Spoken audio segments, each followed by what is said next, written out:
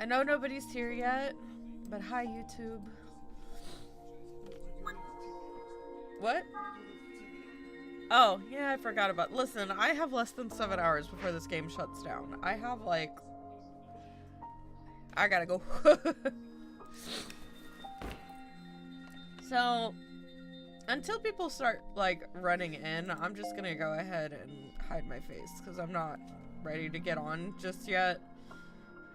But, you know, I still kind of sort of feel like being here and starting to log because we don't have much time left. So, yeah, I'm gonna go ahead. I'm gonna start. Actually, no, I'm not going anywhere. Not until my food gets here because I'm gonna have to take a break to do my food. So let's go to the EX character stories. I unfortunately didn't get Argo or Akeha.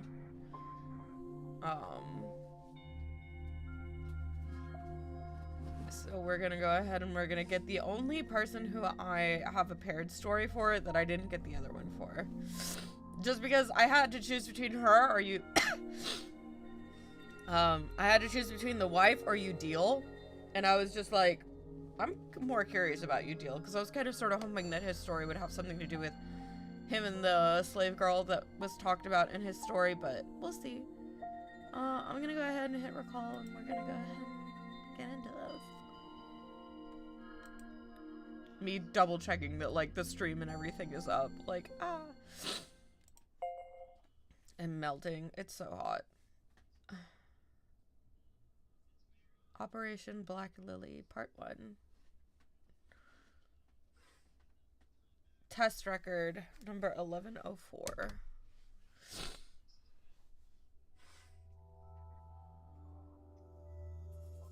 Morning, sleepyhead. You getting up today? The man gently places his hand on his wife's cheek as he speaks. Her skin is cool to the touch.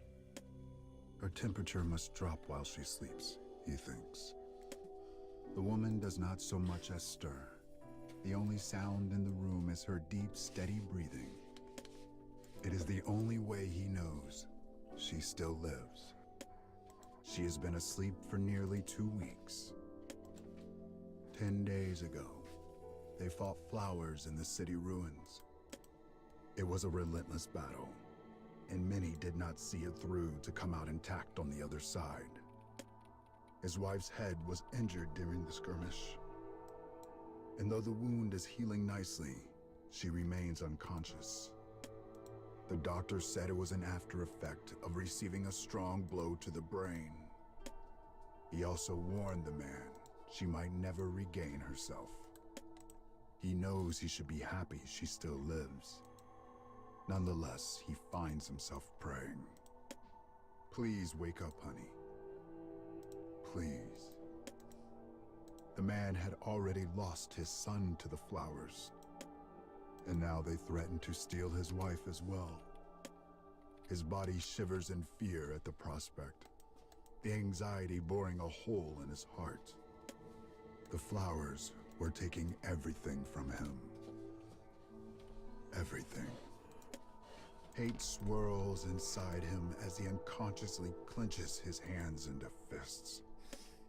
If only he could eradicate the flowers.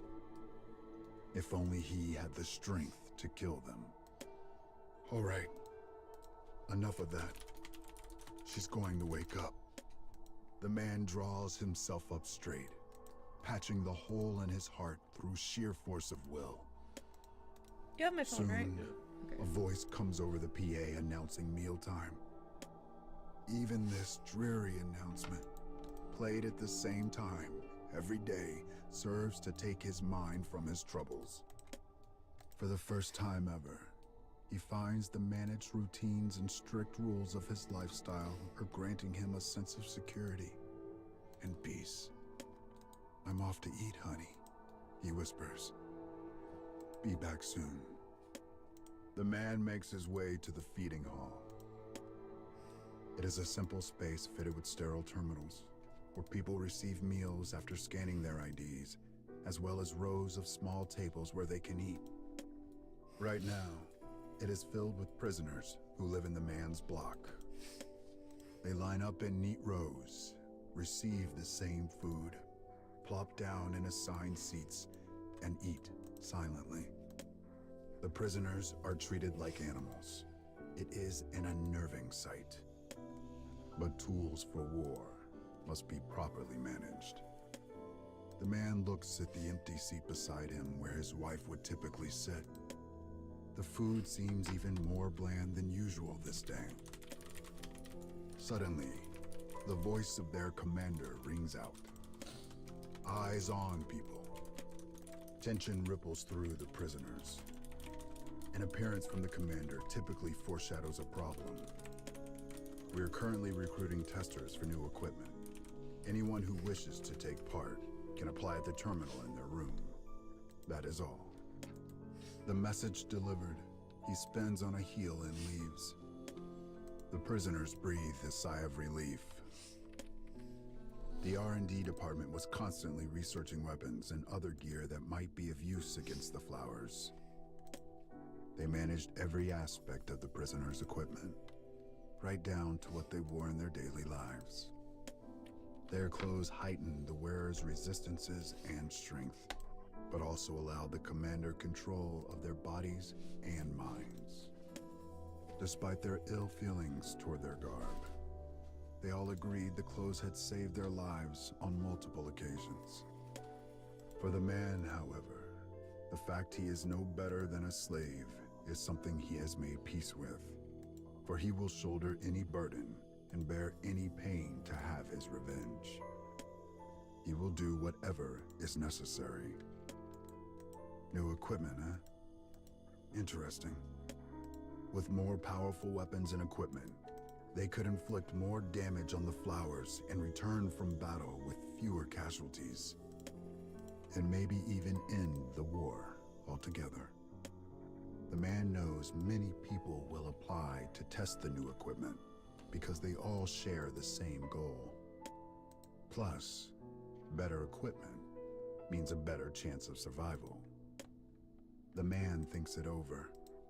Though he wishes to stay at his wife's side, he knows he won't actually be able to do anything for her. So when he returns to his room, he turns on his terminal and applies to test the new equipment.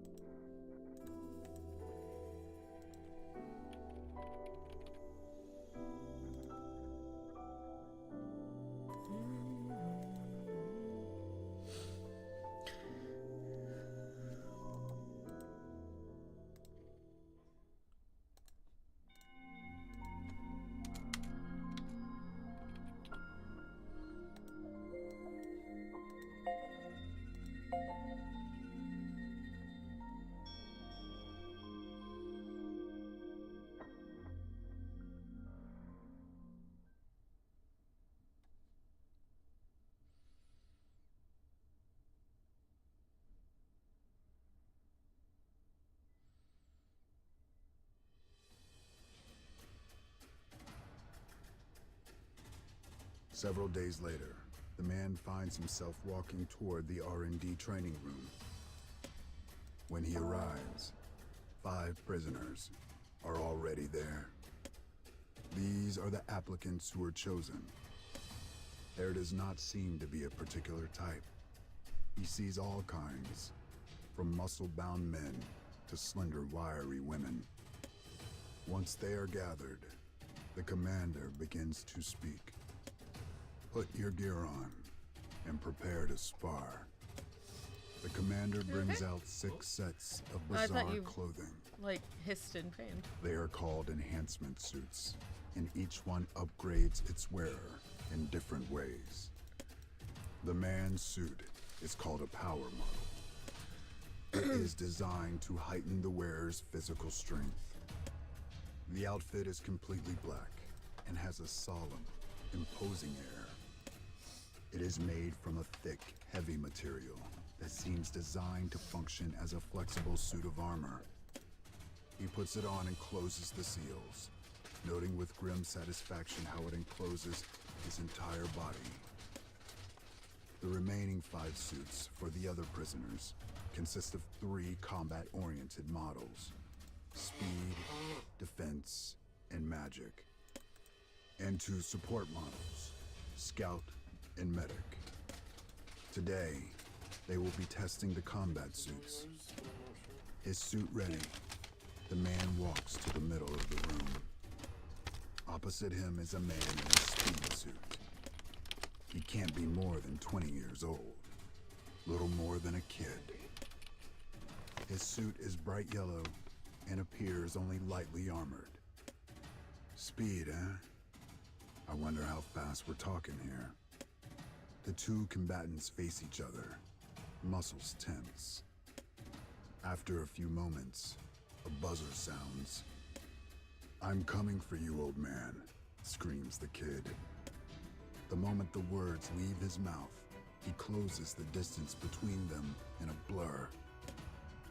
Before the man even knows what is happening, the kid punches him square in the face. He stumbles across the room before coming to a stop against the back wall. "Oh, it ain't nap time yet, Pops." The kid races across the room before the man can even regain his feet.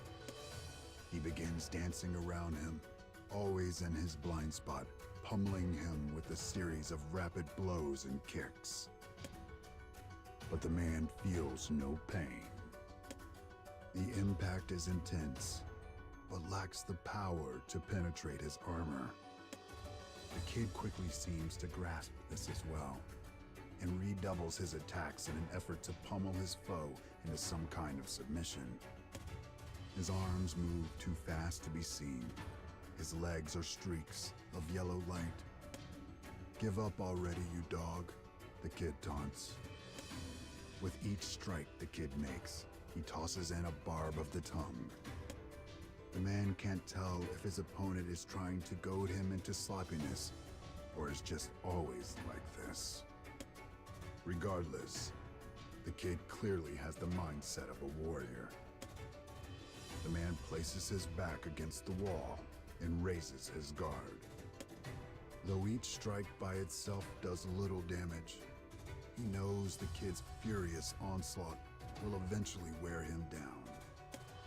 The man looks for chances to strike back, but the kid's speed shows no sign of slowing. Perhaps the speed suit also raises his stamina. Regardless, the power model is heavy and unsuited to prolonged fights. Time for a new plan. "Was that you hitting me just now, kid? I thought a fly landed on me." "The hell did you say?" Taking the bait, the young man launches a roundhouse kick. His foot makes contact with the man's side, sending a shockwave through his entire body. But it also leaves an opening. Before the kid can recover, the man rears back and drives a fist into his gut. The young man stops moving. He stands in place, wobbling back and forth like a dying top, then slumps to the ground. Nice shot, buddy," says the kid as he fades into unconsciousness. "But next time, I won't lose." "Huh. You fought well, kid." The man chuckles at his opponent's unceasing confidence, even when staring down defeat. His clouded heart feels a bit lighter. The prisoners, including the kid, spend the next few days in their suits, pushing them to their very limits. Once this is done, they are ready to test them for true.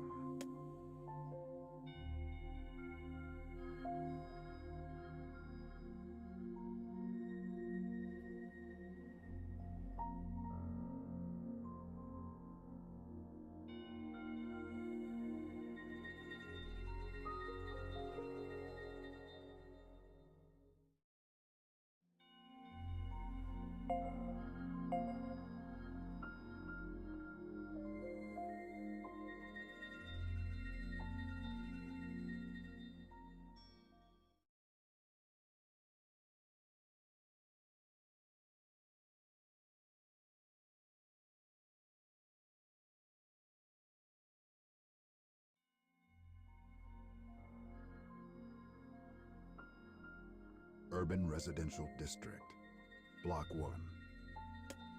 The prisoners stand in a line amidst abandoned buildings. Each one is clad in a different suit.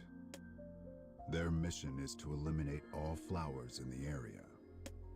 Though technically a capability test of the suits, it is still a genuine battle.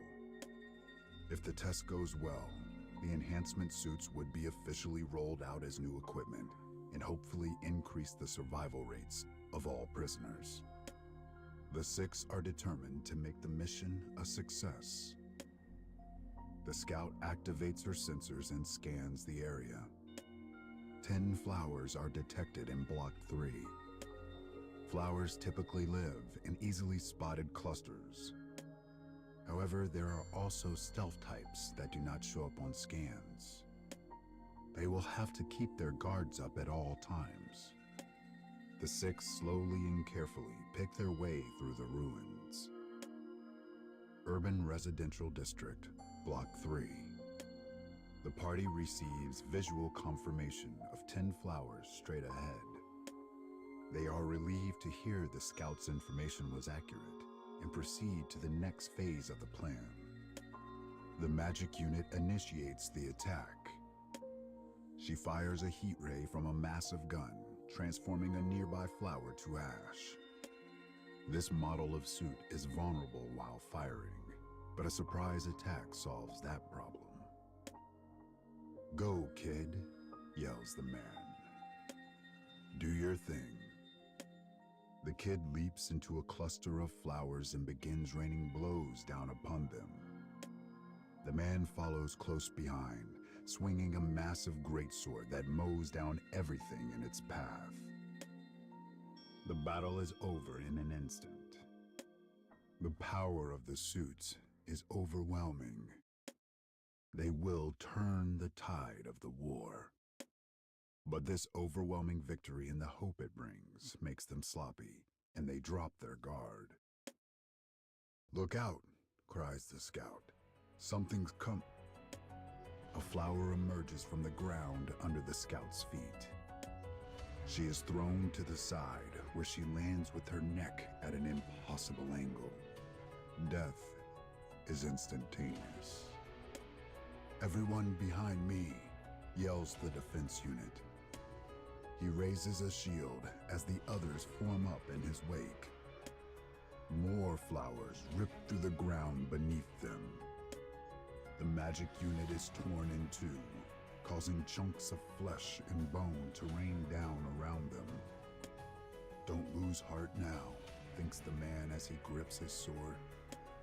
Over a dozen flowers now loom around them, and a moment later, they unleash hell. The defense unit adjusts his position to take the brunt of the attack, while the medic does her best to keep him upright. Meanwhile, the speed and power units make their way through the chaos, cutting down one flower before moving on to the next. It is a solid battle plan, at least at first. But while the medic can heal wounds, she is powerless against the pain that accompanies a broken bone or a dislocated joint. Slowly, but surely, pain begins to overwhelm the defense unit. Finally, it becomes too much to bear. He turns to flee the battlefield and is immediately set upon and torn apart by a pair of flowers. 6 of the creatures now remain, and the man in his power suit steps into place at the fore. Each time a flower strikes at him, he responds with a vicious attack of his own. "I won't die here. Not now.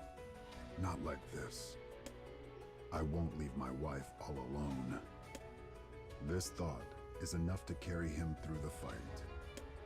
The man hears a terrible sound, a cry of fear and pain and utter complete rage.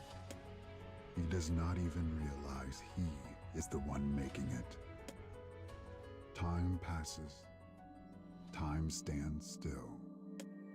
Eventually, the man emerges from his bloodlust and sees the kid resting on his knees. "We did it," whispers the kid. "We actually did it." Only then does the man notice the shredded remains of flowers all around them. There might still be more lurking underground. If so, he does not have the energy to fight. Suddenly, he hears a familiar announcement. Enhancement suit battle test complete. Commencing phase 3 of the experiment. As though triggered by the voice, pain courses through his head. Suddenly, a voice rings out, blocking all other thought. Protect your family. Protect your family. Protect your family. Kill the enemy. At the last line, the man loses consciousness.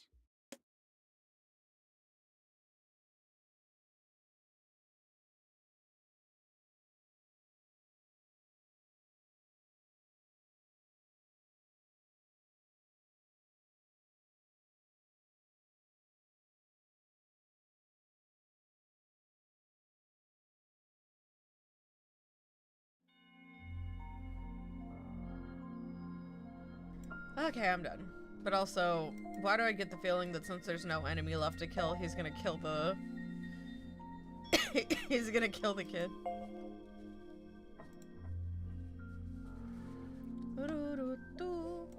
There we go. Hi.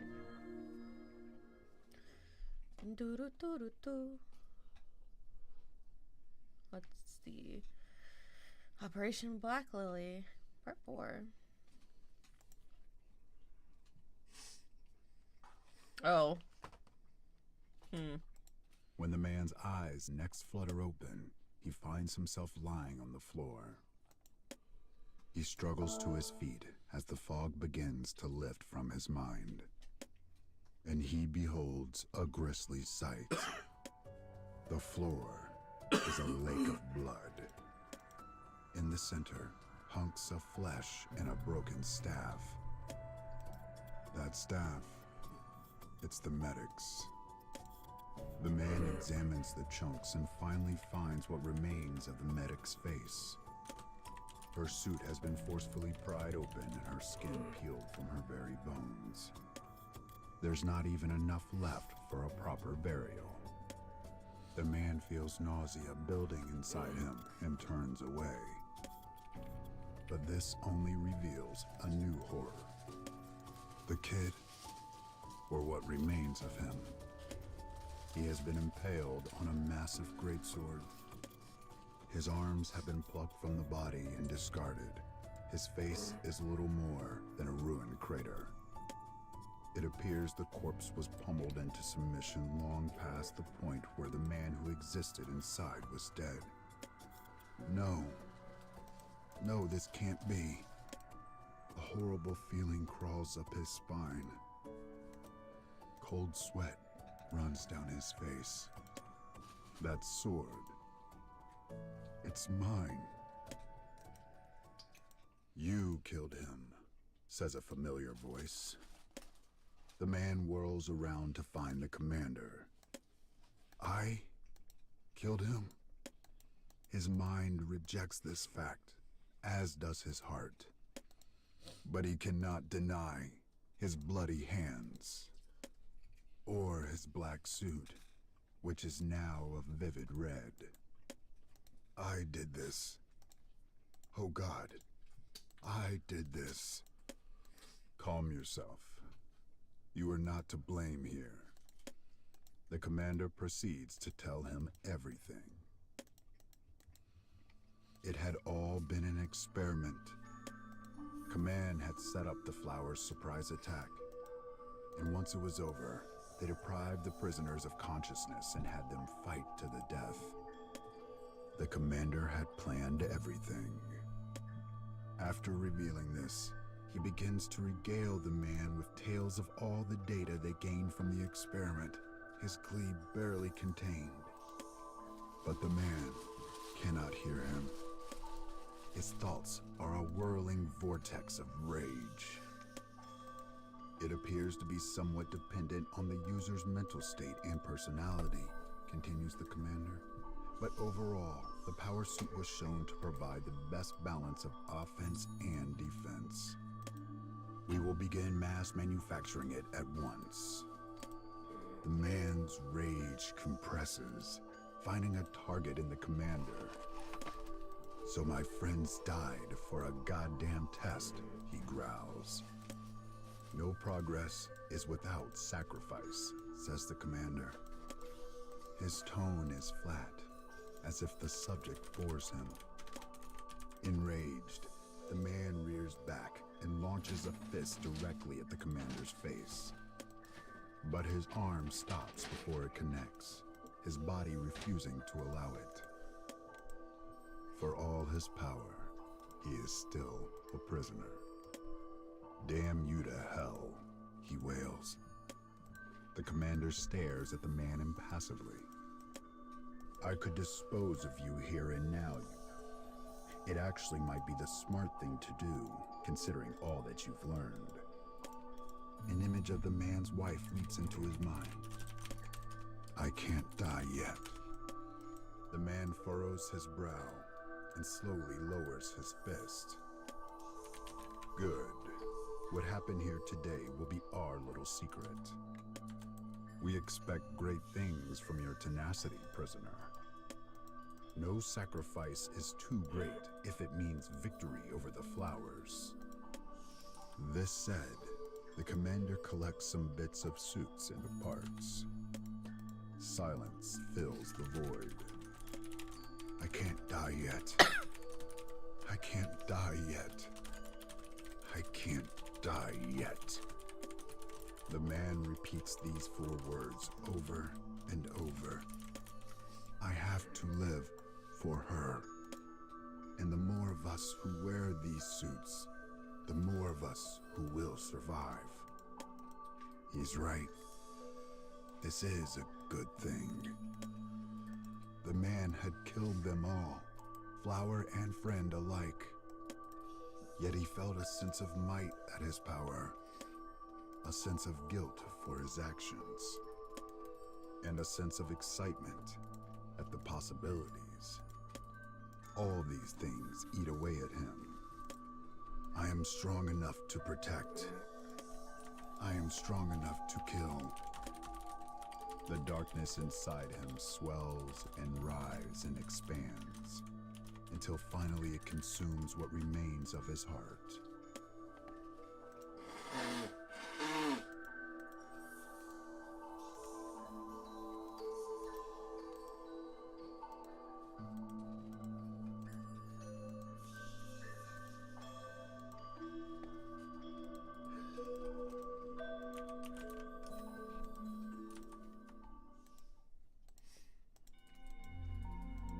Well, you know. Yeah, I don't really like these stories because half the time, even if they realize what's going on, they're like, yes, this is a good thing because the flowers. And I'm just like, ah. So that's why whenever I had a choice to do either the wife or Udil, I was like, I'm gonna grab Udil because it just, there's no consequence for this. It's just a shitty story. Like, not a shitty story as in it's like a bad quality story, but it's not, it's not a good one. It doesn't feel good. But alright, so we actually don't have that many left. We have Lavania, Fio, Udil, Sadafa, Yuzuki, Hina, and 10H. And I literally can't grab anyone else. If we're early enough, I might just grab like a YouTube video and show that to you guys of the ones that we're missing. I never even unlocked Yuri. So that's just a whole thing. It's fine. Alright, but let's go ahead. Let's grab Mr. Monster. And I saw a couple of glimpses of this, but I didn't actually listen to the story. I grabbed this last night as I was going to eat. So we can look at this together, or I'll be listening to it while you guys look at it. So I didn't mean to open this. Damn it. I have a whole like bottle of water here. A Man in Life. There goes something. Part 1.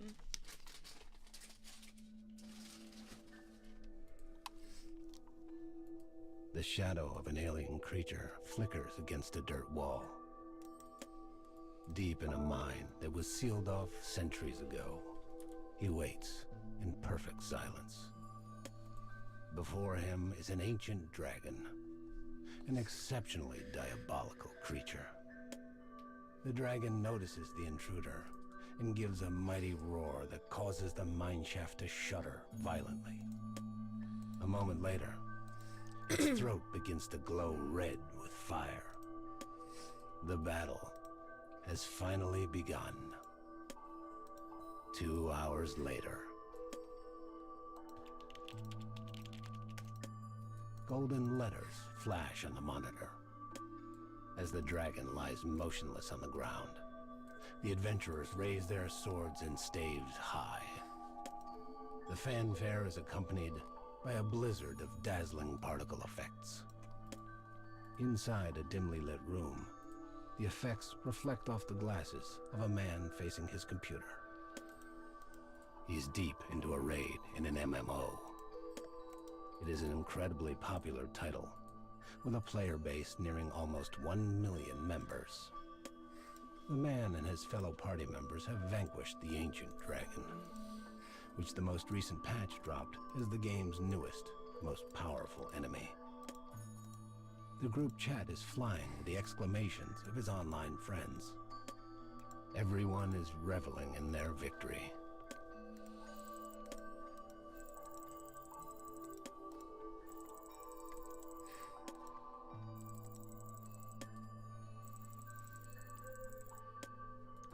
The man's avatar is an alien creature named Lavania. It is, of course, only his character's name, not his own. The man types a message out to the party. They retort with their own good-natured jabs. What the man, no, what Lavania said, was just an act for his friends. The party has been raiding together for some time, and they have an easy camaraderie among themselves. Theirs is a relationship of inside jokes among informal friends. But everyone knows the man had been the key figure in taking down the dragon. Without him, they likely would not have been victorious. As the hands of the clock tick past 1 in the morning, his friends slowly begin returning to the real world.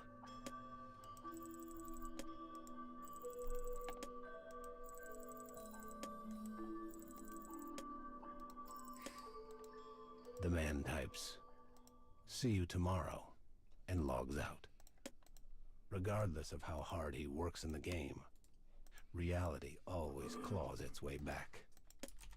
The man gleefully crawls into bed and removes his glasses. The next morning, the man stands on the train, moving his tired, empty eyes across the crowd packed in around him. "I'm sleepy," he thinks. "I'm tired. I want to go home." As these thoughts cycle through his head, the train pulls up to the station near his office.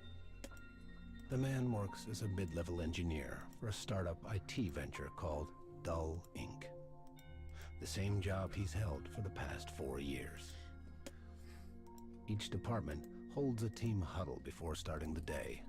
The meetings are an excuse for bosses to talk, check in on progress, announce schedule changes, and so forth. As the man's boss drones on and on, he tunes him out and thinks back to the raid of the night before. He wonders what his actions in battle looked like to his friends. Had he successfully played the part of Lavania? Whenever he plays him, his personality changes. Lavania is a leader who takes initiative, one who cracks wise with a keen sense of humor, someone his companions can be honest with, a person both trustworthy and charismatic. But this person, this role, only exists in the game. In reality, the man is Lavania's exact opposite. is introverted, stoic, and lacks even one true friend. He communicates only as much as necessary to get by in society, and has no desire to take any of his relationships deeper. Additionally, he is plagued by a vague, smoldering dissatisfaction of how unfair and irrational modern society is. The only thing that brings him joy are games. Whether he is playing the work of another or crafting his own, it is the only time he ever experiences happiness. His own game, which he's been working on in his spare time, was reaching completion. It is an old-fashioned RPG, where the player takes on the role of hero to save a princess captured by the Demon King. And of course, the hero's name is Lavania.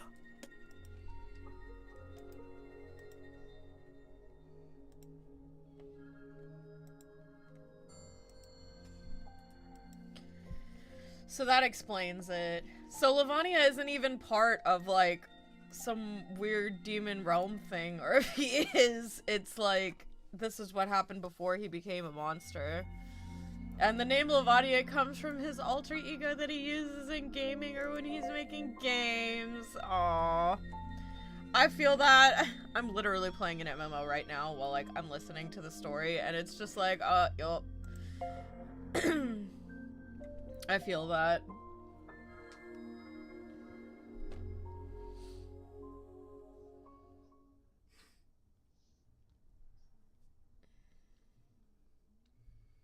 A Man in Life, Part 2.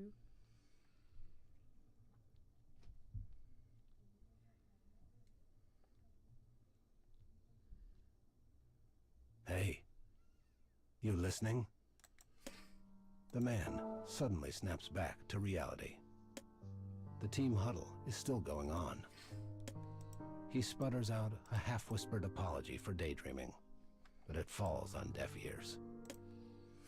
Instead, the boss takes the opportunity to berate him. You know, you could stand to be a lot more productive. Hell, we've got people with half your experience that are doing twice the work. The youngest member of the team graduated from college a mere 2 years ago. Yet the boss misses no chance to praise him for his work ethic. But sir, says the junior member suddenly, he does a lot too. I have a lot to learn, but he's always patient. And he's willing to help with whatever I need. Rather than easing off at this, however, the man's boss doubles down. Do you see that? He roars. That kind of humble attitude is exactly what we need around here. Am I making myself clear? The man glances at his coworker and sees his mouth twist into a sneer. Gotcha, it seems to say.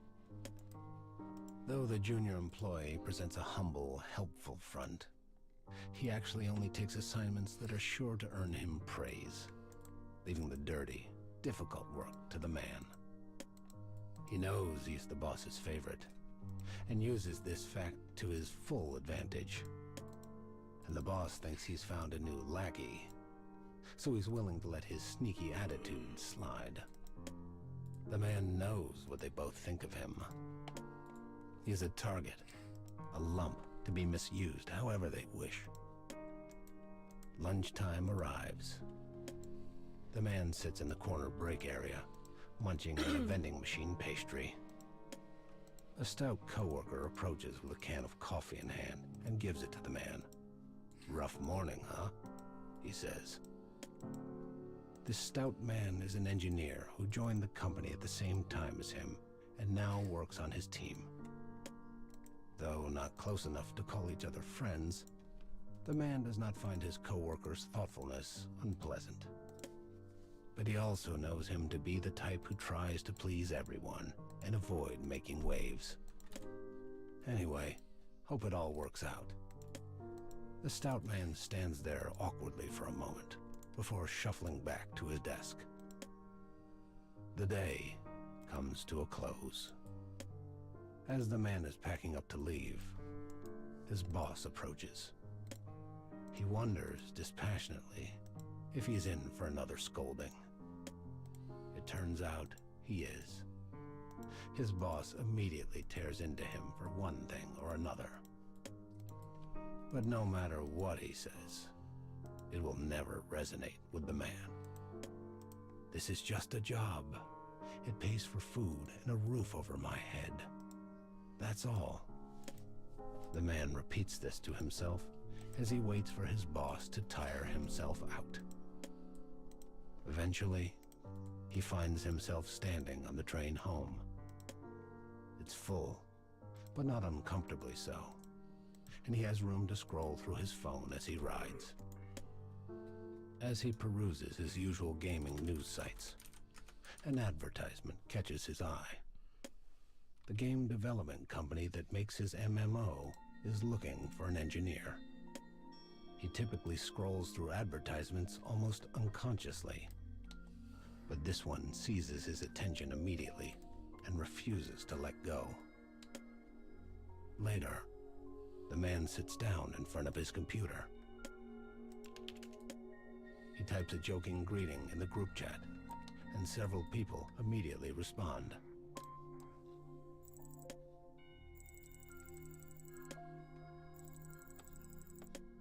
He vaguely wonders why he feels so at home with these online strangers who he has never met, then sets the question aside. For the next few hours, the man and his friends run raids together. But their attempts go miserably. The party is disjointed and out of sorts, and they end up falling apart at the end. The man apologizes for his poor leadership and suggests a new strategy for their next encounter. His teammates are aware the loss is not the man's fault, so they listen to his plan and offer up occasional suggestions or tweaks. It is a very constructive discussion. Eventually, as always, he must return to reality. His friends log off one after the other, their names disappearing from the screen. Then, one of them offers a parting remark. It's a compliment, the kind of casual thing people exchange a dozen times a day. But it causes a terrible sense of guilt to rise up in the man. I'm fooling them, lying to them. I'm nothing like Lavanya in real life. But if I could, I would love to be just like him. Though his body cries out for sleep, the man logs out of the game and opens his internet browser. He arrives at the game developer's website and navigates to the section on open positions. He doesn't want his online friends to know what he's like in reality. He doesn't want them to be disappointed. But if he ever wants to change that, he will need to make a greater change to himself. Stop drifting through life and take some initiative. Lavanya would know what to do and put a plan in motion right away. In fact, after a brief moment of hesitation, he attaches his resume and sends it off.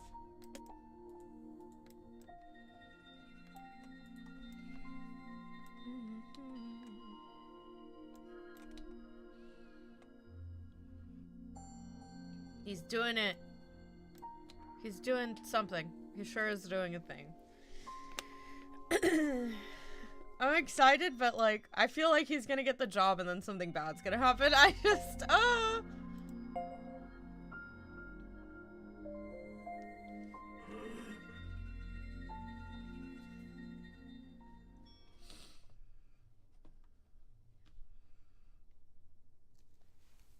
A Man in Life, Part 3.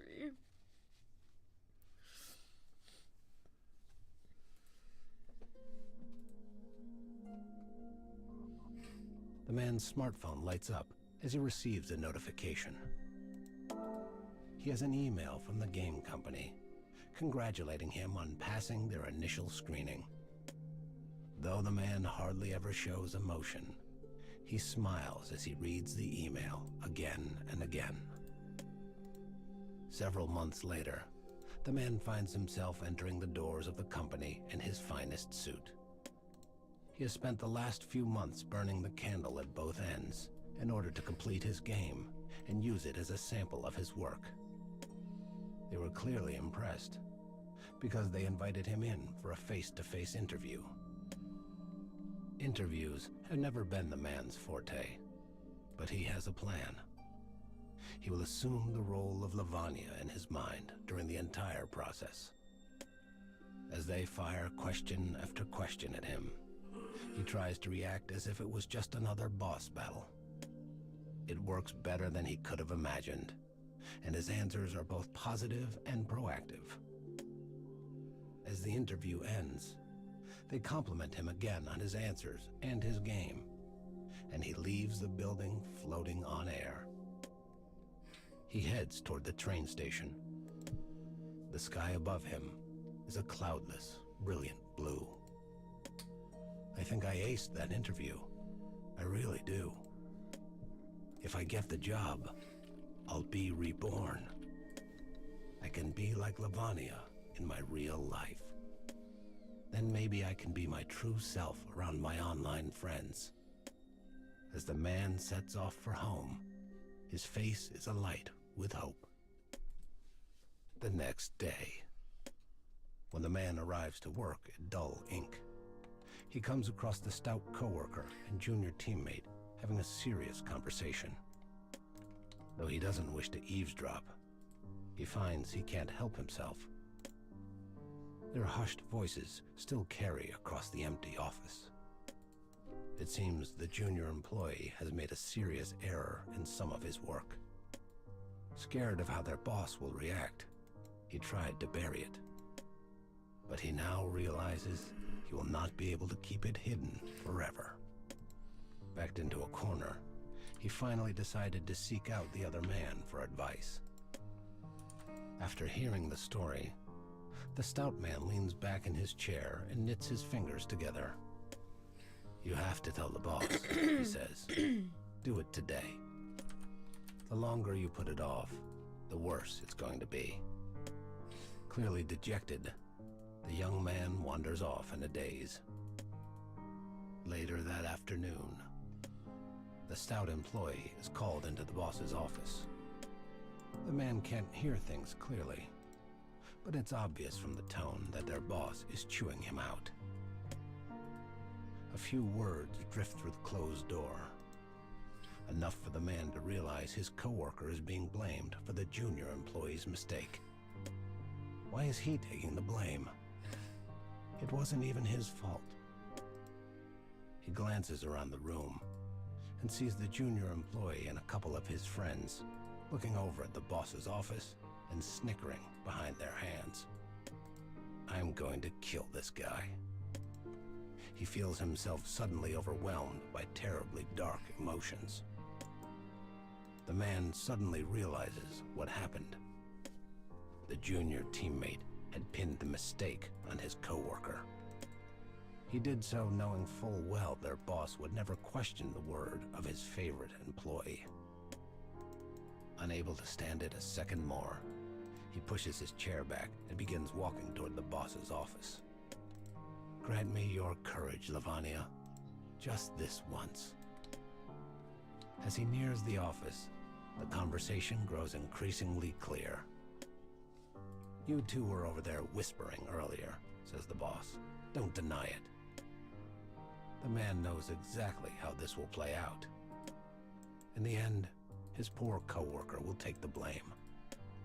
The man readies himself and opens the door.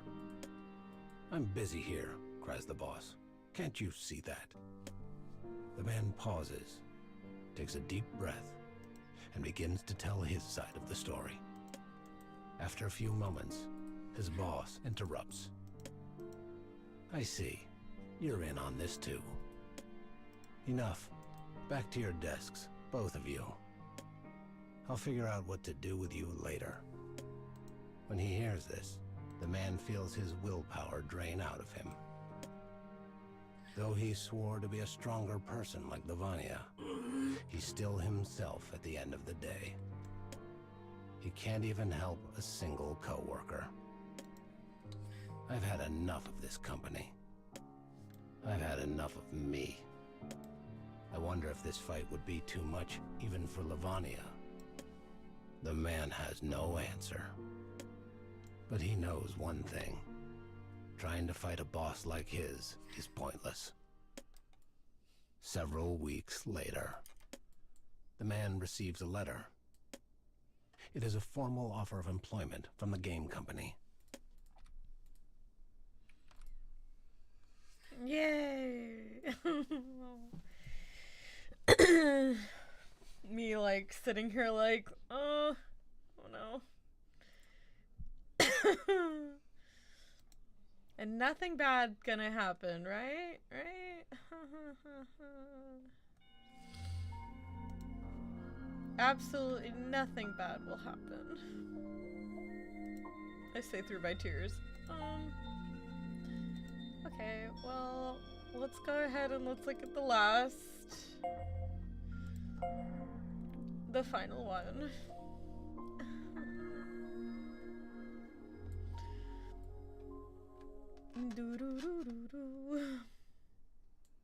I agree. Man in Life, Part 4.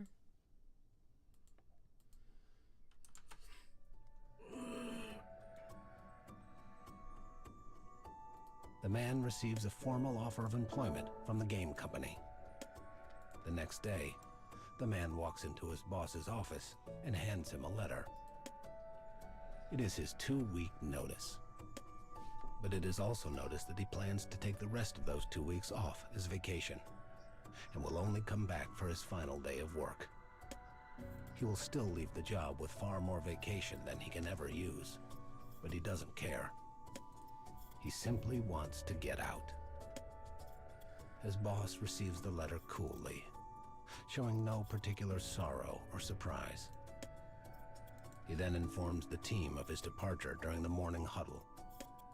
Soon, word spreads to the rest of the office. After the meeting, the stout coworker approaches the man and places a hand on his shoulder. Thanks for all your hard work, and for trying. They both know what he's referring to. After the incident with the junior coworker, each of the men received a reduction in salary. The fact that he was punished for the fault of another upset the man greatly. But there was nothing to be done. The stout coworker, never one to make waves, simply accepted the pay cut without a word and continued on. That night, for the first time ever, the man and his coworker head out for a night on the town.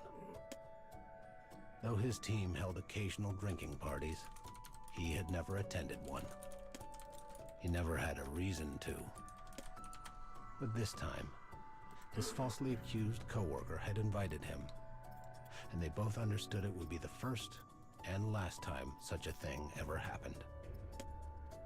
At the bar, alcohol works its dark magic, and the man begins to open up. He talks about his favorite games, his next job, and his hopes and dreams for the future. He speaks of his desire to change himself. He has never laid himself bare like this. It is both liberating and terrifying. His tipsy coworker listens for a long time before finally responding. I'll be so lonely with you gone. 2 weeks later. It's the man's last day at work. He leaves his house with a spring in his step. The thought of never entering dull ink again makes the packed train feel like a vacation. All he has to do today is finish some paperwork and sign a couple of documents.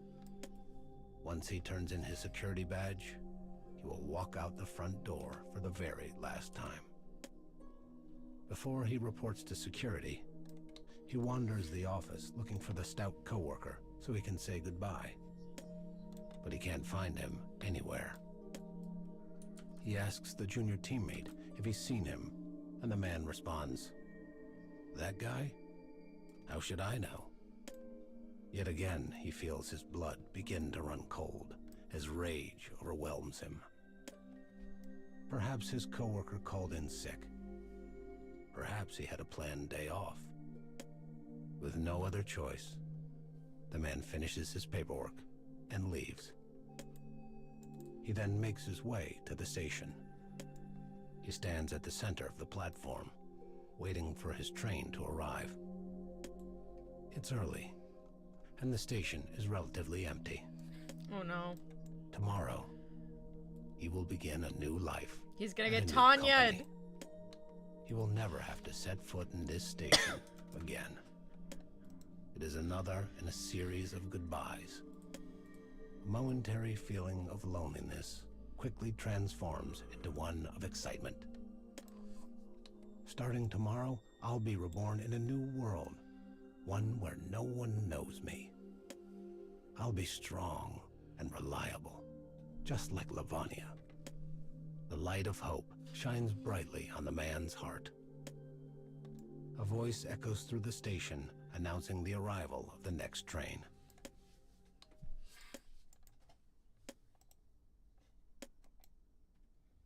Suddenly, something collides with the man from behind. I'll just scream. He stumbles forward and goes flying onto the tracks. What happened? Where are my glasses? Oh God, I need to get back. But the man finds himself frozen in confusion and fear. A lone figure looks down on him from the platform. It is muttering something.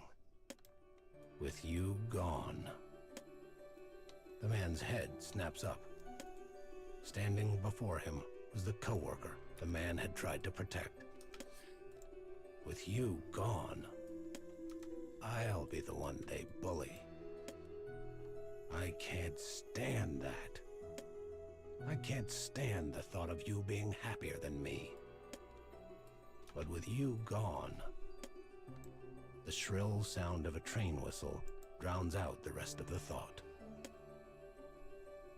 All sound stops. In a silent vortex of darkness, a few thoughts swirl. I don't want to die. I want to keep living. Dreams. Hope. Reborn.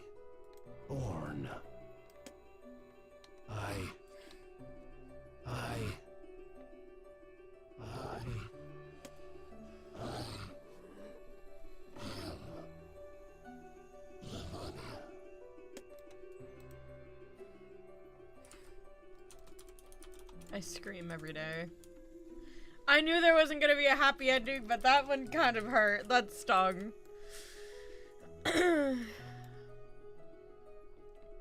Man got Yojo Seki'd. Train kun got him. Oh no. It's fine. Well, that was Lavanya's story. I guess we should look at his counterpart Fio's story.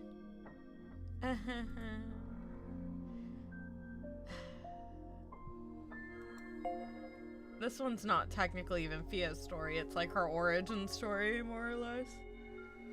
I guess the ending is, but...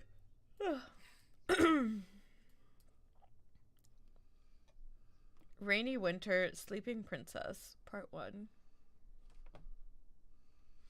Months before she was cast down to the lowest class.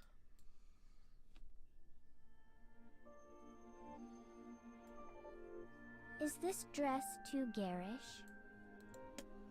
My sister drew up her shoulders as she spoke, grasping the hem of her beautiful white dress. It was generously decorated in layer upon layer of delicate lace, with small diamonds sparkling here and there. I let out a small sigh as I stared at her. You look lovely, my sister. And well you should, for today is certain to be the finest day of your life. My sister nodded, satisfied. and turned this way and that to better admire her reflection in the mirror. We were twins, both princesses in the land we called home. Though we shared a visage, my sister was bright, sociable, smart, and popular. She was the very image of perfection, whereas I was shy, dull, and not at all clever. I didn't have many friends. I was wholly unremarkable. This day, my sister was setting off on a journey to be wed to a foreign prince. It would be a grand ceremony on a scale I had never seen. Our country and the princes had long been at war, you see. But this wedding would unite our families and finally bring an end to the seemingly eternal conflict. It had all been set in motion by our mother, the Queen. The day was clear, and a warm sun sat high in the sky. Before stepping into the jewel-studded carriage, my sister turned to take a final look at the castle where she was born and raised. "I will birth a son and raise the next king, Mother," she said with pride. "So wait and stay safe until then." With these words, she entered her carriage. Moments later, the carriage set off with great pomp. It would be several days before she crossed the border, so she settled in for a long ride. It sparkled in the sunlight, as though lighting the path ahead. What a perfect beauty! What a perfect wedding!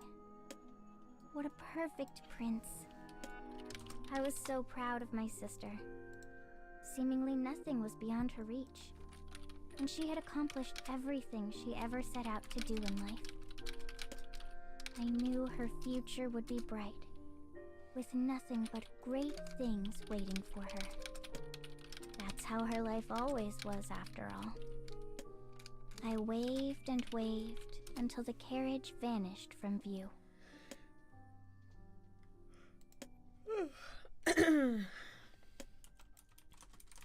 The girl slowly opens her eyes, then closes them.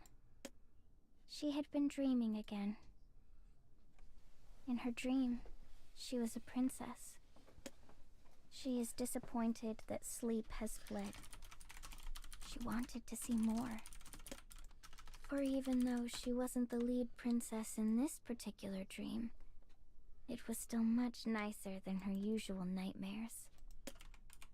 Defeated, she opens her eyes, gazes for a moment at the foul, grime-covered ceiling above, and rises from her shabby bed.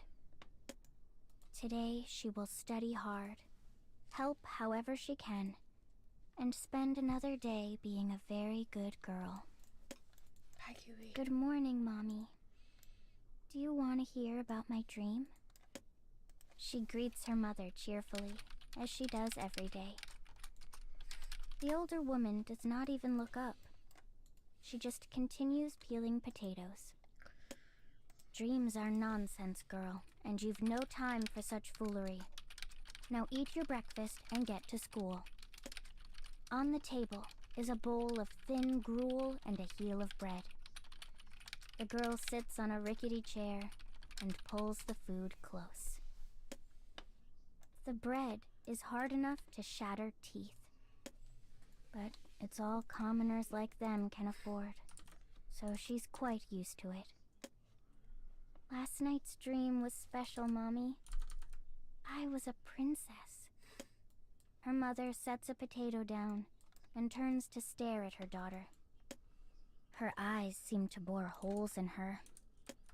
I told you to knock off that fool talk. You're a commoner, not a noble, and you never will be. The girl is well aware of this. Even the youngest child knows of the country's strict class system. Here, the disparity between nobles and commoners is great indeed. The commoners have long been discontent with their lot in life. and the nobles worry increasingly about social unrest. But the girl had no wish to argue politics. She simply wanted to make conversation with her mother. Stung, she drops her eyes and quickly finishes her breakfast. "I'm going now, Mommy." The girl hurriedly gets dressed, gathers her things, and leaves the house for school. Winter. A most rainy season. Though the rain has stopped, puddles still dot the road. She stands at one and looks at her face reflected in the water. She does not look like her mother, nor does she look at all like her father. She senses she is not much loved by either, and she believes her face to be the reason. Suddenly angry, she stamps on the face in the puddle and rushes off to school. She is determined to study hard and win her parents' praise.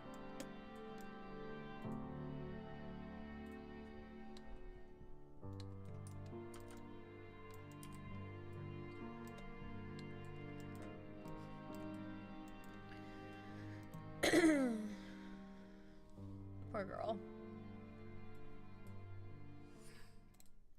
The stories are so sad. That was only story 1, Jesus. Yeah, no, these are long. Takes like 2 an hour. We're gonna be cutting it real close.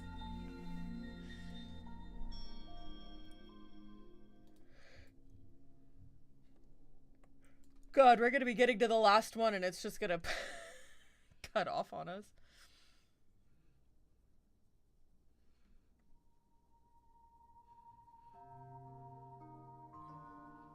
The roses were finally blooming. From my window, I saw the bright red flowers stretching out as far as the eye could see. The buds had been firmly shut for so long, but warm weather had finally come yesterday to loosen winter's icy hold. But as magnificent as the flower garden was, I had grown so very weary of looking at it. I had been staring at it since the day I arrived in this country. Since the day they locked me in this room. To pass the time, I started counting the roses. When I reached the 48th rose, I spotted the prince walking alongside his young and beautiful princess. I knew the princess well. She was my twin, after all. A group of nobles followed them, chattering merrily away. The castle, a fun and lively place for most inhabitants, hosted a tea party in the garden at this time every week. Delighted peals of laughter soon intermingled with the clinking of porcelain. I quietly slipped out of view and listened in. You have been beaming with happiness every day since the wedding, Your Highness. People all across the land speak of the princess's beauty. It was true. The marriage of a prince from the west and my sister from the east was on the lips of people in both countries. Of greatest concern was when she might bear him a child. That was the reason I am here. The reason I was summoned to this place soon after the wedding was complete. Because I am to birth the prince's child in place of my sister. Oh, I can hardly wait. Will it be a prince or princess? No matter what, I'm certain it will be adorable. I've heard His Majesty the King has already prepared several midwives for the happy day. It didn't take long for the prince and his court to realize his new bride was barren. So I was smuggled into the country in the dead of night. No one could be allowed to know of my existence. Of course, I would do anything for my sister. Anything. I just thought she might come see me at some point. The sun is beginning to set. You should not be out and about in the cold, Princess. Let us return to the castle at once. As the crimson glow of dusk began to fill the room, the lively voices grew distant. It seemed the party had ended. I moved from the window and began preparing myself for the prince's arrival. For though my sister had not seen fit to visit, he arrived every night like clockwork. And there, in that darkening room, I waited.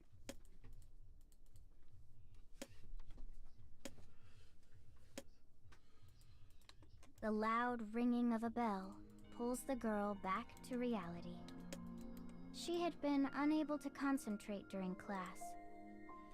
She kept thinking about last night's dream. The sun sits high in the winter sky, its rays peeking through gaps in the clouds to brighten the classroom.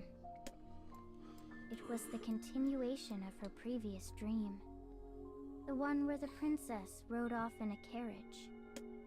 The girl is yet young, and while she does not understand her dream completely, she knows that nobles sometimes have to do what their parents say, and live a life not wholly their own.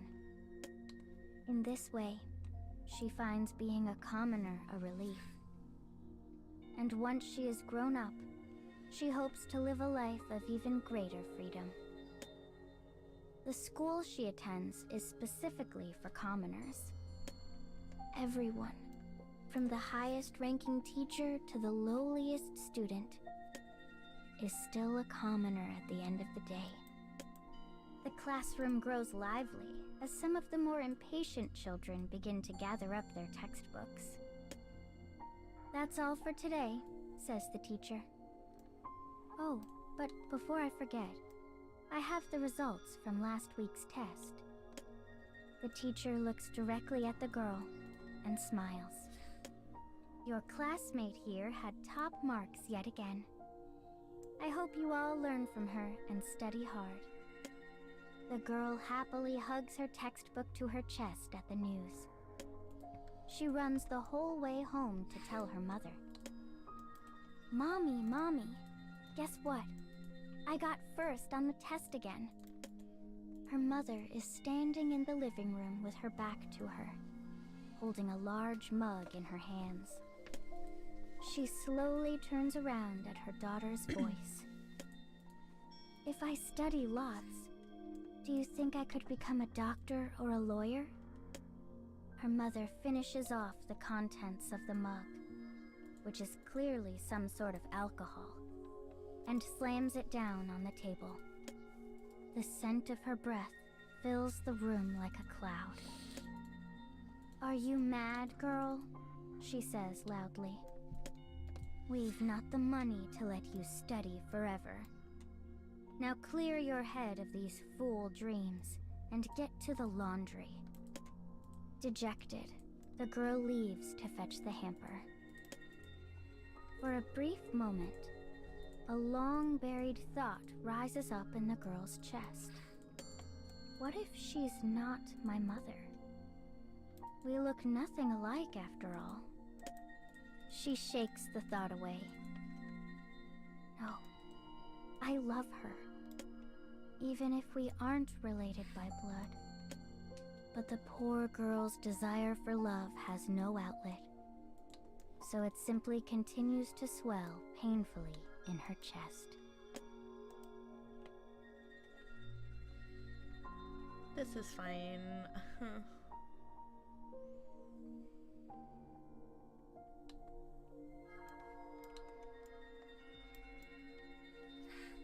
Hi, Fox. Yeah, I forgot to add everyone, so we've been going for like an hour and 14 minutes straight. We're on Fio's story.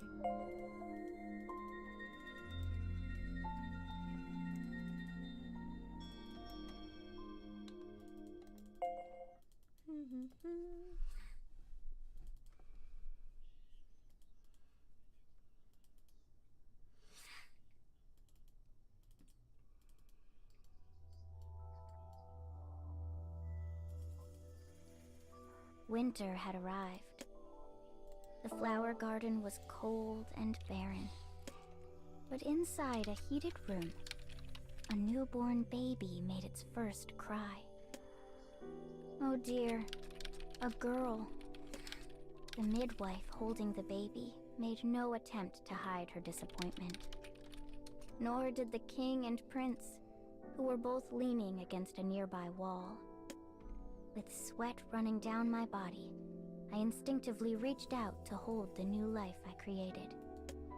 But they do not even grant me that kindness. A shame, said the king. Very well. Dispose of her at once. He and his son left the room without another word. But the princess, my twin sister, remained. You there, she said to the midwife. You are dismissed. The woman froze in place for a moment. Then she set the baby down, bowed, and scuttled out of the room, along with the rest of the women who attended the birth. The last time my sister and I were alone was a year ago, when I praised her exquisite wedding dress. But I lay still and quiet in my bed, unsure if I should view this as a heartfelt reunion, or begin begging for mercy. This is your fault, you know, what I'm about to do. If you'd just given birth to a son, it wouldn't have come to this. With that, my sister produced a small knife from her pocket. It's technically the guy, like, the husband's fault. Cradling my but, newborn you know. daughter, I ran from the castle with only the clothes on my back. My mind was chaos. They were going to kill my daughter. My own sister was going to kill her. Why? Why? I had no answer to this question. But then again, I'd never been especially bright. I came to this wretched country for my sister's sake. I bore a child for my sister's sake. All for her sake. All for her sake. All for her sake. All for her sake. I had nowhere to go. A traveling merchant kindly allowed me to ride on his cart. And after a night of hard travel, I woke up in a small border town. In the harsh midwinter morning, a mixture of snow and sleet rained down without mercy or pause. Having pushed my body to its limits right after giving birth, I was stricken with a high fever and fuzzy thoughts. But my sweet daughter was warm and dry in a thick blanket, and as I held her to me, my troubles seemed to dissipate. She was asleep. She looked just like an angel. Hey, there's someone on the ground over here. I heard footsteps splash in a puddle near my ear, and the voice of a young woman echo above my head. Heavens, she's got a baby.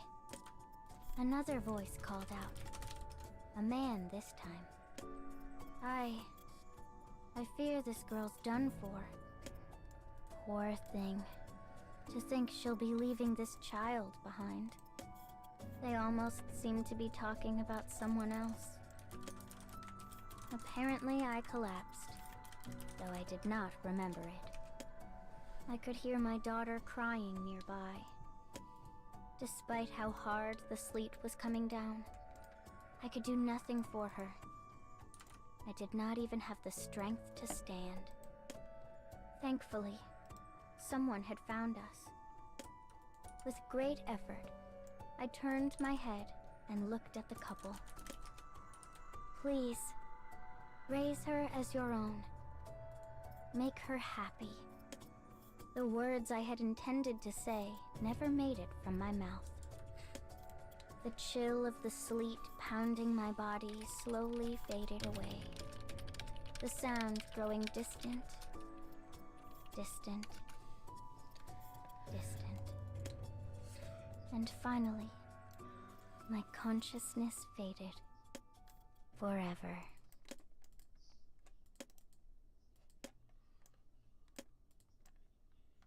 The girl briskly walks through a bone-chilling cold.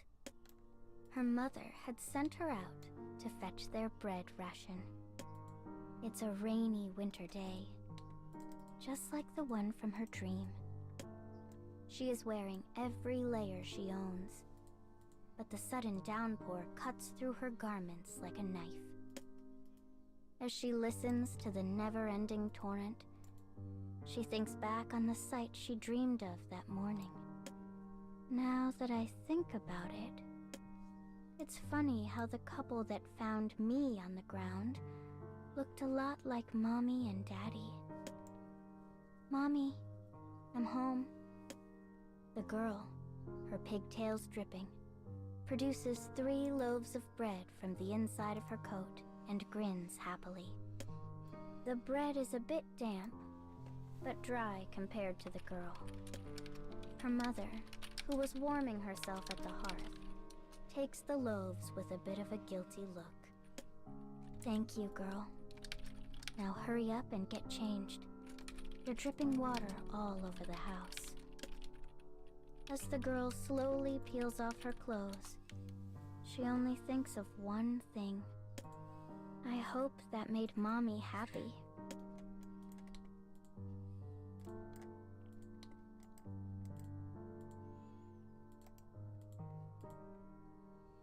Ugh. This is fine.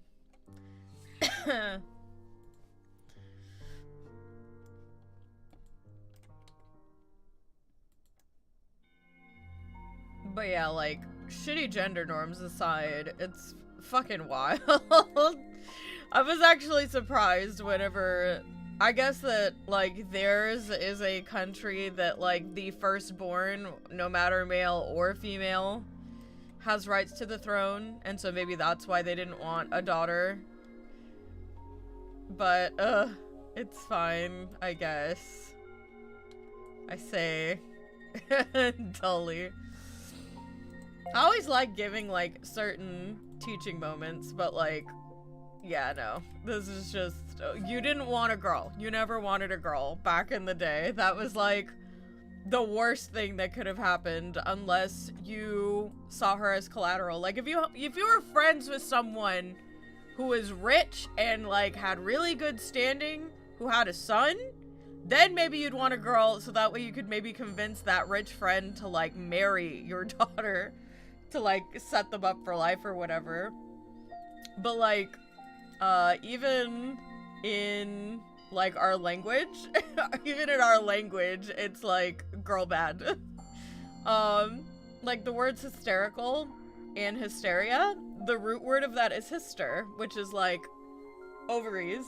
Like, if I were to get my ovaries removed, it's called a hysterectomy because that's what I'm getting removed. So, the word hysterical and the word hysteria are, like, an illness of an illness of the womb, an illness of ovaries.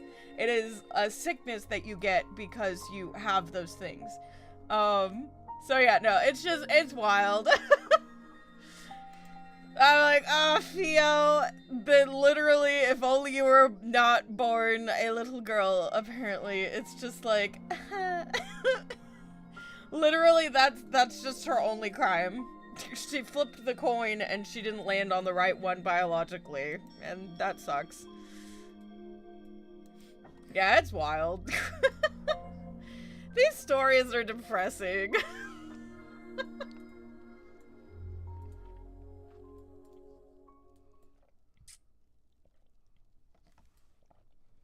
Alas, we get to the 4th one. The 4th part of our rainy winter sleeping princess.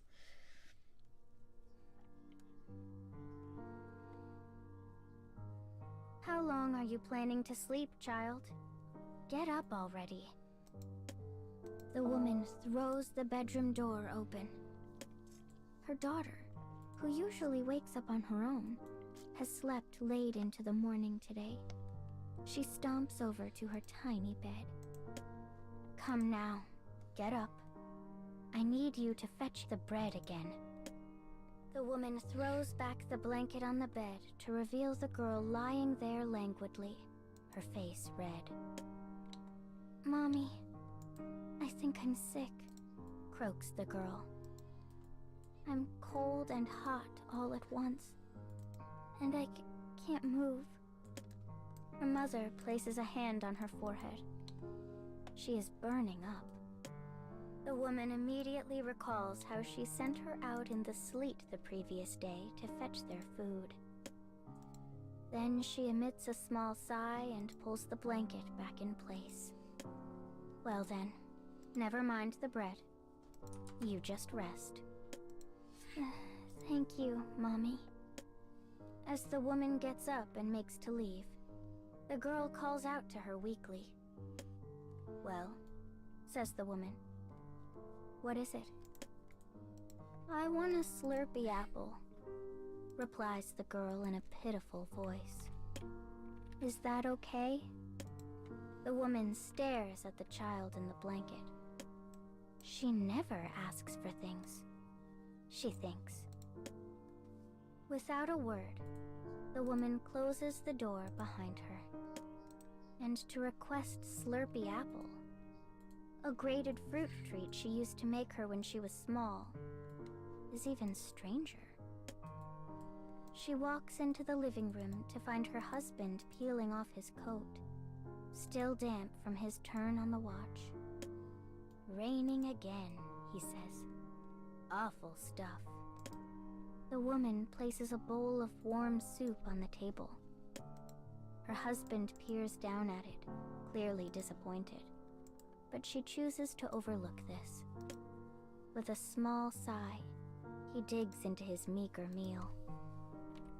But after a few moments, he suddenly puts the spoon down. Hey, how's the kid? Feverish. I'm letting her rest today. I swear that child is next to useless. The woman sits opposite her husband and plucks an apple off the table. She came home soaked after her errands yesterday. Probably what made her ill. She picks up a small knife and begins peeling the fruit. You sent her out in that? Says her husband. Hells, the other guards won't even leave the barracks when it's coming down, so... The woman stops peeling and glares at her husband. Oh, so now I'm a magician who knows exactly when the rain is going to start and stop? Her husband wisely turns his attention back to his soup. The woman returns to her peeling. You know, she's not a bad kid, he says finally. You don't have to be so cold to her. Honestly, sometimes I feel like she's wasted on us. The peeled apple skin curls into a neat pile on the table. You're right there, she replies. Why, if she had our genes, she'd grow up to be a frightful beast, just like us. The man looks down at his bowl again. Silence was always his retreat when things weren't going his way. The woman picks up the empty soup bowl, takes it to the kitchen, and returns with a grater. She slides the apple against it, creating a harsh rasp. You know I hate it when she rubs our differences in my face. The sound of the apple on the grater hangs heavy in the air. It's almost her birthday, says the husband. He stares out the window as he talks. The rain is coming down harder, turning into sleet. I mean, not like we know exactly when she was born. But we found her on a cold, rainy day, much like this one. The grating slows as the apple is worn down to nothing. She's starting to look like her mother, says the woman after a long pause. Won't be long until she realizes she don't look like us at all.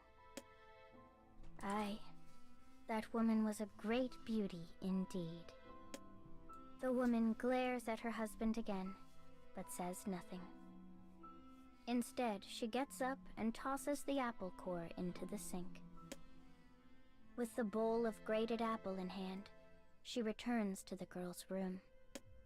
Her face is still red, but she is at least sleeping.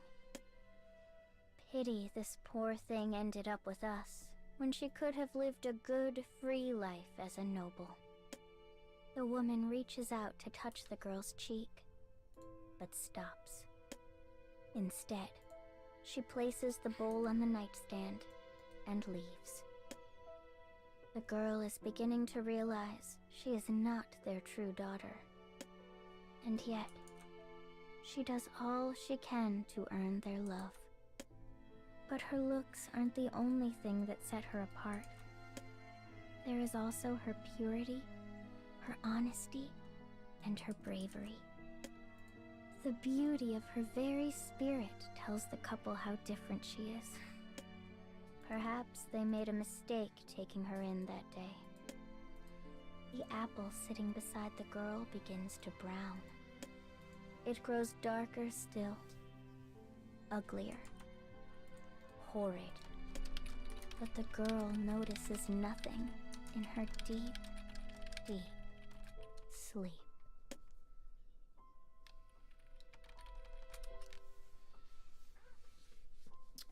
This is fine. Yeah, there feels Henry. My bad. I feel so bad because you got Lavania's was really good. If there is one story that I recommend you go back and watch from this cast whenever I'm done and the story's closed, it's Lavania's, because his story was not one that I was expecting at all. Alright, so we do not have Sadiu, Priye, Marie, or Yurie. I don't even have, she is locked. She is locked for us. It's fine. She's just gone. I unlocked you deals last night. I barely had enough resources for him. I got him after Lavania, and I needed one more purple square to get him. It's like a cube resource, and I farmed for an hour and used like thousands of skip tickets just to try and get one freaking box, and I got it. And so now we have all 4 of his stories. So his story is tied to Sadiu's story, not Sadiu, Sadafa's story. And we're probably gonna get to see what happened to him before his story starts with Sadafa. So let's go ahead and let's recall that, because these stories take a hot second.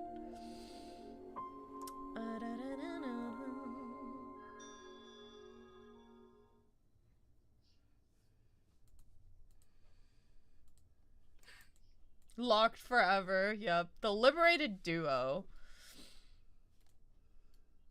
Is this a tale from when the boy was making a name for himself as a thief?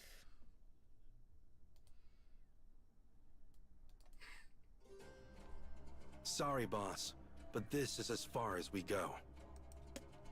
A simple camp sits on the desert sands. The band of brigands who encircle the fire look out into the distance, fear writ large on their faces. For their gazes rest on the White Fortress, also known as the Thieves' Graveyard. Nestled between desert and sea, this great castle awes all who lay eyes upon it. Countless men have snuck inside in search of treasure. Countless men have lost their lives. The brigands at the fire voice their displeasure to their leader, a young thief of meager years. The power and influence of the band has grown rapidly, and they came to the ends of the desert to make an even greater name for themselves. The young thief yells at his ragged men. Huh? He knows they must be alert at all times if they are to claim the treasures of the White Fortress. But his fellows are overcome with fear at the sight of the castle. So much so that some take the path of the coward and flee. I'd get food poisoning if The that were older the men case. yell, the younger weep. The thief sighs as he watches the scene unfold. A long line of people stand at the entrance to the White Fortress, queued neatly before its impossibly high gates. They are the nouveau riche, come to attend a fine banquet. As they wait, beggars mill about, hoping for the occasional alms or act of charity. The thief weaves his way to the front of the line as though he belongs there. The guard manning the gate stares at him, shocked. "Begging your pardon, sir, but the line begins over." "I do not appreciate being made to wait," interrupts the thief. His attitude is haughty, his voice filled with unwavering confidence. It is a quality held by only a certain kind of person. It cannot be learned or affected. It is something that must be born into. The boy is clad in resplendent clothing. The jewels decorating his garments glint beneath the torches of the gate. Yet though he wears naught but fakes, his attitude tricks the eye into belief. A moment later, the guard concludes he is different from the nouveau riche, and his gruff expression becomes a cordial smile. "My apologies, sir. Right this way." With barely an effort, the thief has entered the White Fortress through its front gate. His gorgeous clothing flutters behind him as he walks. The plan is for him to enter alone, then throw treasures out the window so his subordinates can gather them up. It is a clever plan, nearly foolproof. But as the thief follows his guide through a covered passageway toward the Great Hall, he looks out beyond the walls. He spots several shadows moving under the cover of darkness, his subordinates. Their backs are turned to the castle, their footsteps leading them into the vast desert beyond. "They're leaving me," thinks the thief. "They are abandoning their leader. But I pity them all." His subordinates are letting slip the perfect opportunity. Once, long ago, a person called the King of Thieves caused much chaos throughout the continent. Those said to have been the greatest outlaw to ever live, even the King of Thieves had not been able to conquer the White Fortress. Eventually, the king vanished, becoming the stuff of obscure legend. The young thief believes that if he can steal the treasures from this fortress, he will claim the title of King of Thieves for himself. A chance like this will not come again. As the thief enters the Great Hall, he finds himself surrounded by corpulent men and women. It is not only the nouveau riche in attendance today.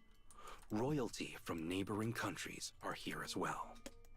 All wear their most wonderful clothing and jewels. All work tirelessly to seem superior to their neighbor. The thief knows these foul creatures garbed in finery seek only to enrich themselves.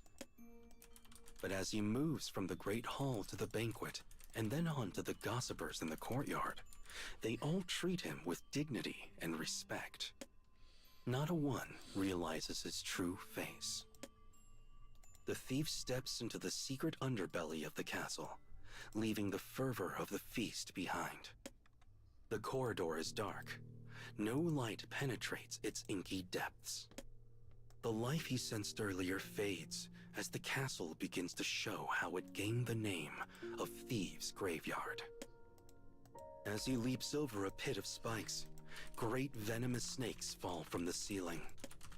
"It seems the time for cleverness has come," murmurs the thief. As those words escape his lips, the floor begins to fall away, revealing a gaping abyss whose maw threatens to swallow him whole. After avoiding countless tricks and traps, the thief finally reaches the end of the corridor. He finds himself at the pinnacle of the White Fortress, the Vault. It is a place unseen by human eyes since its construction. No traps threaten his life anymore. He stands face to face with a dusty wooden door. With great care, he pushes the barrier aside.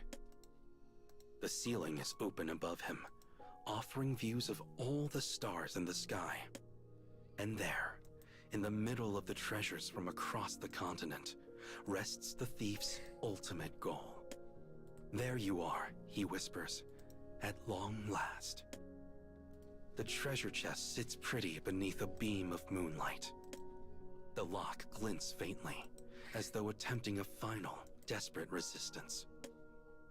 It does not take long for the thief to notice the weighty chains encircling the chest. They slither and scrape across the ground, dully reflecting moonlight as they move. For they are attached to something. His gaze follows the chain. He finds it attached to an elderly woman. She rests alone, locked to the chest. Her body is gaunt, her hair a tangled nest. Her tattered clothes are barely worthy of the name. She is most like a servant or a slave. But housed in her eyes is a will too powerful to be contained.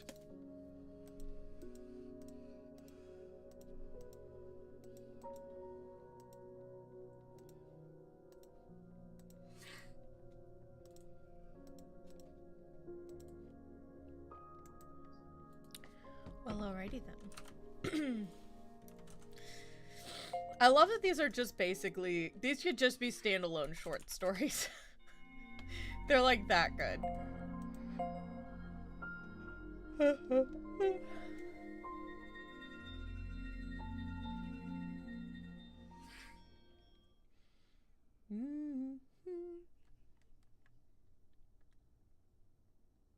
The Liberated Duo, Part 2.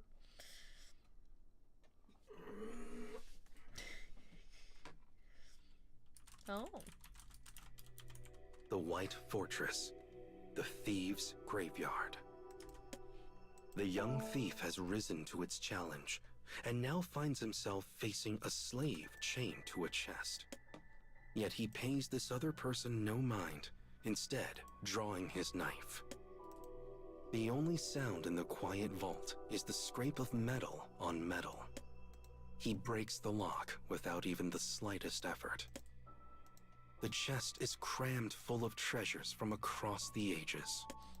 Mirrors made of polished stone, silver spoons, staves adorned with animal heads, and thousands of other impossible things. If the thief collected all the items he had stolen in his life, it would not begin to equal the value of the riches before him. He feels as if he might topple into the chest and never emerge. From the end of her chain, the elderly woman watches him intently. This much treasure will permit him to make a glorious name for himself, and assure his subordinates come crawling back. In his excitement, he lifts up the chest and gazes out from the top of the White Fortress. The massive castle stands betwixt desert and sea. One half of the view is ocean, the other sand. Yet he cannot see his final destination, his own kingdom. Perhaps he can cross the desert alone at night. It is a reckless idea, mad, but it could be his only. I see an unusual conversation partner has been carried to me on the ocean wind, comes a woman's voice. Once a slave, now a thief. Oh, but I mark you well. The thief whirls around in shock. Not because of who, but why. The bound elderly woman rests on the floor, a faint smile crossing her face. The thief looks her over anew. Her long hair reaches her chest. Her skin is thin and colorless as papyrus. The heavy chains which bind her have scarred her deeply. He does not recognize her. Yet how can someone he has never met know from whence he comes? No one has ever seen his past before. No one. You press your thumb to the blade when using your knife, chuckles the woman. You may leave slavehood, but it never leaves you. The thief was not even aware he was doing such a thing. The dull knives given to slaves are not securely attached between blade and handle. As such, they are forced to hold the blade in place with their thumb to prevent its separation.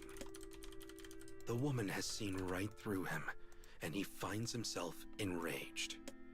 "Silence, crone, before I take your tongue."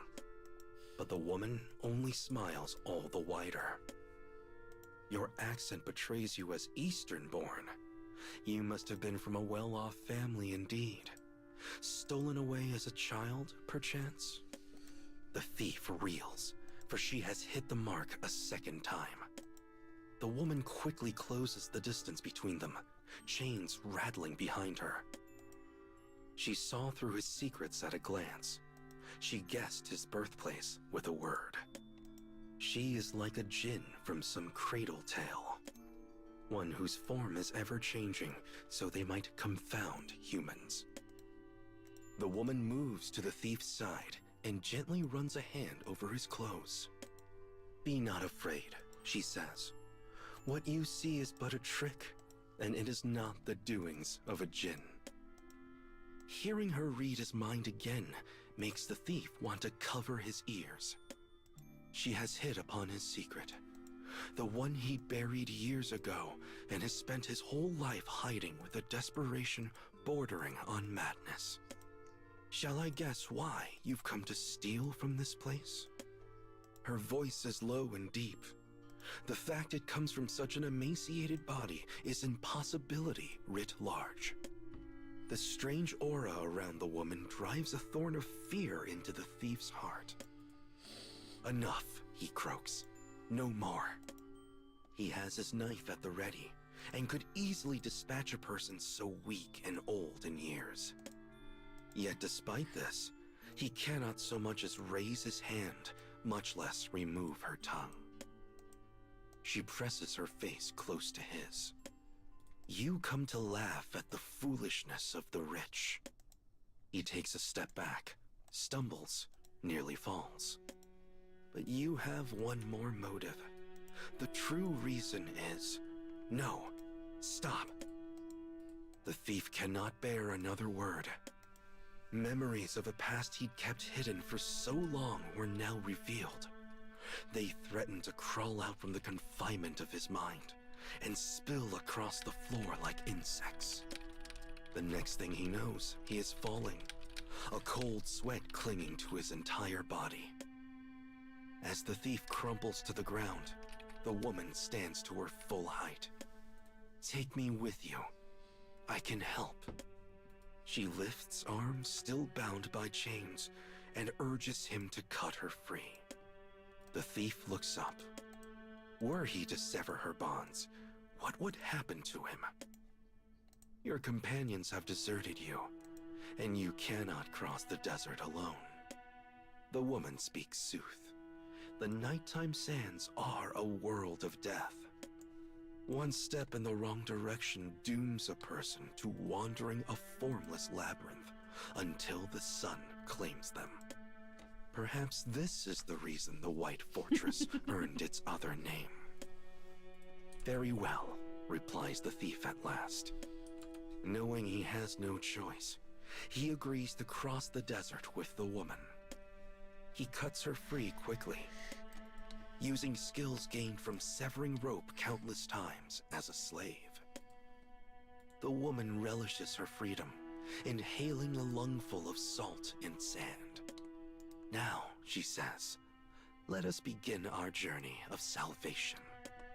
She throws down her lengthy chain from the top of the castle, and the two of them use it to abandon the place. Inside the fortress, the party carries on, its guests none the wiser to the miracle which has just occurred. Hi, Rain. I grabbed Udil's story because I couldn't stand the idea of having Sarafa's story and not having Udil's story. Especially because, like, I haven't done Sarafa's story, but I know how I'm gonna feel about it. Speaking of, I don't think that I've done their character stories, have I? Did I? I must have, right? Oh shit, we might have to throw those in at the end there. we might have to throw those in at the end there, because I was like, the reason why I don't like Sadafa, I thought was because of her dark memory quest, but no, it must be her character story. Miss Lavania, yeah. It was very different from what I expected, but it's probably my favorite one. I'm really glad you suggested I grab Lavania. Man was just a video game designer. He just wanted to be like the hero in his story. And then he got train-kun isekai'd. He got train-kun isekai'd.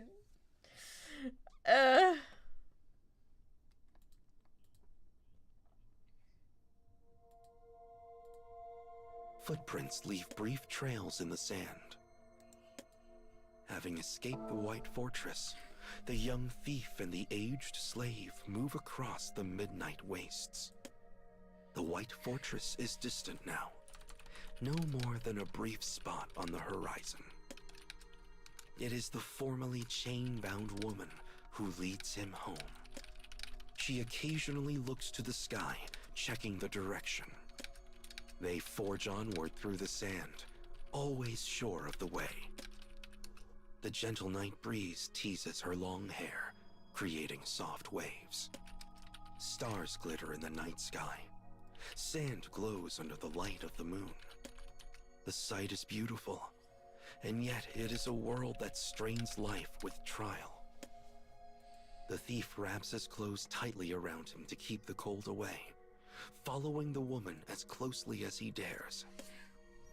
As they walk, she begins to spin her tale. Certain circumstances led her to being imprisoned in the White Fortress, where she had been made to guard the treasure for many a lonesome year. It was there, at the pinnacle of the castle, that she cultivated her power, the magical skill that allowed her to see through the secrets of others. She chuckles at the deep wounds the chains left on her body, claiming them as prizes rather than scars. As the moon reaches its zenith, they come to a stop. Before them towers a dune high as a mountain. At its peak sits an enormous ship. A remnant of a bygone era, intones the woman, one unable to keep pace with the current. Devoid of all its propelling force, the stranded ship sits perfectly still atop the mound. The two travelers approach, gazing up at its massive bulk. Though it has rotted over the ages, the masthead still speaks of its former glory.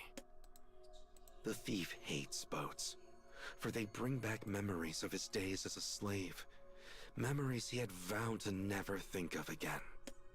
But it is a small sacrifice in the grander scheme of things, so he signals the woman that they will make camp inside. They enter through the side of the rotting vessel. It is a perfect place to keep away from the cruel bite of the wind. Yet the thief cannot calm the unease in his chest. He rips boards from the side of the ship and sets them aflame, as though attempting to burn his memories away. But after a moment of staring at the fire, he realizes something has changed. The woman is gone, and she is not the only thing missing. The chest he took from the castle has likewise vanished. The young thief hates nothing more in the world than being stolen from. His eyes glint like an animal's as he scans the area. Suddenly, he hears a small laugh. Shall we continue where we left off in the vault? The thief looks in the direction of the voice and finds the woman. The chest rests at her side. She looks down at him gleefully from the bow of the stranded ship, then opens the chest and begins rummaging through its contents. I promise to help you, and help you I shall. Now, let us trace our steps back to your sealed memories. She thrusts her arm into the chest and emerges with treasures. Silverware encrusted with tiny jewels, incense burners with floral patterns, paintings that fit in the palm of her hand. She pulls forth countless trinkets given as gifts from foreign countries, and the thief finds each and every one of them familiar. These are all valuable trade items, says the woman, ones which have crossed the sea itself to be here. And it is the worthless slaves who carried them.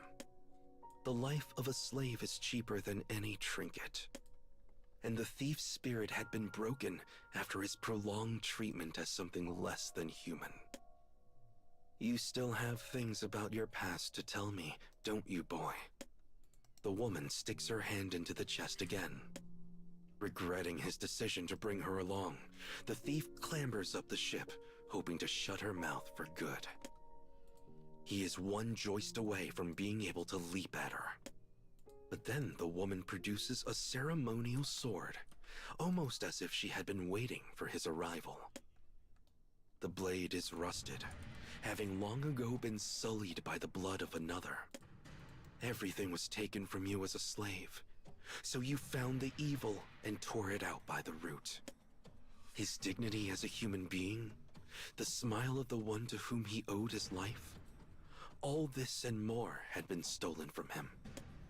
The thief recalls how it felt when he took his master's life, an act done in the hopes of reclaiming what he had lost. But nothing came back to you, sighs the woman, and so the slave became a thief. So I could be the one doing the taking. False clothes cover the truth of who he is. And now this woman is peeling them back one layer at a time. She stares at the dumbstruck thief in the belly of the ship and produces her next treasure. It is a verdant gem that shines peacefully under the moon. Its delicate glow is almost hidden by the bright glint of its gold etching. You and this gem are much alike.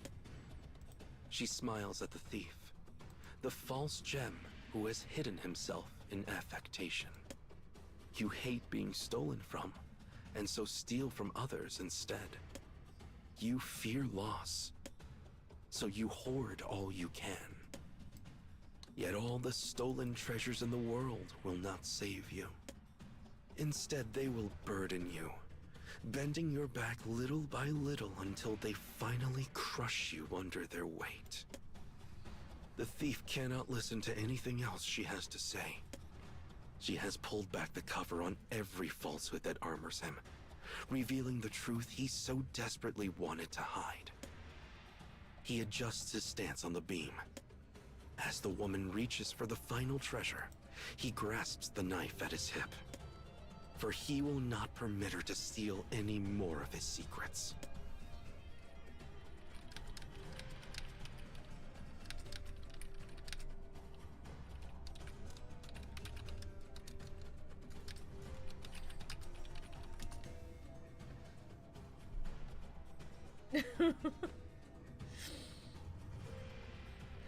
Well, yeah, no.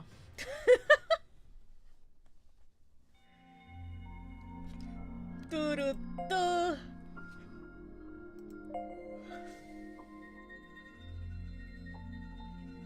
Me trying to remember, like, who exactly we've done stories for.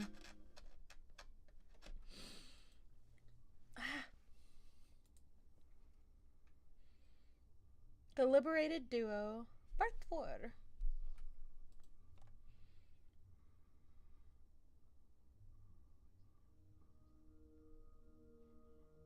The shipwreck was meant to be a place of respite for the night, yet the slave woman is attempting to peer into the thief's past once again. Peer? Sir, I think she's just reading you like a book. She doesn't have to peer at anything. It's just right there in neon letters. She's literally just Sherlock. Enraged, he leaps from the beam onto the bow where she awaits. Memories of when he was a slave. A past he tried so hard to suppress. The reason he steals treasure. The reason he collects things of value. She boldly stripped the thief bare of the falsehoods that swaddled him, and is now attempting to drag what lies within into the light. There is only one way to silence her. Taking her life. On the bow, he sees moonlight filtering through golden cloth. The woman is dancing atop the deck, her ragged dress fluttering around her. Seeing this, a sense of nostalgia overcomes him. Deep, deep in his memories, he sees the slave girl, the one who took his hand and smiled at him throughout his days of pain. The woman's expression is achingly reminiscent of the girl's, even though they look nothing alike. The thief can stand no more. What you take from others are but fakes, says the woman as she writhes. You use them to create a self that does not exist.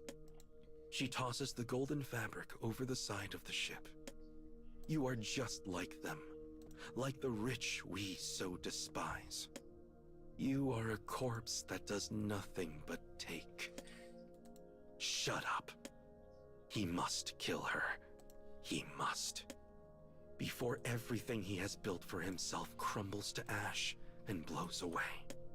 He grips his knife, nicked blade and all, and charges the woman with the force of an arrow. Just as he did when he saved the girl. Just as he did when he took the captain's life.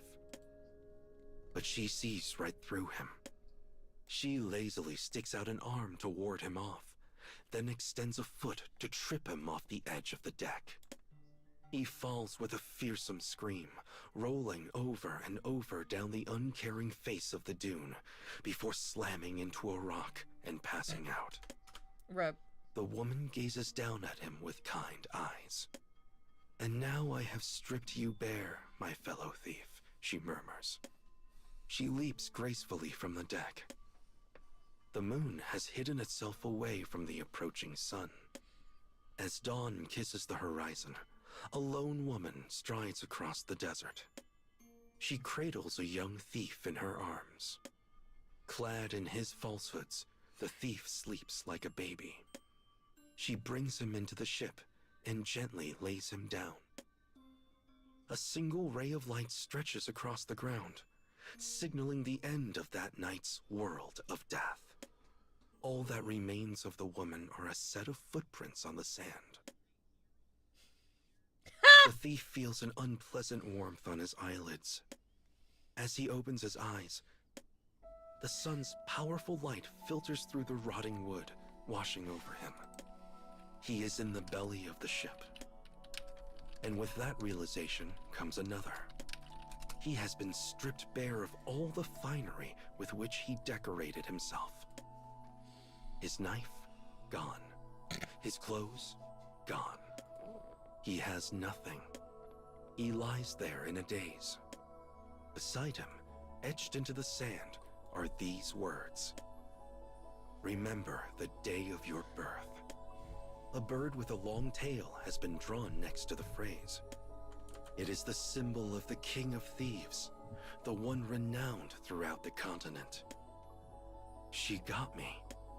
The woman he had freed from the White Fortress, the woman who crossed the desert with him, was the vanished King of Thieves all along.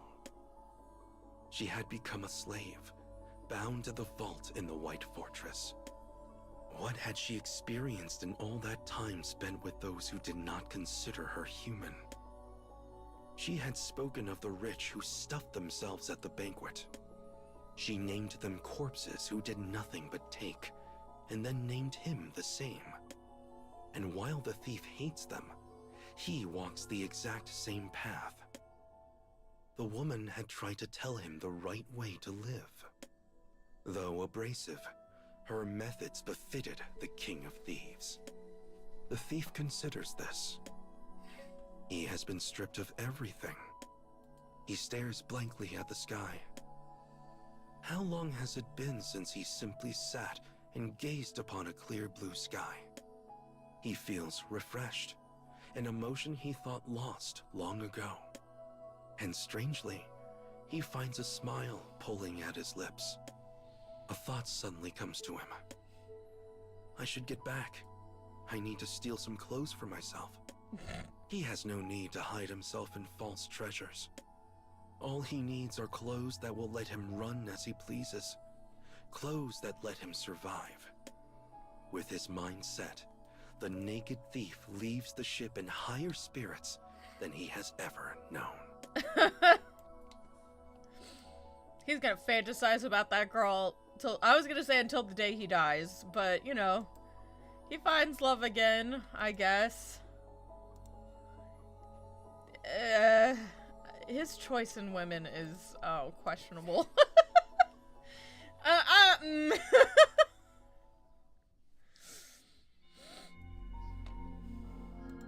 I don't know if the crazy fortune teller by night, princess by day was the pick, but I guess he didn't know that. It's technically not his fault. Plus, you know, you look at her, she's real pretty, so. Alright, so this is Sadafa, the princess that he wants to make his own. And all he has to do is make her smile. The story did not have a good ending. But, you know, let's go ahead and let's see what her EX character story, her Dark Memory Quest story has to say, like, has to give to us. I actually did not listen to this. I was unlocking character stories like mad at this point, so I skipped her entire story. Nothing like someone stripping you of everything and leaving your ass naked come morning to discover what you're truly into. Oh, back when the woman used to have her smile. Oh dear. A small country lies nestled between dry sand and fertile sea. Its capital an assortment of haphazardly placed spires and domed roofs. Before it sits a vast desert, one that claims the lives of any who might threaten the city. Behind it lies a vast ocean, one where ships laden with precious cargo from across the world come and go. Within the capital, there is a palace. Within the palace, there is a corridor. And dashing through the corridor, there is a single girl. Though she runs with wild abandon, none dare scold her. For she is the country's princess. "Mother," she cries as she bursts into a room. "You called for me?" The room boasts high ceilings and cool breezes, reminiscent of the finest desert resort. Finely crafted furniture fills every corner. The person the girl calls mother lays claim to this place, as well as the rest of the country. She is queen of this land. All of its prosperity flows to her. "I did call you," the queen begins, "for today I would speak with you of marriage." She hands the princess a scroll. Written at its top is the name of a country the princess does not recognize, as well as a terrifying phrase, "marriage of state." As royalty, the princess lacks the right to choose her husband. And though she knew this moment was coming, she cannot hide her concern. "Worry not," says the queen as she senses her daughter's unease. "I have selected a most excellent partner." Memories from her life come rushing back to the princess. She recalls conversations with her beloved mother, as well as her secret life as a fortune teller, a thing of which only her lady-in-waiting is aware. It had all taken place here, in this land betwixt sand and sea. As tears well in the girl's eyes, the queen pulls her into an embrace. All mothers, no matter their station, pray for their daughter's happiness. The tears are loosed now, flowing down her face and onto the uncaring marble below. But the girl knows her mother has her best interests at heart. And in that moment, it is enough. A lengthy procession snakes through silvery, moonlit sands. The princess's procession. She sits inside her litter, surrounded before and behind by a wealth of effusive gifts personally selected by her mother, the queen. Bored, She gazes out through a mesh-covered window at the brilliant night sky. She is heading for a land rich in ore and precious metals. Her mother has long desired such things, and hopes that marrying her daughter to the country's ruling family will allow her to secure them under advantageous conditions. But first, the princess must earn the king's fancy and prove to his ministers that she is an asset of value. It will be difficult, time-consuming work, but the girl is confident, for she is particularly adept at reading the hearts of others and manipulating them to her liking. She has spent many a long night wandering the city in the guise of a fortune teller, and such pursuits for people's true essences should prove useful here. Nerve, curiosity, ambition. These things and more well within her as she sits inside her letter and watches the breaking dawn. Finally, the procession reaches its destination. The princess is hurried off to an astonishingly vast room, so she might prepare for her wedding. She is dressed in a spotless white dress, stitched with brilliant gold thread that catches the light. The army of maids who surround her swoon and sigh at the sight. But what captures the princess's heart is not the gorgeous dress, but the shape of the city against the horizon. For the buildings outside her window shine even more brilliantly than her dress. Unlike her gritty, sand-covered home, this city is a land enveloped in white, dreamlike beauty. Suddenly, the door swings wide, causing the maids to immediately bow their heads. Ah, my new wife. At last we meet. The princess looks up to see a handsome, bearded man in the prime of his life. He is the king, the ruler of this land and the man who would be her husband. Taking her hand, the king leads her to a courtyard facing the palace.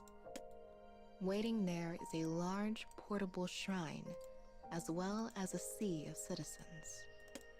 "Welcome to our nation," says the king, as the people burst into a raucous cheer.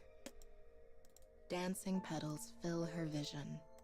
Music swirls around her. In every corner of the courtyard, people are drinking and dancing with wanton abandon. Hail the new queen.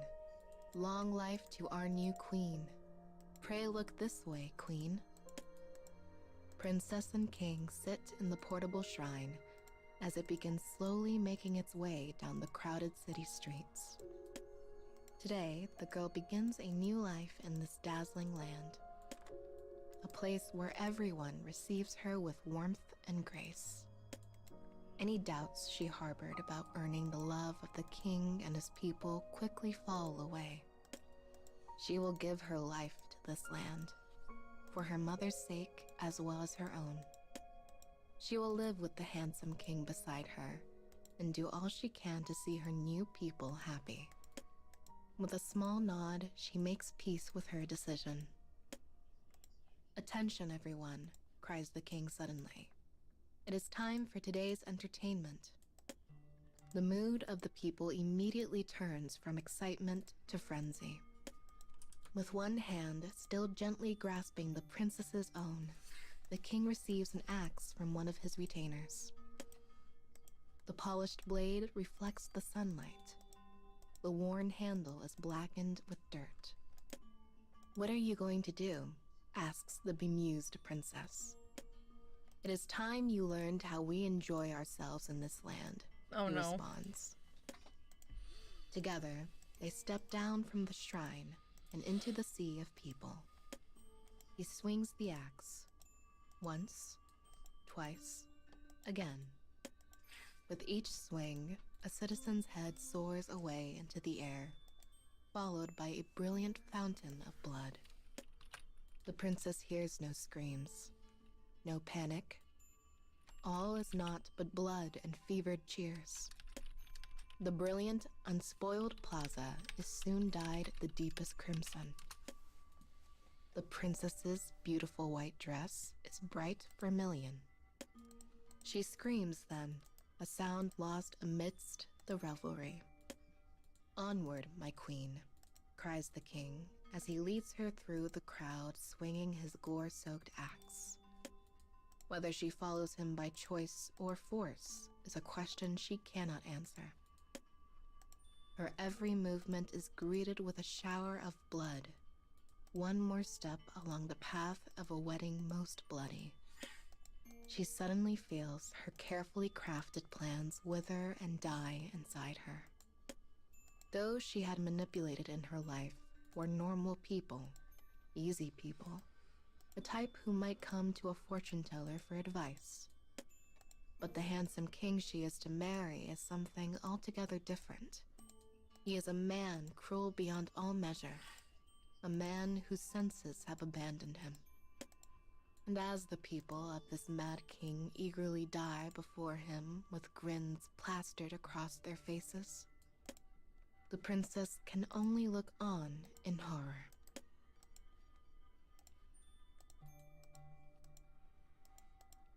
Okay then. You know, Mom, I would be sitting there going, Mom, are you sure you had my best interest at heart whenever you have me marry this man? Because, he's a little liberal with that axe. Maybe the mom didn't know about the, ceremonies. You know? Oh, we're only on the first story. Jeez. Alright.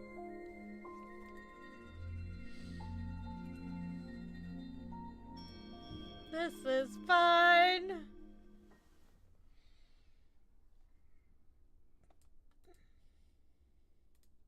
The cage escaped into part 2.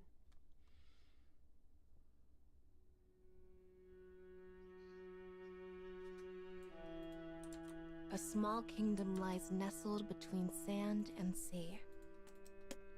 The princess of this kingdom was sent to a faraway land and married off so her beloved mother might find greater prosperity.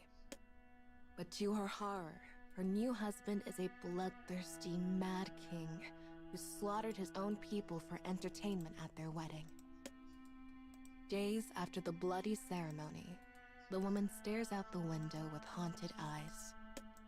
The king has given her a vast room with a stunning view. Its massive windows look out over the plaza where the wedding took place. There, people chat idly, lazing about beneath the gentle rays of the sun.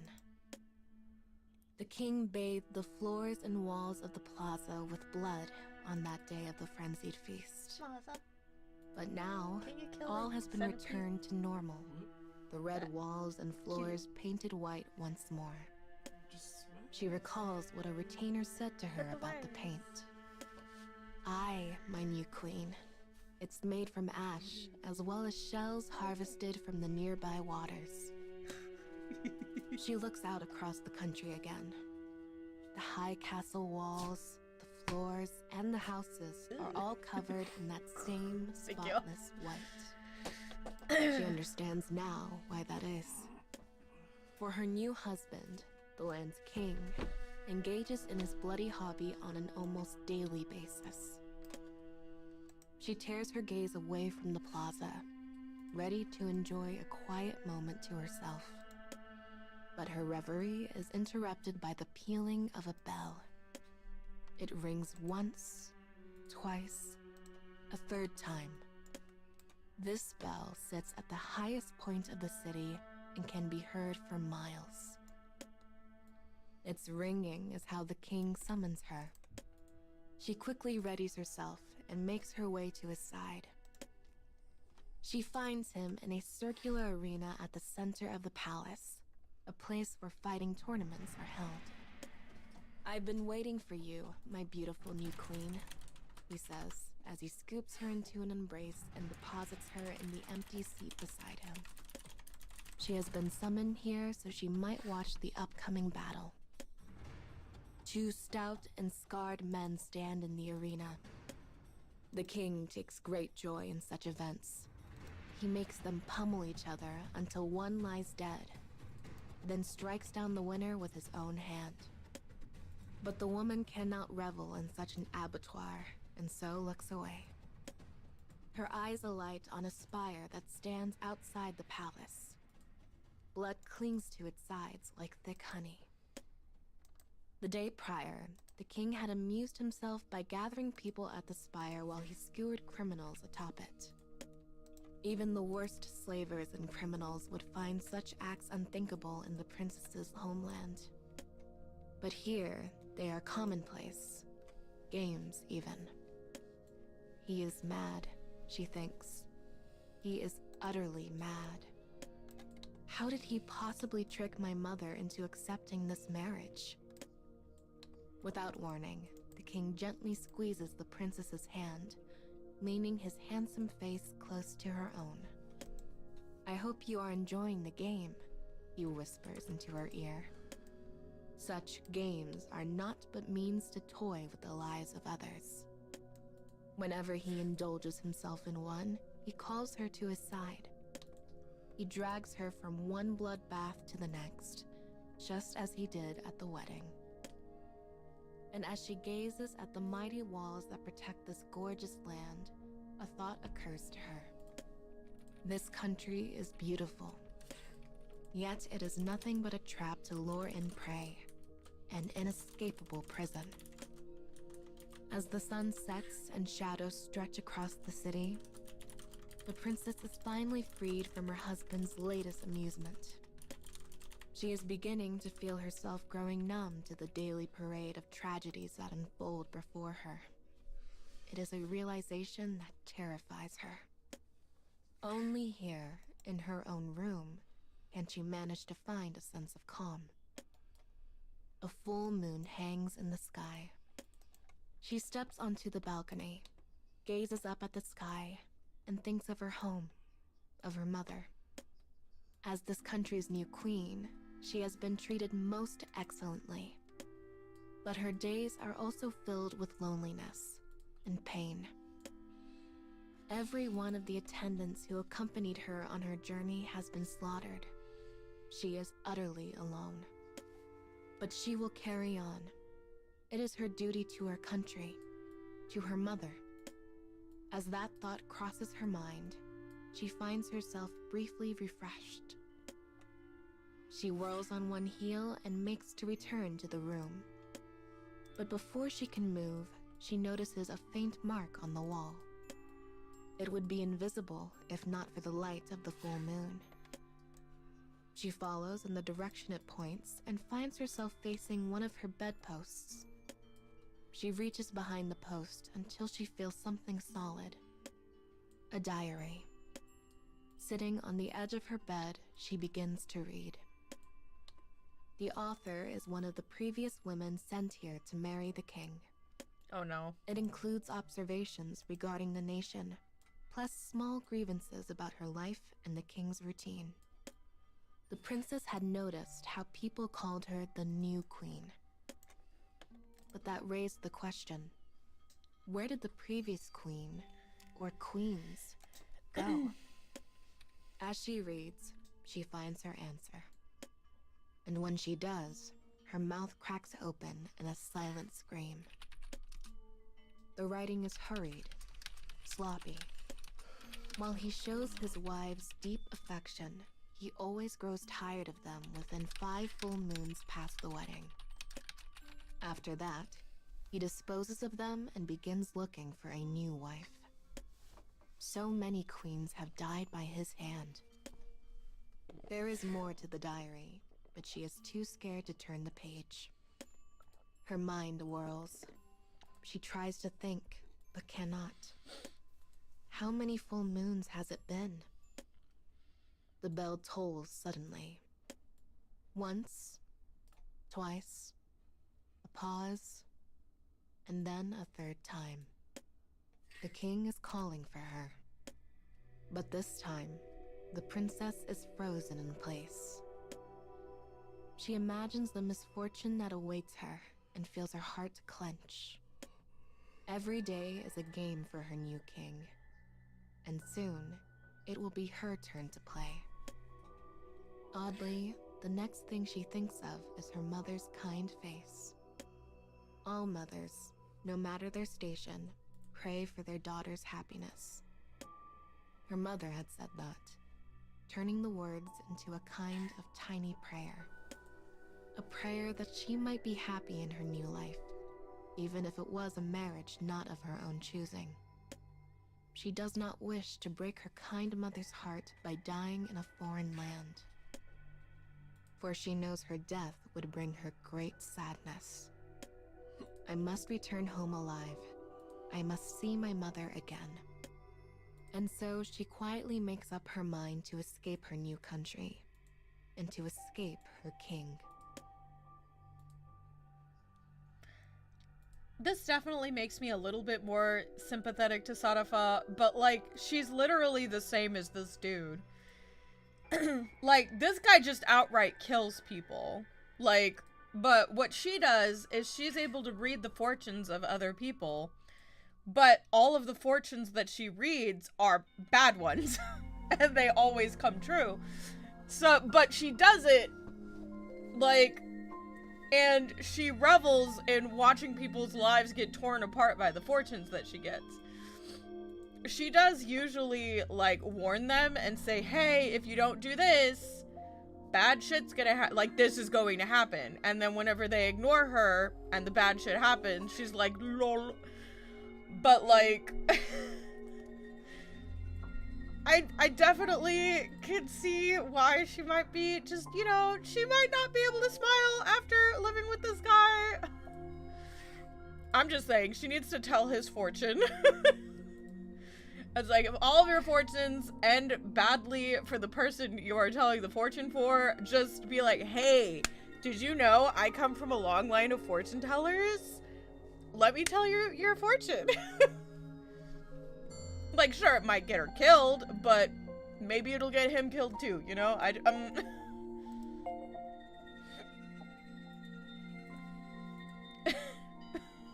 just saying.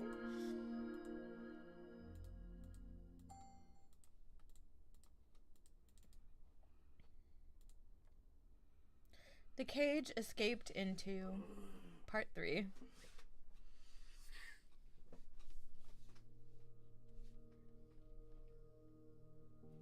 In a faraway country, a mad king toys with people's lives. One night, the woman who was now his wife found a diary in her room. The author was a queen who came here long before her, a queen that had since vanished. Written on the inside was a terrifying truth. Many queens had met their end by the king's own hand. This is why the woman knows she will soon fall victim to her husband's madness. The way you wield your sword is simply beautiful, my darling. You enchant me. With a smile, she grasps the king's hand, clutching it as she showers in the blood of her subjects. Her words prompt the king to adjust his grip as he mows through another group of people. She found a truth in the old diary. After 5 full moons spent with his new queen, the king will grow weary and dispose of her. She knows her life is in his hands, so she puts on her best act in the faint hope he might not tire of her. The king's game comes to a close. All goes quiet for another night. The princess steps from her bed and slips silently into the city. She walks in shadow, her eyes peering out from the dark. The walls are too high, the guards too numerous. Though this country is at peace, security is abnormally tight. Also, her husband might create a stalwart cage from which none might escape. The woman acts amiably during her daylight hours, so she might delay her impending demise. But she is also buying time. Time to prepare. Time to ready herself. Time to escape. The king's guards are ever watchful. During meals, during sleep, even at the privy. If she is to outfox so cautious and clever a man, she needs more time. She looks up at the moon, calculating how many days remain to her. all the while searching for a way home. Her only clues are those left in the diary. But time passes without mercy, and the people no longer refer to her as the new queen. Finally, one night, she sees the moon hanging round and low in the sky. It is the 5th time she has seen such a sight. She has assembled everything she needs to escape. A sack stuffed with rations, a skin of water, a tightly wound rope. She slings her things over her shoulder and steps onto the windowsill. Moving on nimble feet, she lands in the palace garden. Suddenly, a voice rings out. "Taking in the night air, my queen?" She whirls around, her heart in her throat. The king stands before her, clutching an axe. The bell tolls. It rings once, twice, a pause, and then a 3rd time. Her final summons.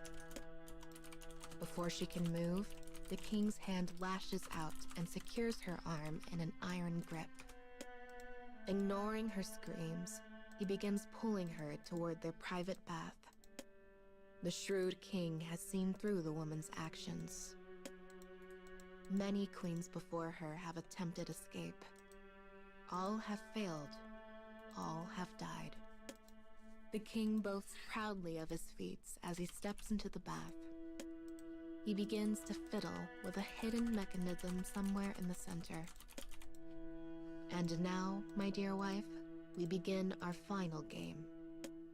As he speaks, a small hole opens in the bath. Water floods through the hole, draining the bath and revealing a small staircase. It is the entrance to a hidden room known only to the king. The pair makes their way down the stairs in silence. At the bottom is a stone room illuminated by faint torchlight.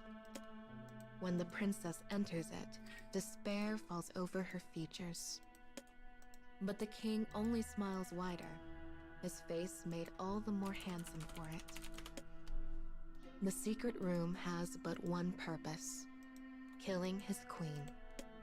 The king speaks then, praising the woman for amusing him for 5 full moons.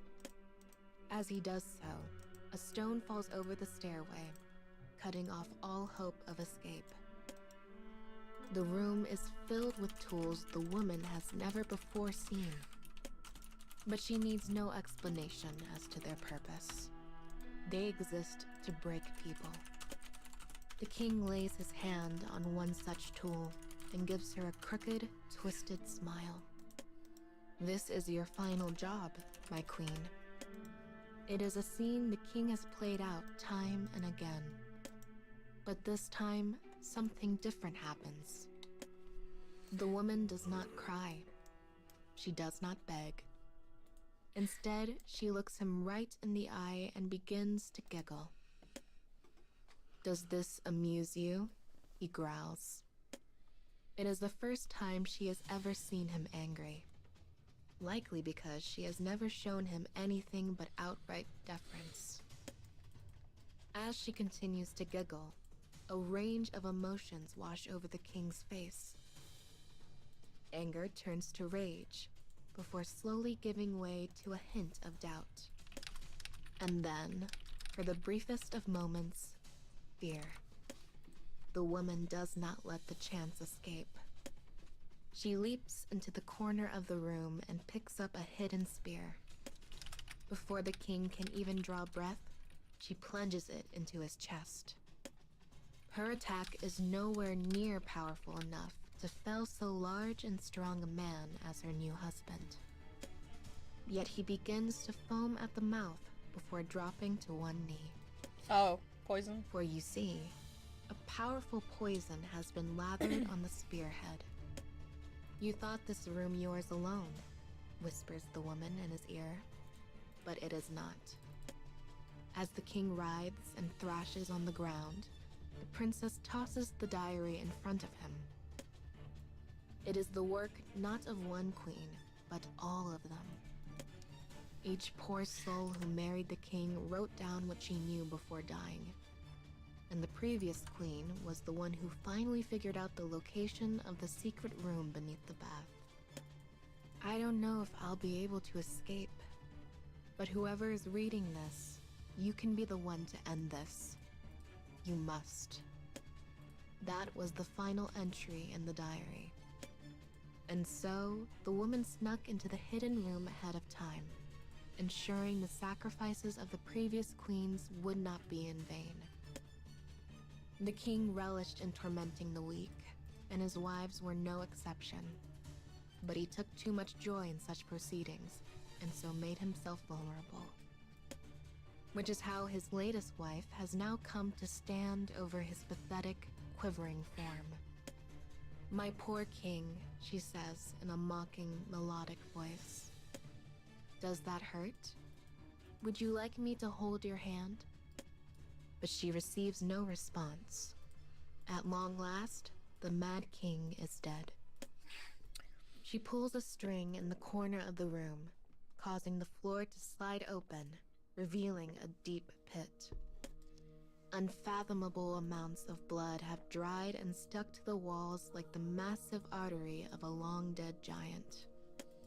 It is where the king threw the bodies of his wives when he was done with them. The princess gazes into the deep, dark hole.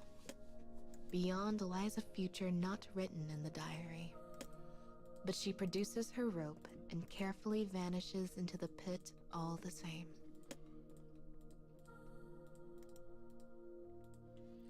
You know, she may be a bitch, but she sure is a badass.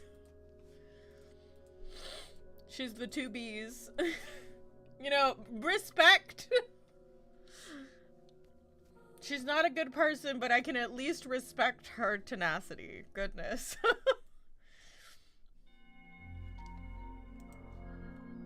Da da da. Alright, let's see how the story ends.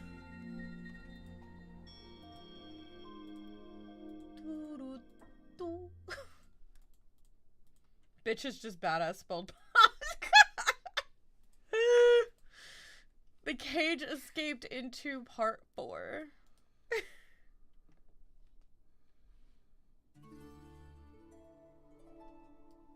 On the night of the 5th full moon, the woman kills her husband and slips free of her palace prison. It's like, Mom, what the hell? That guy was a psychopath.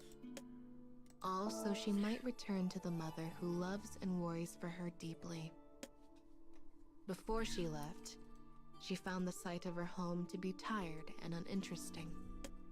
But now the haphazard spires and clustered domes strike her as beauty personified.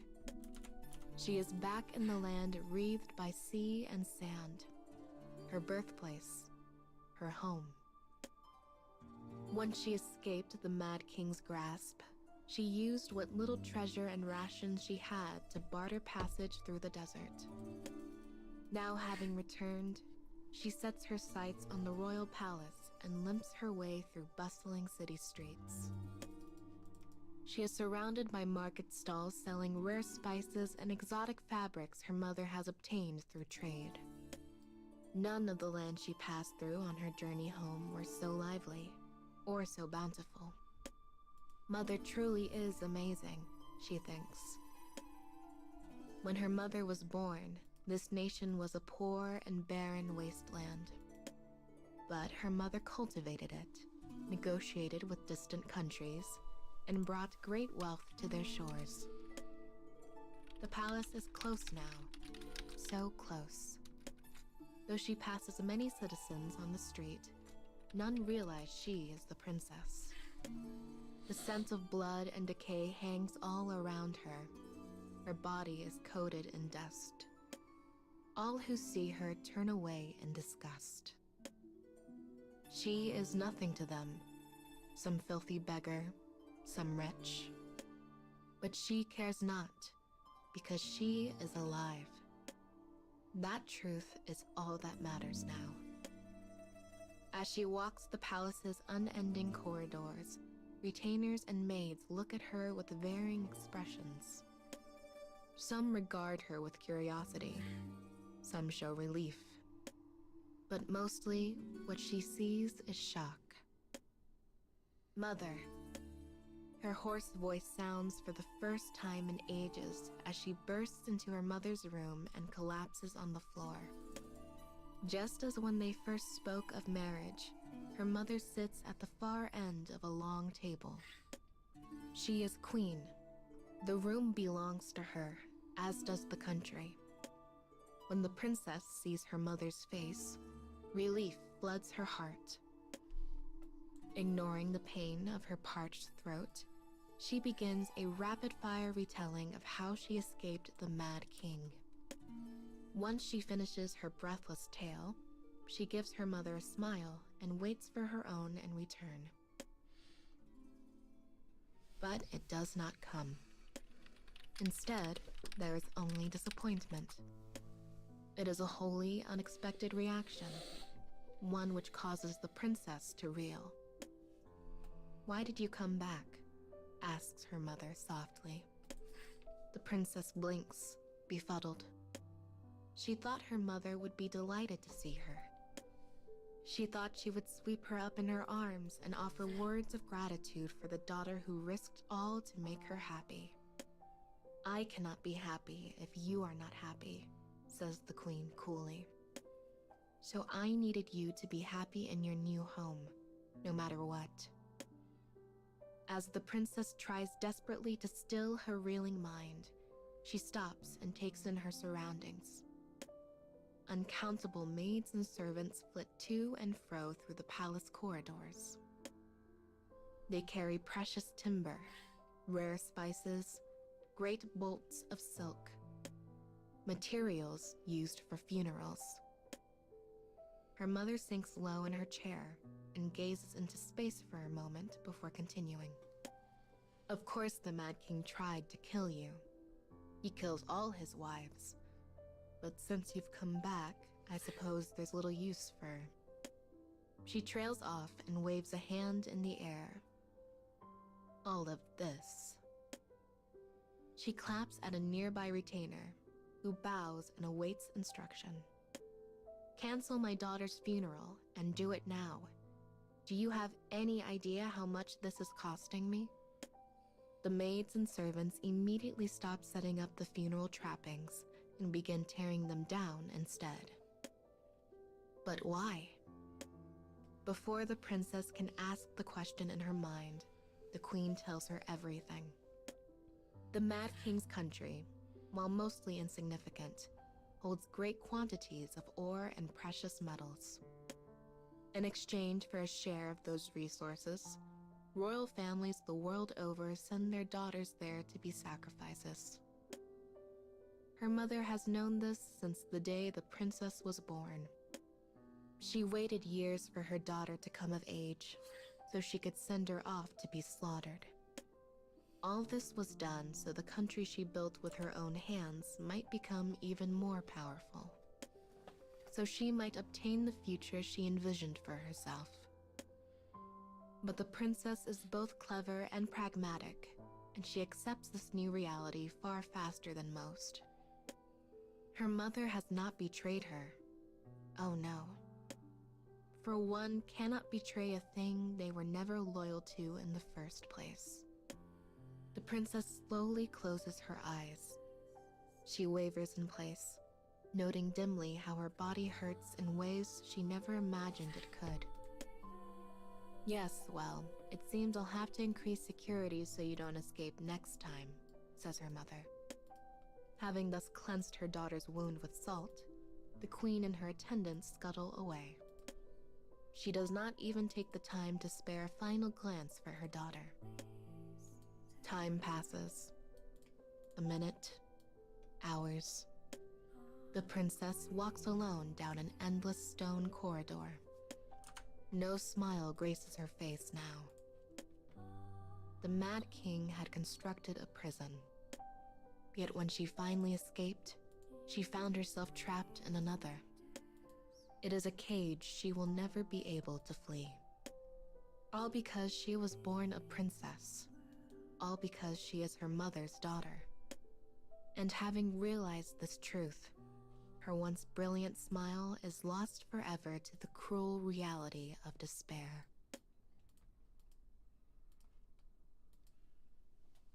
This is fine.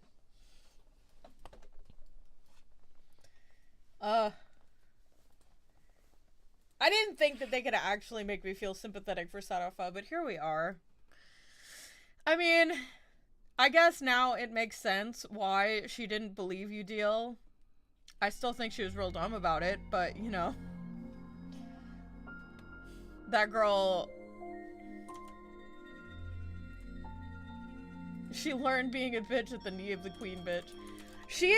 Okay, but she's already become, like, the Schadenfreude, like, what's it called? Fortune teller by this point.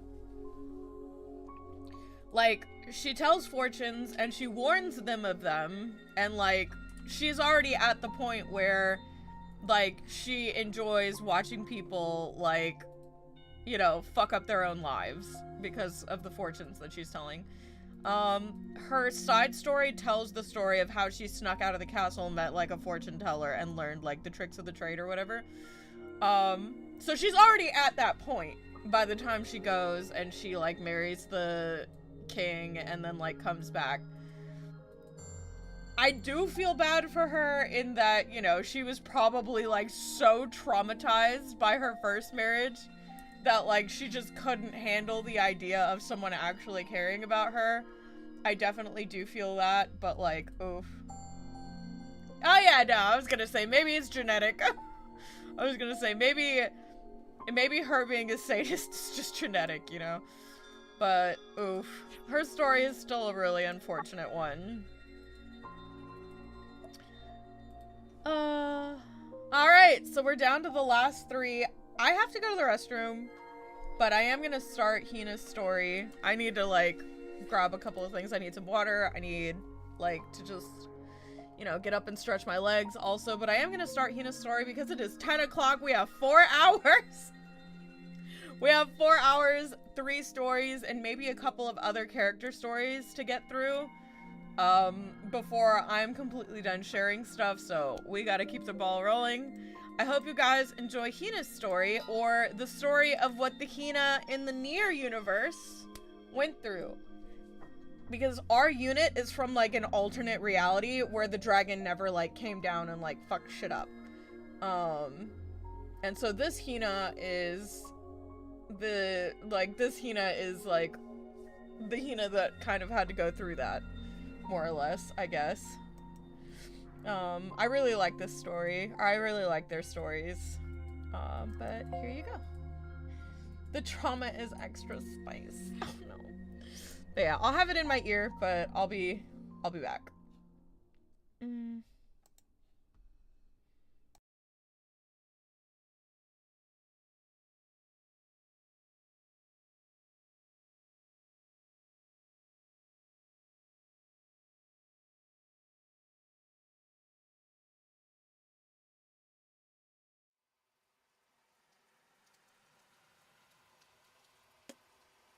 The ruined city lies covered in a thick layer of cloud. The soft patter of rain echoes through empty streets. Amidst the still and silence, a young voice emerges from the second floor of a crumbling building. It's okay. A kiss will make the hurt go away. A young girl gently affixes a bandage to a scratch on her little brother's knee. The pair have been drifting through the ruined city for days, as though running from something. Wet clothes, dry throats, empty stomachs, lost parents. All these anxieties and fears weigh heavy on their minds. Suddenly, there is a quick, faint shudder in the earth. They hold their breaths and grip each other tightly. The ground shudders again. It's getting closer. They grasp each other's clothes as the shaking grows greater, more intense. They know what is causing it, and that knowledge is a horror. But then, the tremors come to a stop, and the bleached white bones of a monster's eyes peer through the building window.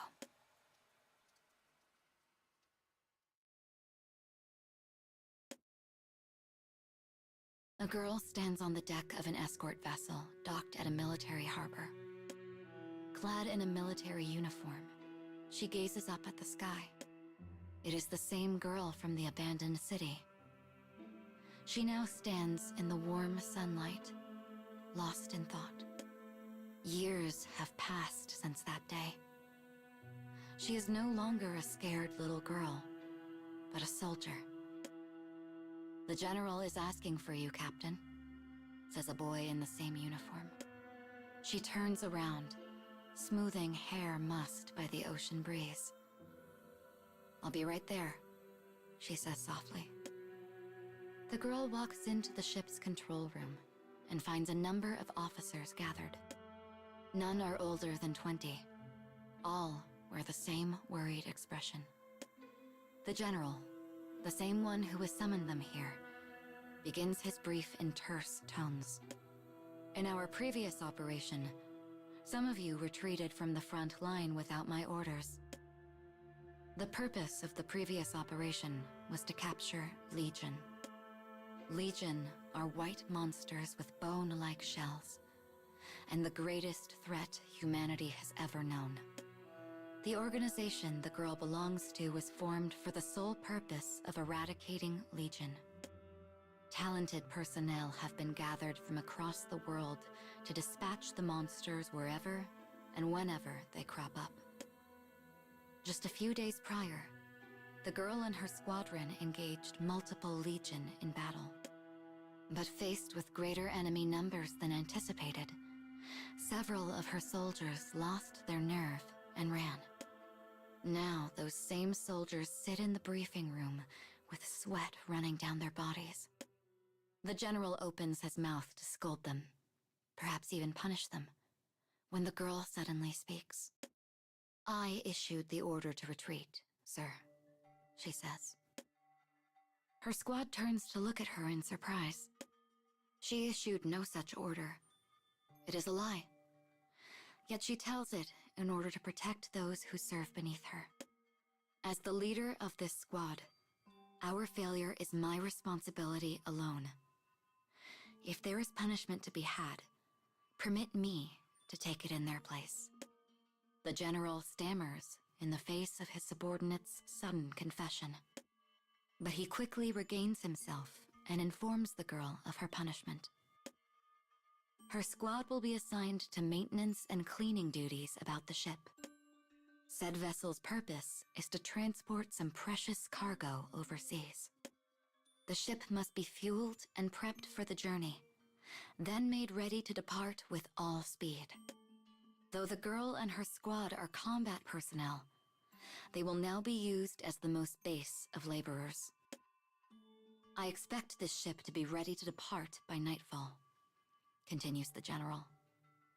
"Once preparations are complete, return here. Should you fail, a number of your squadron will be discharged, no matter where the true fault lies."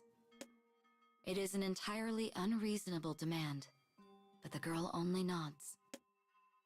A moment later, she and her squad gather around a map of the ship on a nearby wall. The girl runs her finger across the map, calling out names as she glides over each room. When everyone has their assignments, she turns to depart. "Begging your pardon, ma'am," says a young squad member. "But the jobs you gave yourself are terrible. The boiler, the morgue, the sewage tanks. The girl has taken on the most demeaning and horrific tasks for herself." "Oh, I didn't realize," she responds with a smile, before dismissing her squad to their work. They say no more as they scatter to their stations. The girl makes for the morgue straight away. Here she finds bodies of those who perished during the voyage, having suffered grave injuries in the last battle with the Legion. She follows the medical team's orders and disposes of the bodies, praying they might find peace in the next life. Afterwards, she moves through the ship, taking care of preparation, maintenance, and cleaning in each of her assigned areas. Footsteps echo throughout the ship as her squad rushes to and fro. Crew members offer cheerful greetings as they slip by in cramped hallways. A warm, comfortable breeze blows through the ship as it prepares for an arduous voyage. Once she is finished, the girl makes her way to the control room, where the deadline is looming. If she is even 1 second late, the general will dismiss her squad mates without mercy or recourse. After a moment's hesitation, she pushes open a rigid door to take a shortcut to her destination, and finds herself in a storehouse far too large for the ship. In the center lies a sturdy cage that contains the massive legion they captured the other day. This is the creature to which so many of her squad lost their lives. In an instant, she understands the nature of the ship's precious cargo. She gazes upon its white body, covered by a shell that looks like it might belong to some manner of crustacean. Part of it is stained a deep red, perhaps because it absorbed blood. The left arm is cracked and shattered like porcelain, damage sustained in the recent fight. Images of her squad mates being torn to shreds replay in the girl's mind. The Legion's head moves slightly as it turns to look at her. Its eye sockets are empty, but when their gazes lock, a different emotion roils inside of her. She feels as though it sees straight through her, and so looks away. Less than 2 minutes remain until the deadline. The rest of her squad has finished their tasks, and now waits for the girl in the control room. 50 seconds left. 30 seconds. None can hide their unease. Their entire lives now lie in her hands. With 10 seconds to spare, the girl bursts through the door. "Sorry to cut it so close," she says with a grin. Though he seems disappointed, the general announces there will be no further punishment. Muttering his displeasure, he leaves the control room. Seconds pass after he leaves. The remaining squad members exchange glances before bursting into a raucous cheer. "We knew we could count on you, Captain," they say. Some laugh, some shed tears. They crowd around her, reveling in a shared joy. The girl has always been willing to place her life on the line for her squad. She is skilled in both martial and intellectual pursuits, as well as capable and kind. She is, in short, the finest leader any of them could ask for. And as the sun dips below the horizon, its few remaining rays shine over them, as though giving a blessing.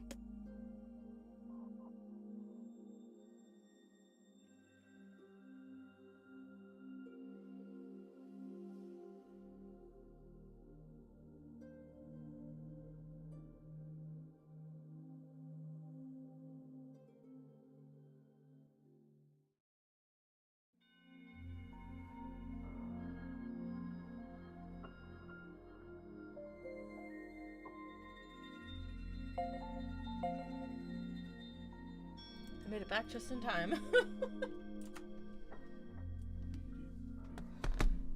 Let me get comfy and I'll turn the camera back on.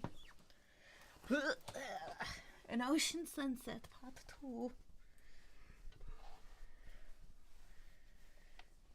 Woo.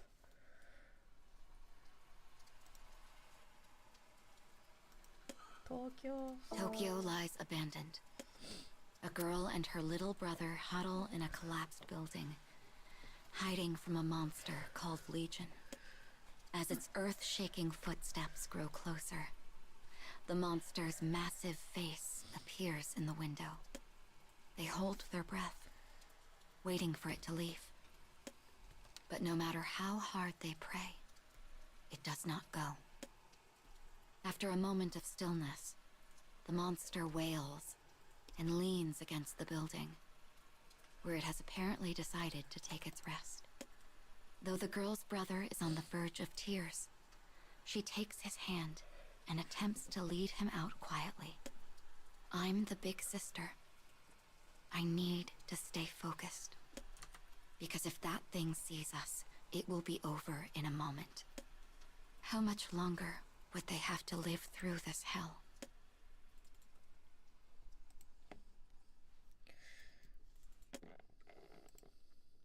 After finishing refueling and maintenance at the military harbor, the escort ship sets off across the ocean. The girl gazes at the cloudy sky through the windows of the officers' quarters. 4 hours until we get there, she murmurs quietly.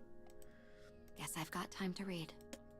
The whole squad enjoys a rare bit of downtime as they sail.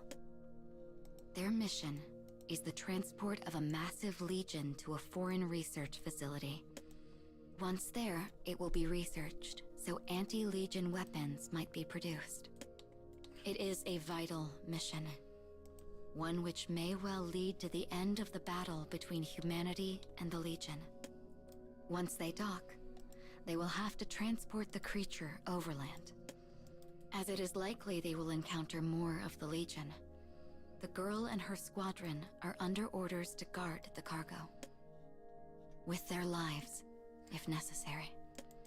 The squad is painfully aware of this truth. But for now, they rest to regain their strength.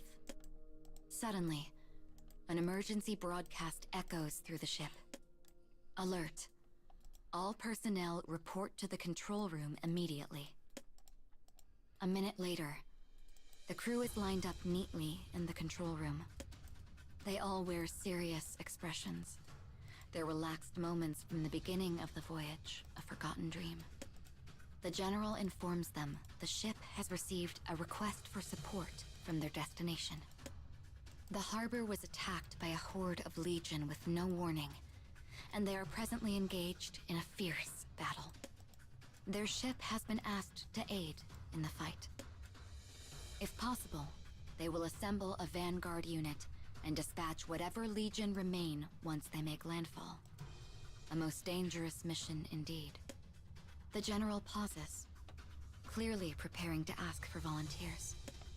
But the girl takes the initiative and volunteers to lead the charge. The moment she knew someone was being attacked by the Legion, remaining on the ship became untenable. She quickly issues orders, assigning her unit various tasks. Some prepare first aid kits in the infirmary. Others ready a submarine for infiltration. She leads the rest of the squad to the armory. They gather black swords, handguns, grenades, and communication devices. Though the squad grumbles about having their rare moment of downtime interrupted, the girl does her best to put their minds at ease. Once they are outfitted, they prepare to leave the armory. But then something shakes the ship. Something massive. As an alarm wails to life, a voice crackles over the PA system. We're under attack. We've got 10 Legion on the deck. 20. There's more. More are coming.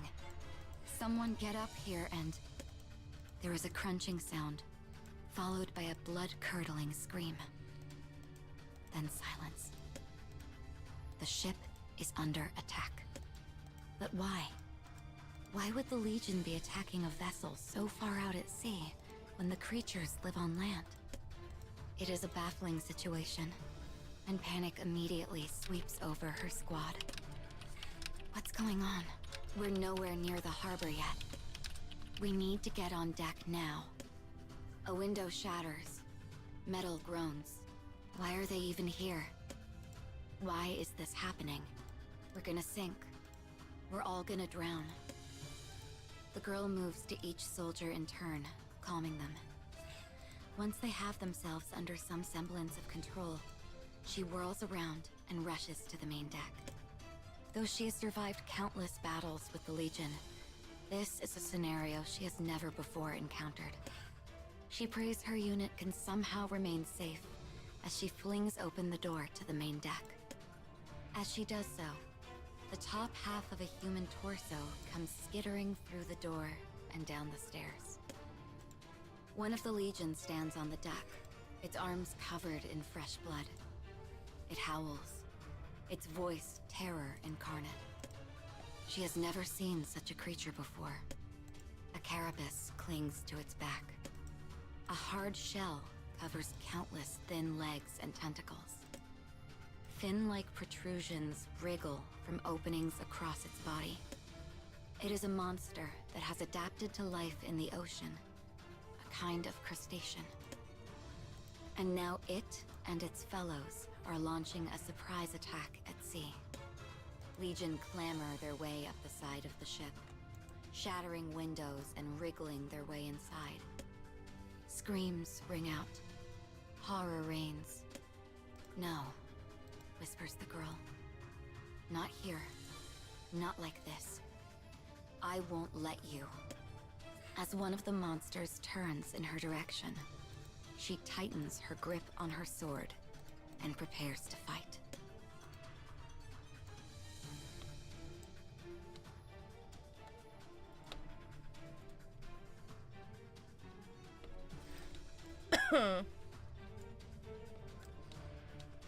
He's not so strong. This is fine.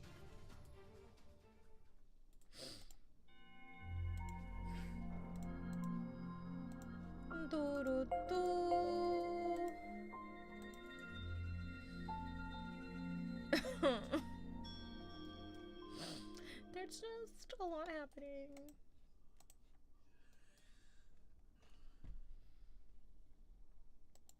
An Ocean Sunset, Part 3.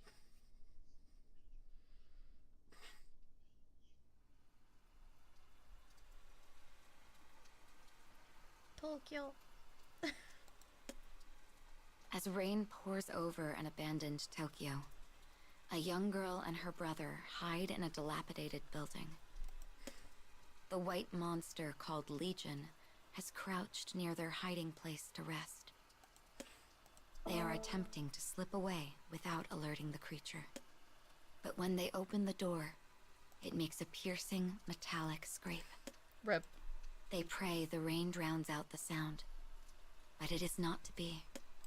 The Legion lifts its head and peers into the building. The girl feels as though her eyes have met the monsters. It has found them. They are going to die. The girl hides her brother in a futile attempt to save him. The monster reaches out, likely to idly crush them with a single massive hand.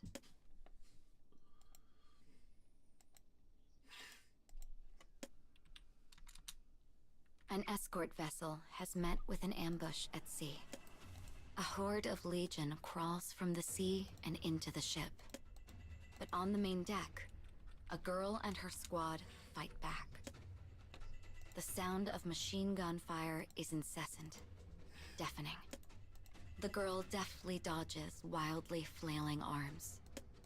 After several hundred shots, the creature finally falls over and lies still. But they can find no joy in subduing a single foe. The girl asks her fellow soldiers to guard the deck, then makes her way inside to take out whatever has infiltrated the ship. She prays to save as many of her squad as she can. She runs through the ship at full speed. Each time a cry for help comes over her wireless system, she runs for the source. She knows the layout of the ship like the back of her hand. When she moves, it is always along the fastest route. Suddenly, one of the Legion juts its head into the hallway in front of her. Without stopping, she draws her sword and leaps into the air. Her blade flashes like a meteor. Sword meets sheath as she lands. As she continues her mad dash down the hall, a head thumps to the floor. The girl fells several Legion by herself as she moves through the ship. Using her handgun and precise marksmanship, she pierces the skulls of smaller enemies. She explodes Legion heads by kicking ammunition meant for the ship's cannons. She is the distinguished leader of an elite unit whose sole purpose is to eradicate the Legion. And now, all of her skills are being put to the test. Each time she clears out a new area, she checks on the survivors. All who can still fight are sent to the deck to help ward off further attack. The despair in people's eyes slowly clears whenever they hear her voice. She is a single ray of hope in the gloom. As she and her squad form up, they slowly push the Legion back. The ship is barely holding together. Casualties are great, but if they can keep it up... She mulls over the situation as she runs down another corridor. Suddenly, there comes the high-pitched shriek of metal, followed by a violent shudder. "Status report now," cries the girl into her comm. The news is even worse than she feared. The hull of the ship has been torn open, and water is rushing in. For a moment, just one, she closes her eyes. What should I do? How many will die? There's still Legion. I have to locate the enemy. Is everyone safe? I have to protect. How did they manage to kill everyone? My ears. Despair fills her being, threatening to overwhelm her. Her heart beats faster, faster, faster.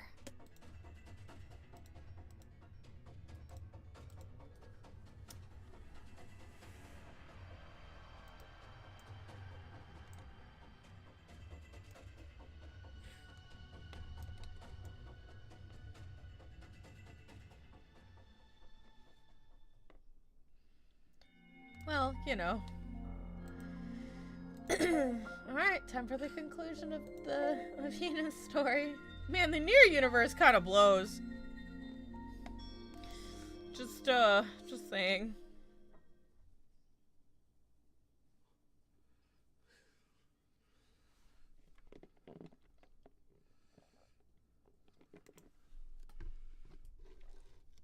That's the secret, it always has.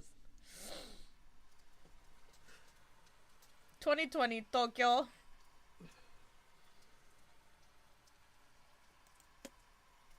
In a ruined Tokyo, a girl and her brother have been discovered by a monster called Legion.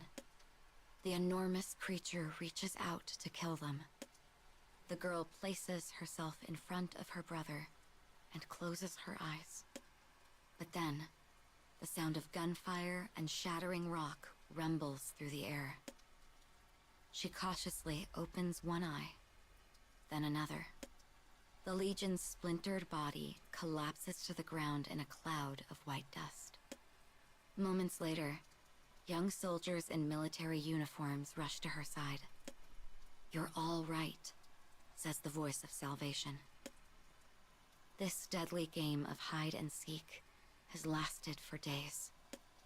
The girl's brother begins to bawl as he is released from overwhelming unease. As the young girl holds him tight, powerful emotions well up from the depths of her heart. She wants the strength to protect what is most precious to her, and at the same time,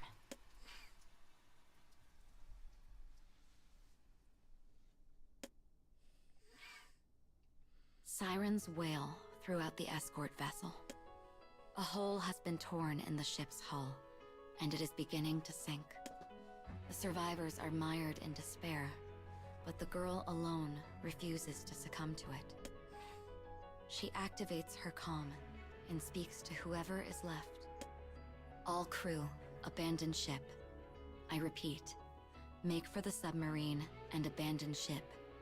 This is an order. All who are able drop what they're doing and race for the submarine."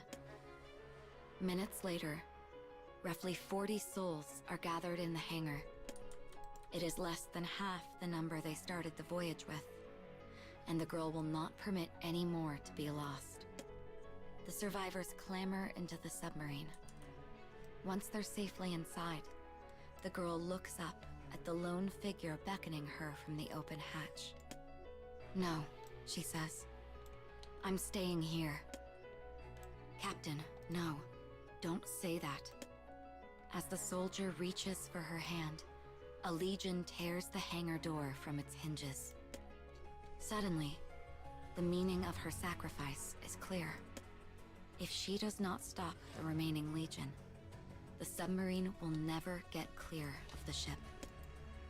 She orders the submarine to push off as quickly as possible. "Don't die, Captain," she hears over her comm. We'll come back for you." "All right," she replies with a grim smile. "Now go." She turns her back on the sub as it begins to slip free of the ship. Fearsome howls echo through the hangar for a time, as well as the clash of steel on bone. The creatures almost seem to be mocking her. Later, she knows not how long, she steadies herself against the wall of the hangar and looks out at the trail of dead. Her bones are shattered. Her body is pain. But she is not finished. She still needs to escape. As water fills the halls, she finds herself losing the sense of up from down. But then, a deep rumble fills the air. Something is coming, and she knows precisely what it is. Their cargo, the entire reason they set off on this transport mission, slowly rises up before her.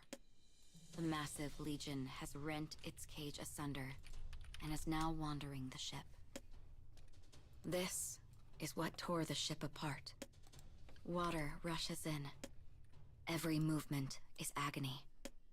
An enormous foe looms in her path. Yet in the face of this hopelessness, the girl smiles. She drops low and swipes her blade at the legion, her wounds forgotten. She dodges the arm it brings down and plunges her blade into the thin joint between bones. She is glee. She is delight. This is her secret. One she has kept hidden ever since the day she awoke in Tokyo.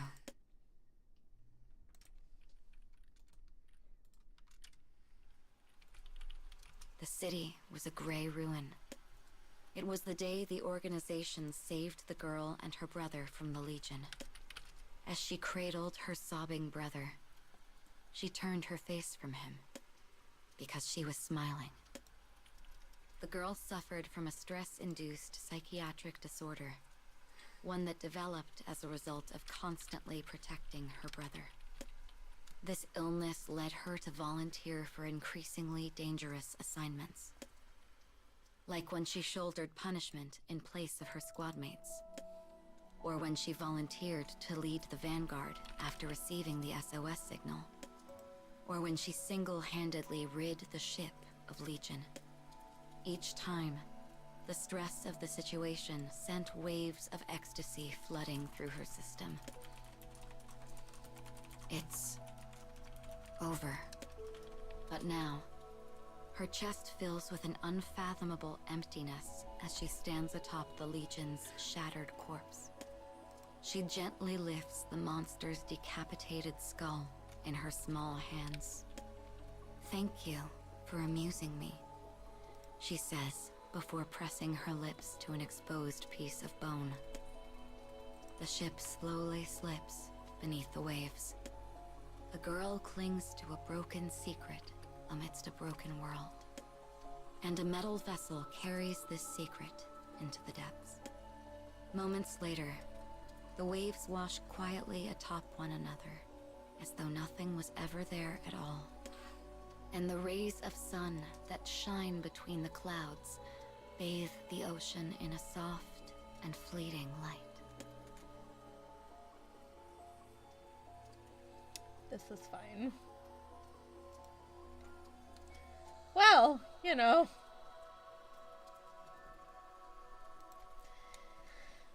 You know. Well. That was Hina's story.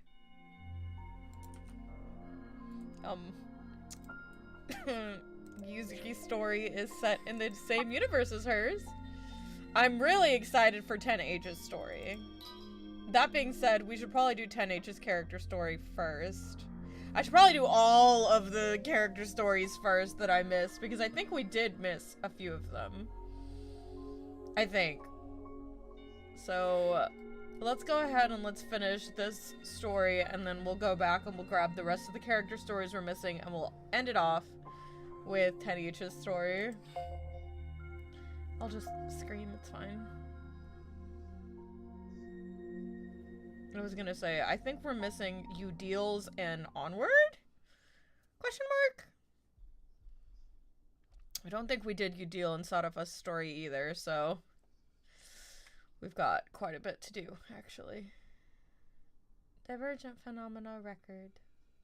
Oh.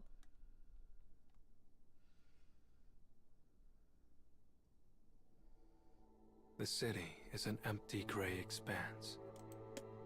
A uniformed group marches through the rubble-strewn streets, a 20-person platoon dispatched by the organization. One boy, quiet by nature, walks behind the rest. His eyes suddenly drop to his feet, and what he sees there steals his words away. White powder is strewn over the pavement, blown here and there in the wind.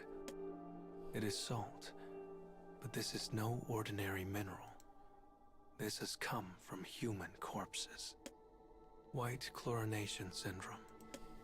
Those afflicted by the disease find their fate in one of two ways. One, their bodies turn to salt and they die. Two, they lose themselves and become monsters called Legion. The quiet boy makes a sound then, a small yip. In an attempt to avoid the blowing salt, he has lost his footing, but he does not hit the ground. A uniformed girl behind him grabs his arm, effortlessly keeping him upright. Shocked by her strength, he opens his mouth to thank her. But her mouth widens in a mischievous grin, her crooked teeth on full display. You tripped on nothing there, man. Goddamn, you really are the feeble kid. The boy draws a breath to reply, but finds himself too intimidated to speak. Cut it out, says another girl as she twirls her red hair with a finger. Us rejects need to get along. The girl with crooked teeth turns her savage gaze towards the redhead. Who you calling a reject? You? Me? All of us? Haven't you noticed? This platoon is made up of underachievers. She speaks the truth. The platoon is comprised entirely of rejects. This mission is their last chance to remain with the organization. But the girl with crooked teeth does not accept this.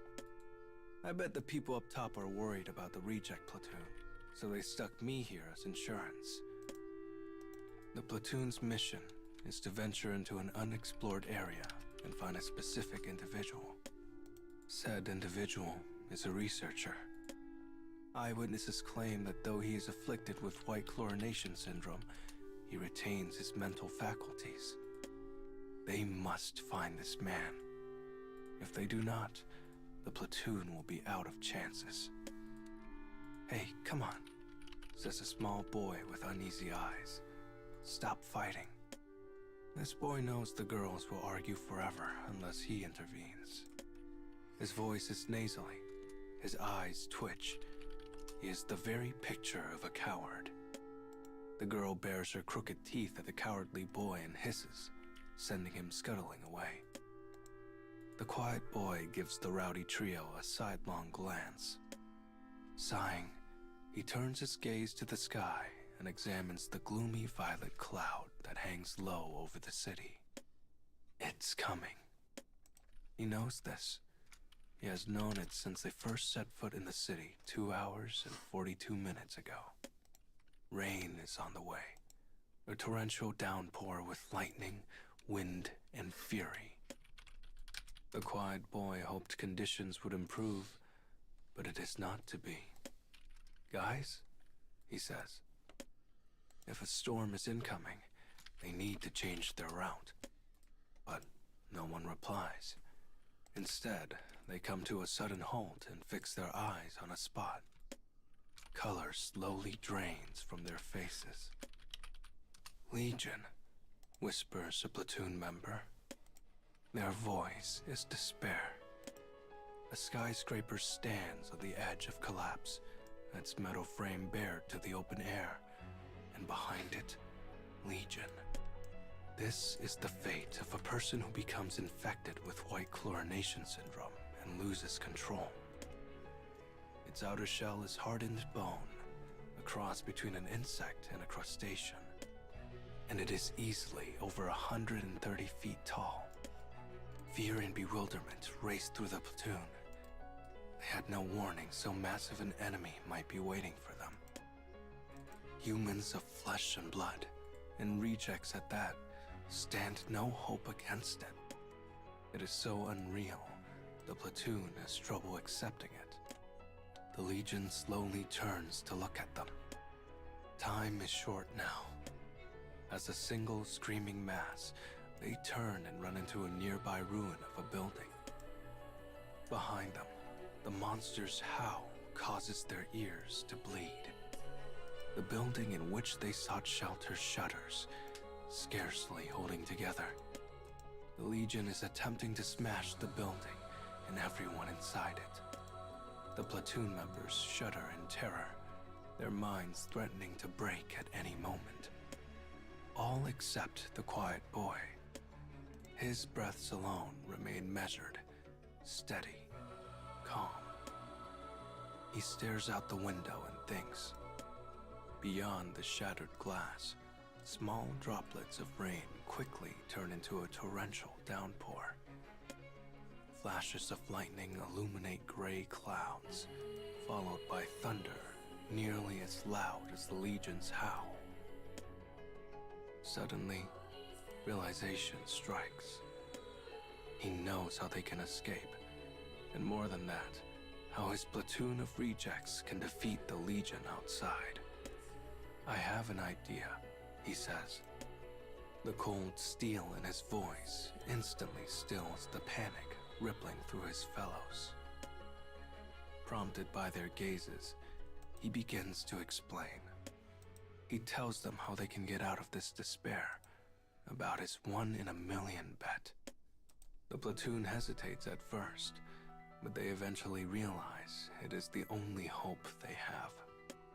At least, it's better than waiting for death. The quiet boy runs up a set of collapsing stairs to the roof and looks down over the city, positioning himself somewhere with a clear view of the city below. He begins issuing orders that he hopes will get the Legion's attention. First up is the cowardly boy, who bursts from the building and begins to run. He is the swiftest of their group. He is the lure for the Legion, the bait. His fellows make sure the path is open for him. The girl with crooked teeth uses superhuman strength to remove piles of rubble, creating the shortest route to the target location. The rest of the platoon helps as best they can, clearing a path for the boy as he races past. The Legion lumbers after him, growing ever closer, but just as it is ready to reach down and rend the cowardly boy in two. Hey dummy, up here. The red-headed girl's voice echoes around the ruined city. From atop a nearby roof, she fires a bullet that knocks the Legion's hand away. Every member of the platoon knows what they must do, and they give their all to the effort. All is going according to plan, because the quiet boy understands the strengths of his reject platoon. Finally, coward and monster arrive at a suspension bridge on the verge of collapse. A gaping hole yawns beneath it. Aging wires extend from worn-out towers, barely holding up the bridge deck as it sways in the storm. The bridge groans as the massive creature steps upon it. A flash of lightning streaks across the sky, covering the empty city in blinding white light. The entire platoon looks up as if in prayer. A loud rumble rips apart the sky. Lightning has struck the bridge's supporting tower.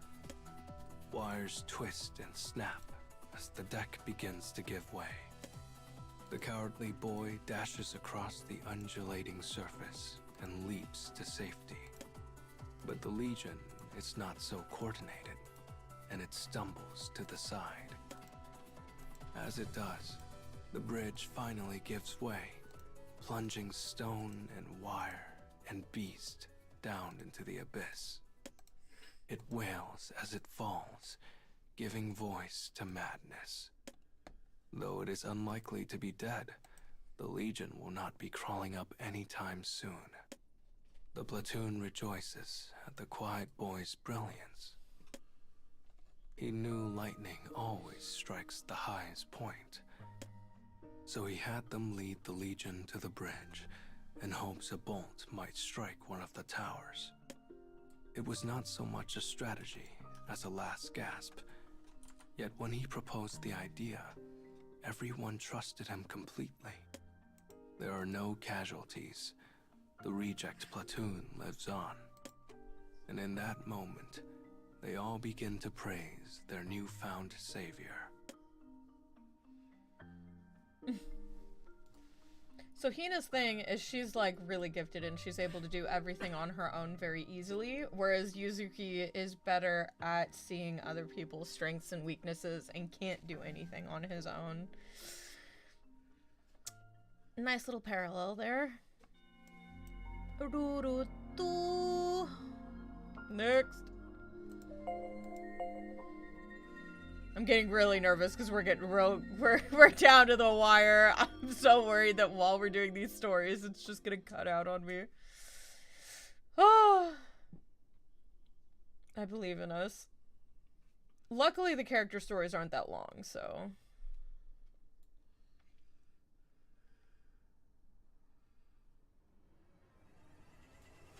A platoon of rejects has been given.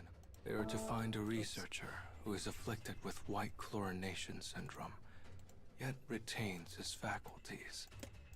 On the way, an unexpected enemy appeared, a monster known as Legion. But they worked together to overcome the threat. Or so they thought. Come in. I repeat, come in. Do you copy? Over. The quiet boy stands atop a skyscraper. He speaks into his wireless communication device and attempts to issue orders. Yet the only responses he receives are the death throes of his platoon mates. They are the last thing he hears before communications cut off entirely. They avoided one Legion threat, but a total of 6 were lurking in the area.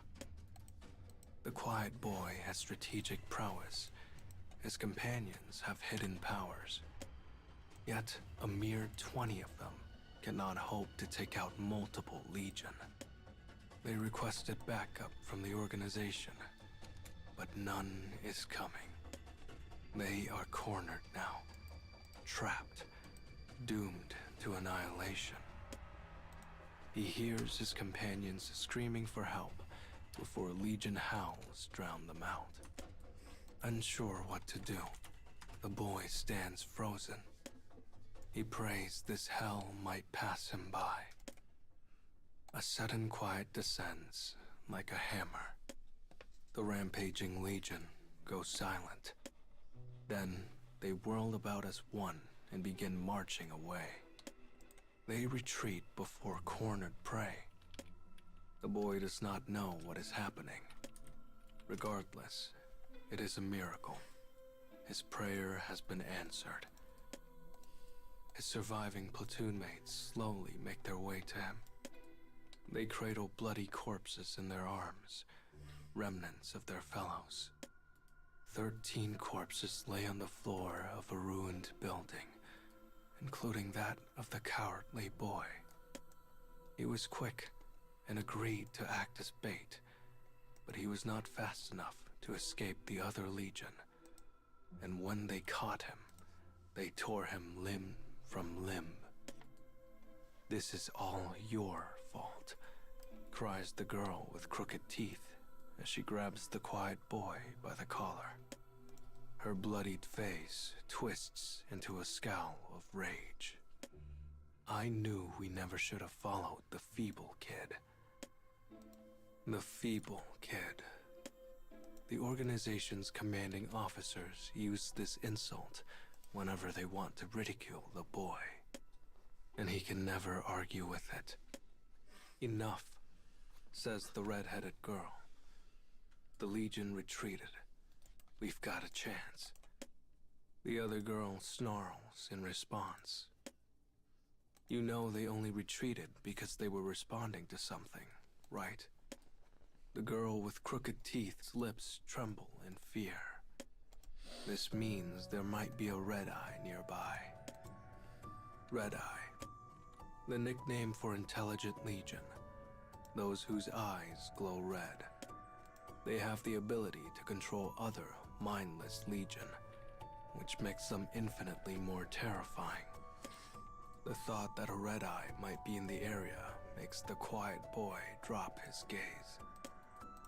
When he does, his vision alights on the arm of the girl with crooked teeth. He sees white skin in the tears of her sleeve. White, like salt. Your arm. At his words, she looks down at her arm and gasps. Those affected by white chlorination syndrome meet one of two ends. They either turn to salt and die, or become Legion. Her face twists in despair as she realizes the future that awaits her. And she is not alone. Of the 7 survivors, 3 are infected. Legion, Red-Eye, white chlorination syndrome. The platoon has been plunged into the depths of despair. But there is one hope. If they can find the researcher who has white chlorination syndrome and yet retains his intelligence, then maybe, just maybe, they can be saved. We keep going, says the quiet boy. Now let's move.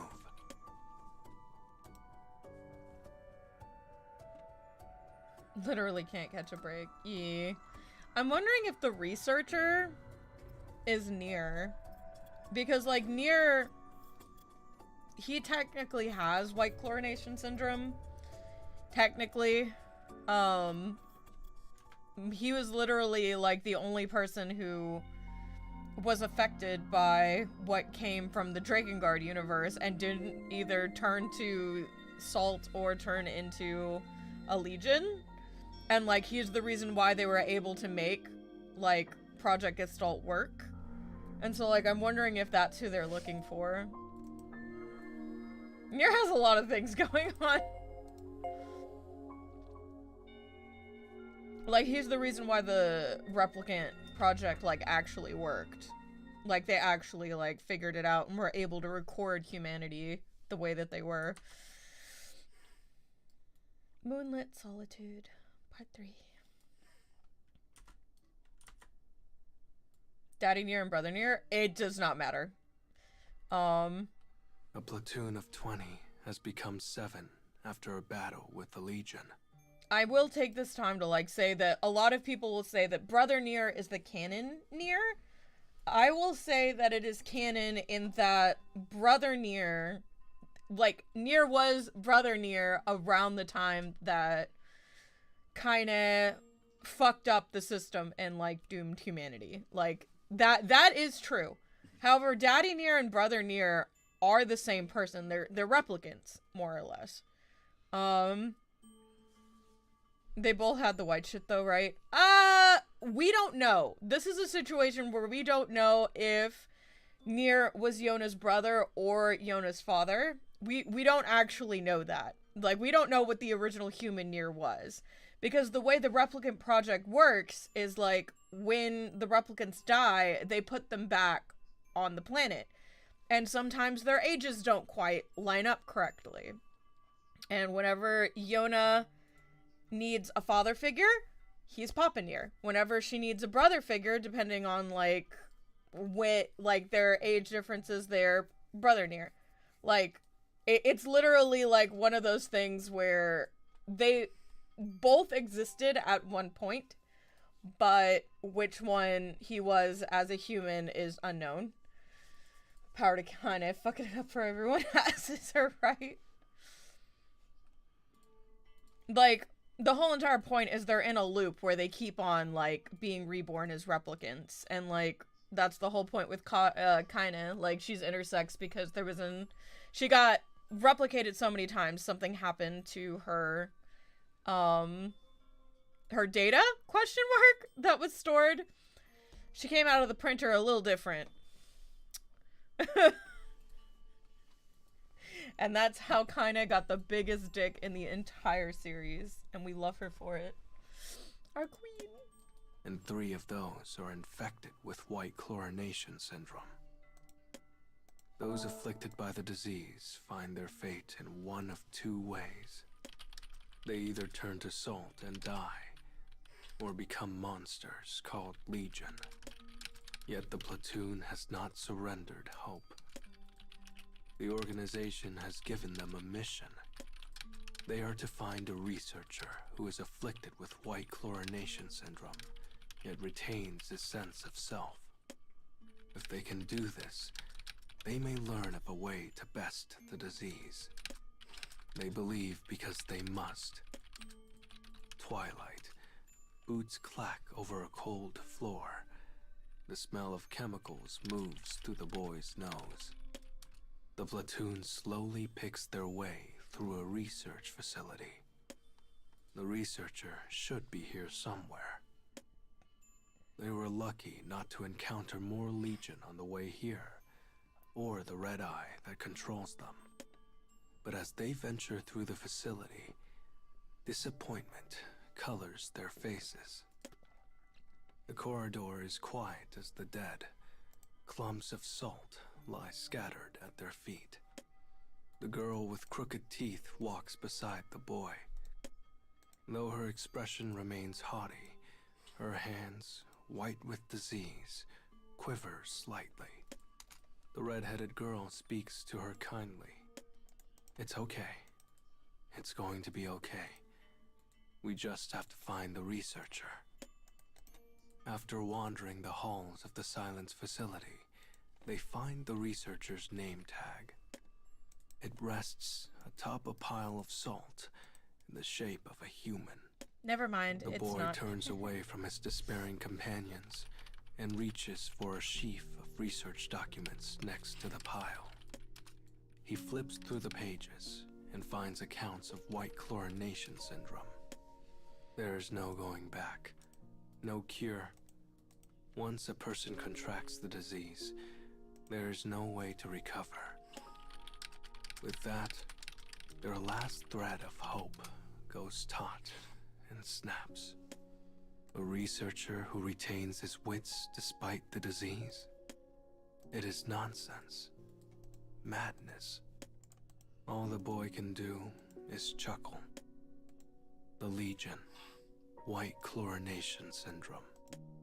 After battling for so long against despair, this is what greets them. He crumples the documents in his fist and begins to roar with laughter. A fist of white. There are 7 survivors, all of whom are now infected. Their bodies no longer obey. All they can do is huddle together in the darkness. The backup they requested is nowhere to be found. They cannot proceed, and they cannot go back. "Hey," says a small voice, breaking the silence. It is the girl with crooked teeth. "Sorry for calling you feeble, kid." Her apology delivered, she slowly begins to tell about herself, as if she is looking back on her life in the face of oblivion. She wanted to do more for the organization, but she didn't get along with the brass, and before she knew it, she was labeled a reject. "Sounds familiar," chuckles the redhead. Nods move around the room. All of them are a slightly different version of the same story. At first, they all dreamed of being outstanding members of the organization. But once they were labeled as rejects, loneliness crushed whatever hopes they once had. Yet, as they sit in this place and slowly turn to salt, they find themselves filled with a shared happiness.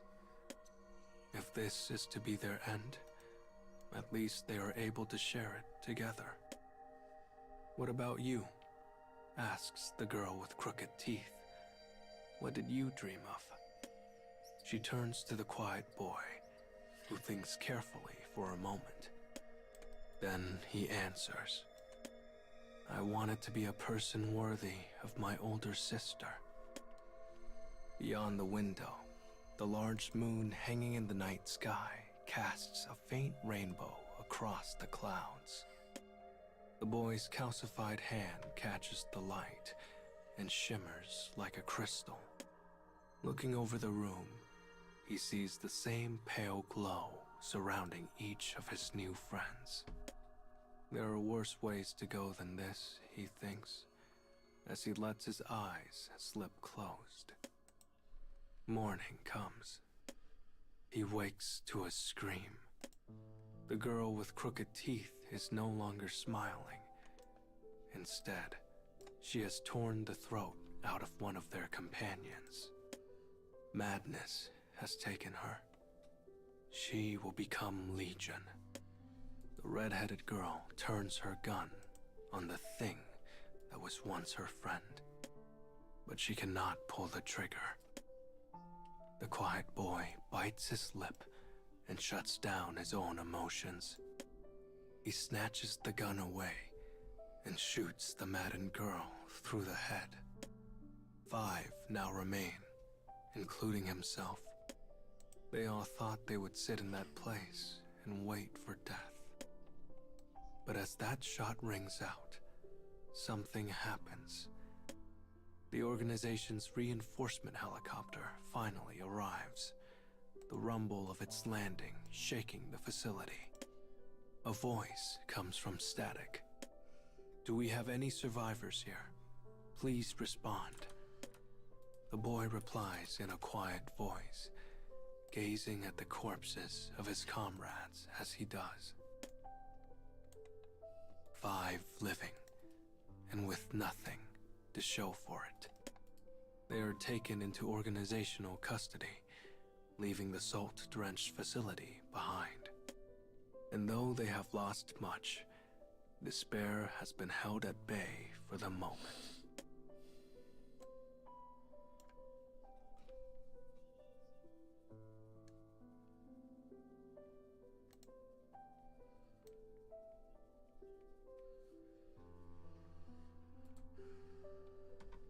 Well, alrighty then.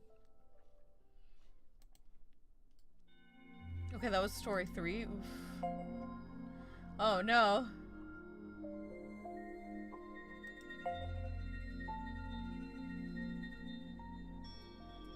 He's getting worse. I just had a thought. Is he the Crab Legion that was on that they quote unquote captured? Because they got infected by a crab one. That I just... I just had a bad thought. They are a small platoon of rejects sent into battle by the organization. I hope so. Though white chlorination syndrome encroaches on their bodies, they have returned home from a Legion-filled hell. Despite paying a heavy price, they have obtained a key piece of information. The researcher who was said to retain his intelligence while living with the disease does not exist. Once it is contracted, there is no way back. In a deep recess of the organization's base, the boy lies on the floor of a cage. His skin is white, frozen. He can no longer move. The disease has almost reached its end. How did things end up like this? After risking their lives for the mission, all that awaited them were endless tests in a cramped and filthy cage. Dimly, the boy hears a woman scream. He slowly turns his gaze outward. A four-limbed monster thrashes wildly. She used to be a girl with red hair. How did this happen? He hears more sounds. A door opening, boots on cold tile. The boy's commanding officer and subordinates have entered the room. He stares at the monster as it thrashes. This experiment is a failure, he murmurs. Kill it. There is a gunshot, and another, and another. Each time, the monster's screams shake the darkened room. By the time it falls silent, the boy's vision is bathed in red. Words of animosity choke from his whitened throat. I hate you. Their mission had been a lie. The researcher had been a lie. The mission's true objective was to send the platoon into unexplored areas to see if they would catch white chlorination syndrome. They were canaries. At which point, the organization could observe its progress.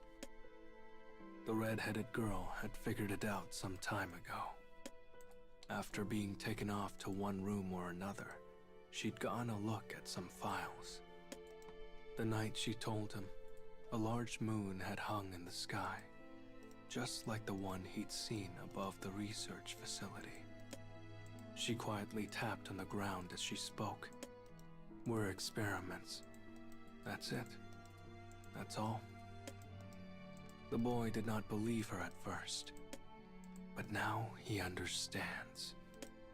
They were just cogs in a great wheel of deception. I have to thank you, says the commanding officer. He stares down at the boy with cold eyes. He goes on to explain that the appearance of the Legion had been a surprise. They thought the platoon would be wiped out, but when the boys saved them, the mission, the experiment, was able to continue. Sadly, concludes the officer, we have fewer samples than initially estimated. The boy does not know how long he has been here. As his body weakens, his hatred grows. It is an angry emotion. Red. We just wanted to do our best. The officer tilts his head at the words. What are you talking about, feeble kid? You did do your best. These experiments will serve our better personnel quite well indeed. The smiles of his companions flashed through the boy's mind.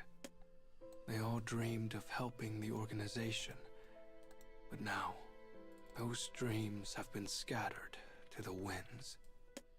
In that moment, something snaps deep inside the boy. The light in the room turns red. Sirens begin to wail, signaling a Legion attack. Screams echo throughout the base, followed by the wet sound of rotten fruit thrown against a wall. The commander and his men are baffled and afraid. Things are moving far too fast. fast for them to control. Suddenly, the door is torn from its hinges. White aberrations, Legion, tear chunks from fleeing researchers. Meat slips from bone like a glove leaving a hand. Blood, slaughter, death. A feeling settles in the boy's chest as he watches from his cage. It is not fear, nor is it despair. A small, dry laugh slowly grows louder. He guffaws madly as he writhes on the floor, laughing and laughing until he is covered in blood and vomit and bile. The feeling is delight. These people had ridiculed him and his comrades, called them rejects, toyed with their lives. And now, the bill has come due. At last, the Legion stands before the boy. Its aberrant hands tear open the cage with ease. But he is not afraid. Instead, he closes his eyes and patiently waits. And waits. And waits. But the end does not come. Instead, the Legion kneel before him and bow their heads, bowing before his bright red eyes. Kill them. Kill the enemies of our gods. Kill them all. Voiceless thoughts fill his head.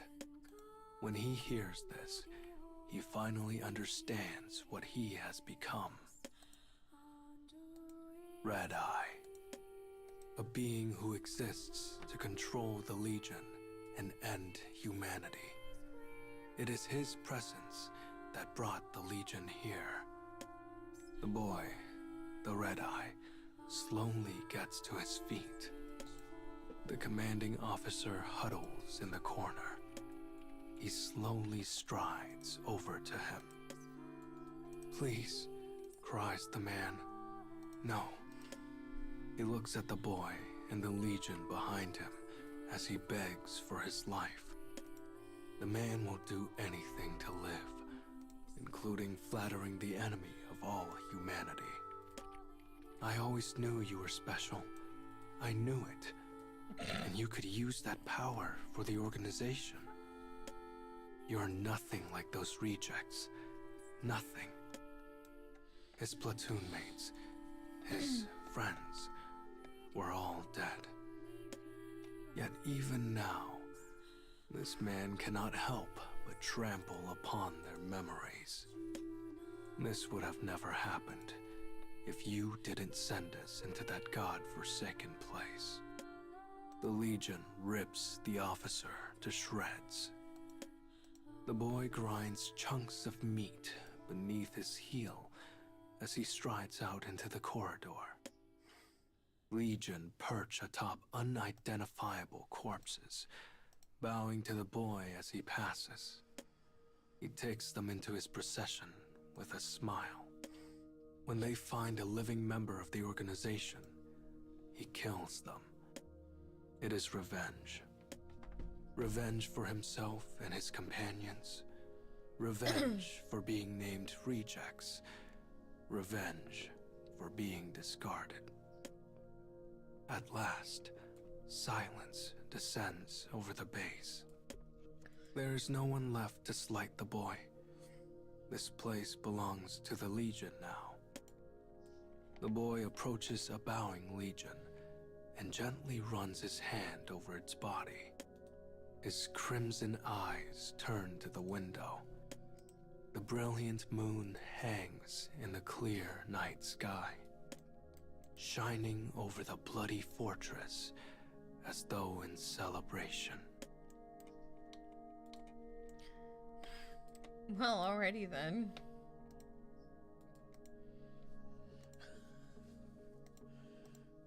get that the Red Eye are like a super big deal, but it still, it would have been cool if he was like the monster and he killed everyone and then got captured, but he seems to still look kind of human, so rip that idea.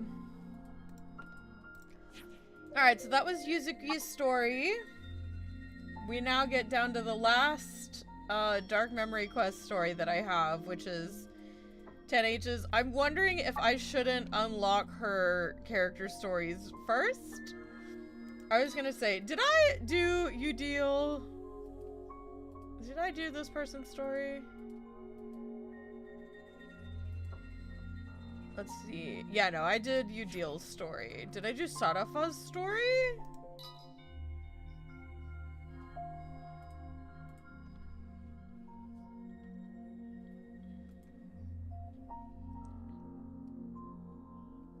I don't think I did. I'm pretty sure I didn't do Sadafa's story. And if I haven't done— oh my god, they're both broken. No! They're both broke! Ah! I broke them both, chat. Oh no! Because I finished both the sun and the moon, I guess. It's fine. I just... okay, so I don't think I did Sadafa's story.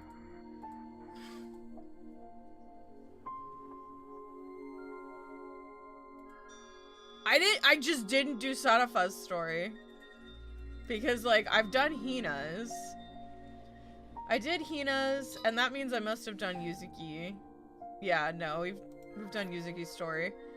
So, for some reason, I just didn't do Sadafa's story. So we're gonna do Sadafa's story. We're gonna do 10H's story, which I think I need to unlock. And then we'll finish it up with her Dark Memory Quest. Just cause. Both of her things are gonna be in Japanese, and I'm gonna have to actually pay attention, so let's go ahead and let's do the last Sadafa character story. I just completely forgot about this one, I guess. It's fine. I did every other one.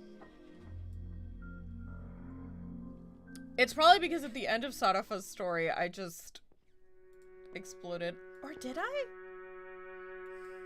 I don't remember. Let's just make sure that we have it, you know? I don't remember if I did it or not, because I actually paid attention to hers. I've been bound for all of my days. Bound to a dazzling prison others name a palace. My elegant fetters are contained in the title of princess. Only once in my youth did I comprehend freedom.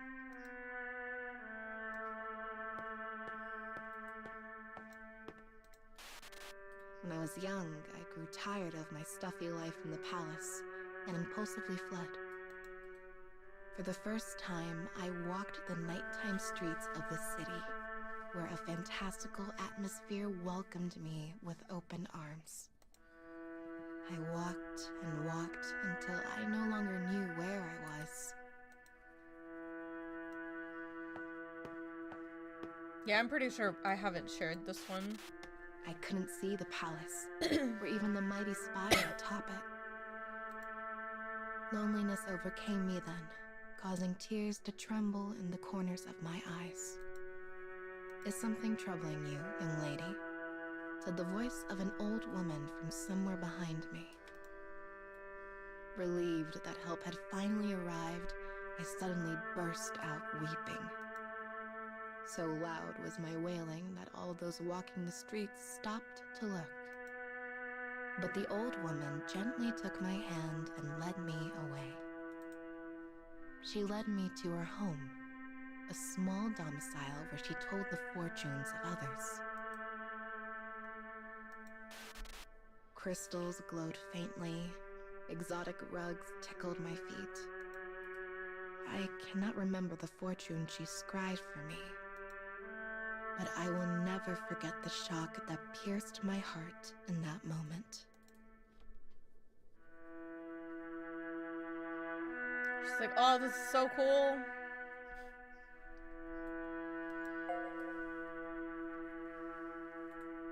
Yeah, I remember whenever I looked at her character story specifically, I was like, oh, so she's just an awful person. Just an old woman kidnapping a child.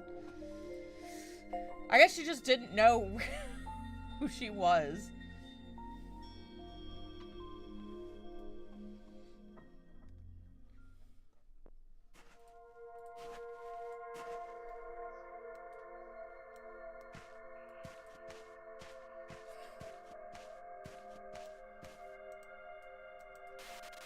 I eventually came to love the night. One reason, perhaps the most important, was that I could escape the palace and find new sides of myself. The day I met the old woman, I made of her a request. Please make me your apprentice and teach me to divine futures.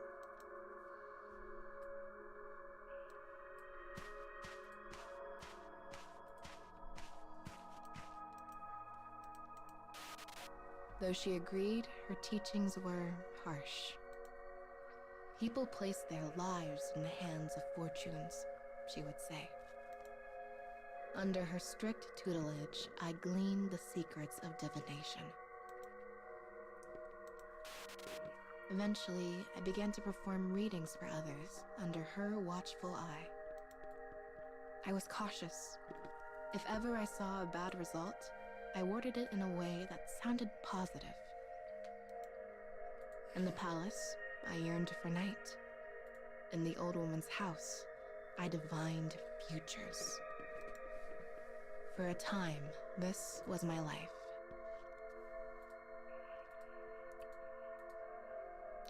So what I'm wondering then is if she saw a good result after she became bitter as hell. If she saw a good result, she worded it in a way that sounded negative. Just because I thought that they were all bad, but no, okay, she does get good fortunes every so often. One day, when the old woman was away, a red-headed couple came to have their fortunes told. I was overconfident by then, and thought I could do it without her help. Oh. As the crystal ball sparked to life, I witnessed a catastrophic future. Okay, never mind. So if she's not with the old lady, then she just has bad she just reads bad fortunes. All right. Well, you know. And I found I did not have the words to change it.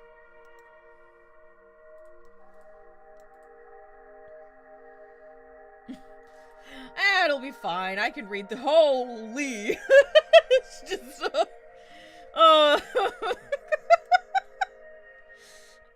Son of was like, oh, I don't need the old lady. I can do. Oh no, y'all.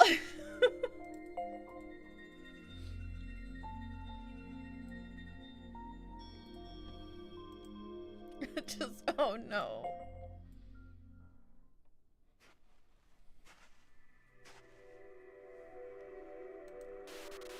A rumor drew a crowd to the bay. A man and woman fought over the end of their relationship, and the woman ended up drowning the man. She's strong.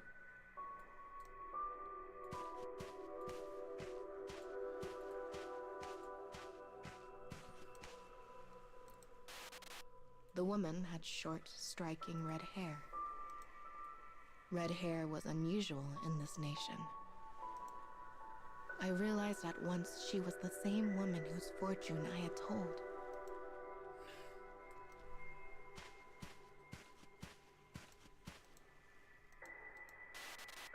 That was when I knew.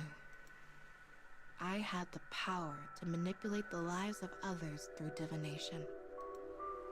To that point, I had nothing in my life save the title of princess. But now I had a secret power.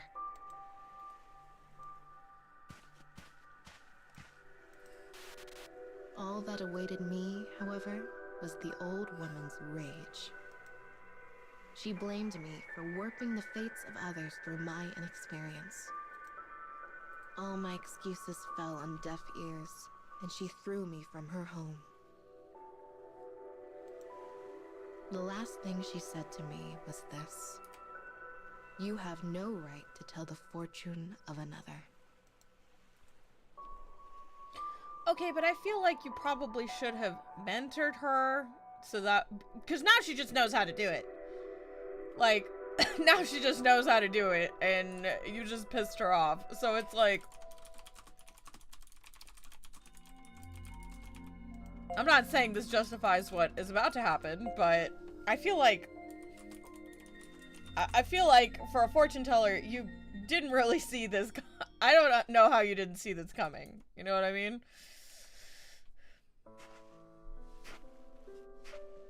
Oh, she's in the princess garb. Days later, as the sun dawned on the city, another crowd gathered. They were a mob, and they ripped the old woman's house down with their own hands. They screamed and trampled the remains, destroying everything. The old woman's prized divination tools were buried beneath the rubble. Like, in no way justifies what Sarafa did, but, like, what did you think was gonna happen? And I watched.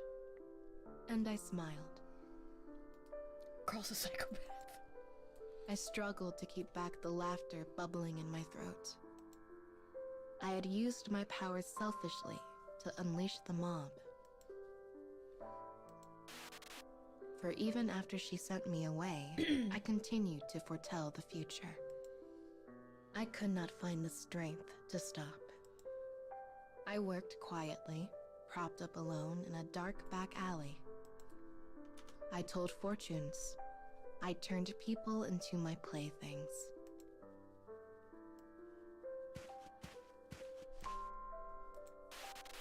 I could never go back.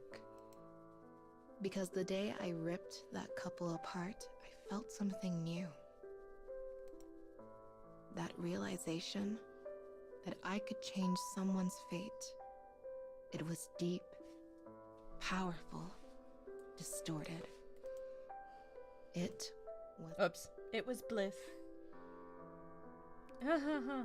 And then she went, got married to a mad king, came back, and found out her mom was a whole bitch.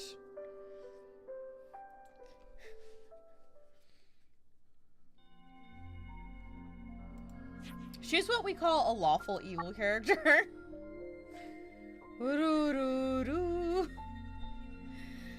Alright, so I actually don't have 10H's thing unlocked, so we actually have to go to quests, sub-quests, and we're gonna have to grab these. It's fine. Let me go ahead. You know what? There's a part of me that, since it's the end, I can grab 2B and 9S. There's a part of me that wants to do that. You know what? Maybe I should grab A2, actually, since she's my favorite one. Go to the shop really fast. Let me go to the exchange, because I can exchange for 2. I have 2 of these. So, yeah, I think I'm gonna grab... I'll grab A2 and 9S. Just because I was always very sad that I couldn't have these 2 units. So even if it's at the end and there's less than 2 hours left, you know, or there's only like so long, like we might as well just grab them, you know what I mean? Alright, let me go ahead and enhance them so that way they can roll with 10H. If I could, you know, find them. Holy. Oh, there they are. Or there's one.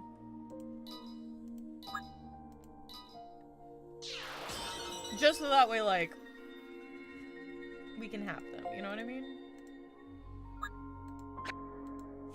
I never got them from the event, so... While we're unlocking 10H's story, we can have her rock with these 2. The gang's all here!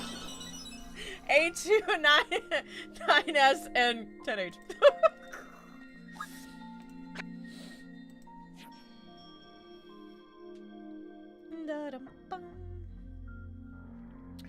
Alright, so let's go ahead, let's go to her story. The important ones.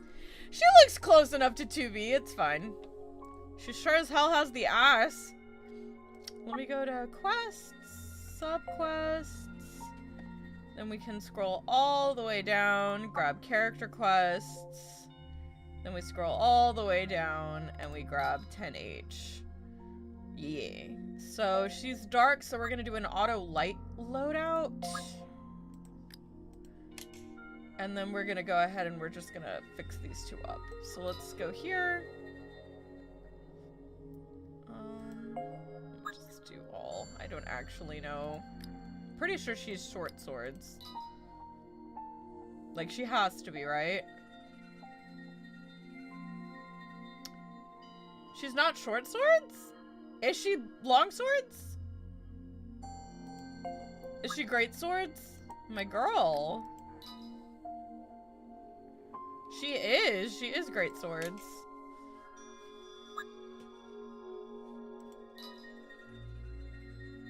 And then, I'm pretty sure 9S has to be short swords, right? Where are you, buddy? There he is. Dear Lord. 32,000. There we go. Why is 9S's hair, like, slightly blonde? I don't, you know, it's fine. Let's go ahead, let's hit start. And let's go.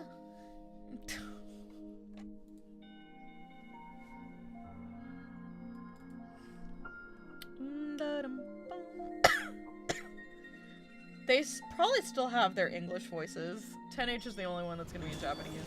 It's fine. めんどくさ.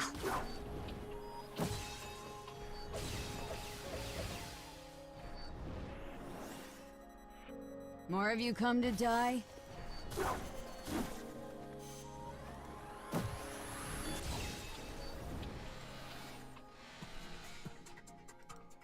I have visual confirmation on the target. Let's get after him. That is not his voice in English.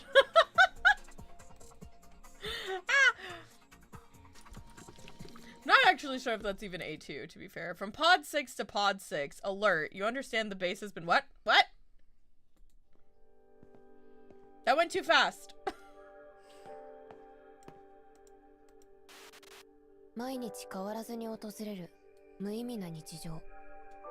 発生したこともない有事に備え、私は隔離された基地の中に幽閉され続けている。赴任してからもうすぐ365日が経つ。以前お祝いにとポットがくれた赤い造花をいじりながら、私は何とか退屈に耐えようとしていた。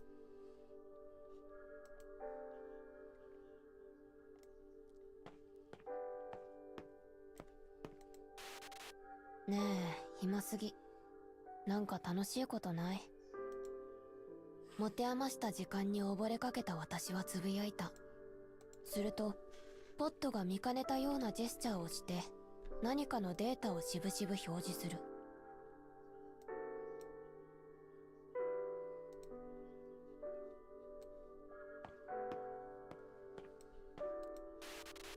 データの中身は、業務中には見たことがないものだった。数学的な配列ではなく、自然言語がパッケージされている。私が中身を認識するかしないかのうちに、ポットはゆっくりと優しい口調でデータを読み聞かせた。なんと、その内容は人類の世界の物語だったのだ。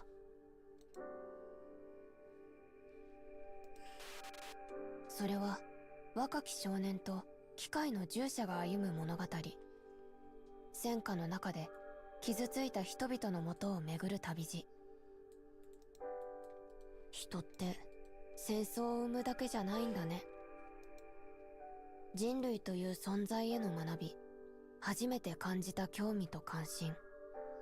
それは乾ききっていた私の日常に潤いをもたらした。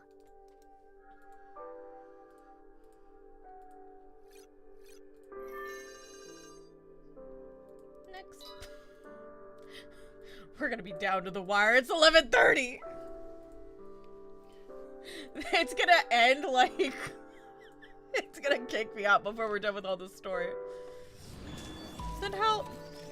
I'll grind him into dust. Oh I'll die. It's fine.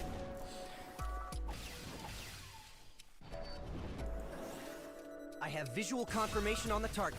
Let's get after him.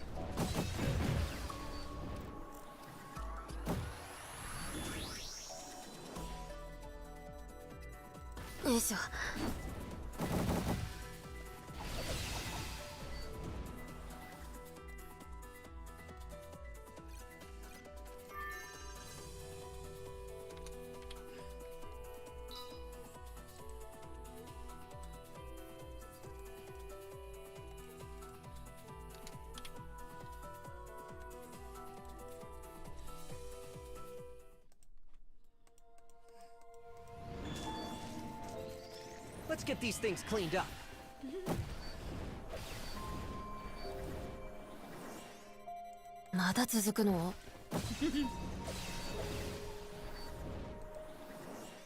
More of you come to die?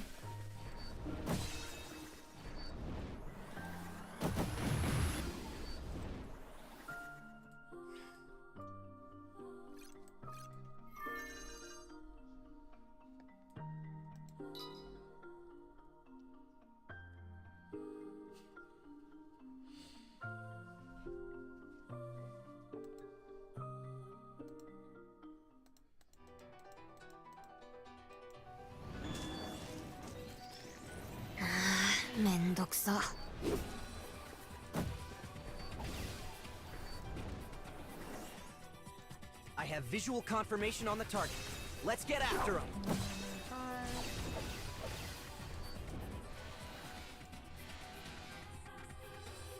More of you come to die?「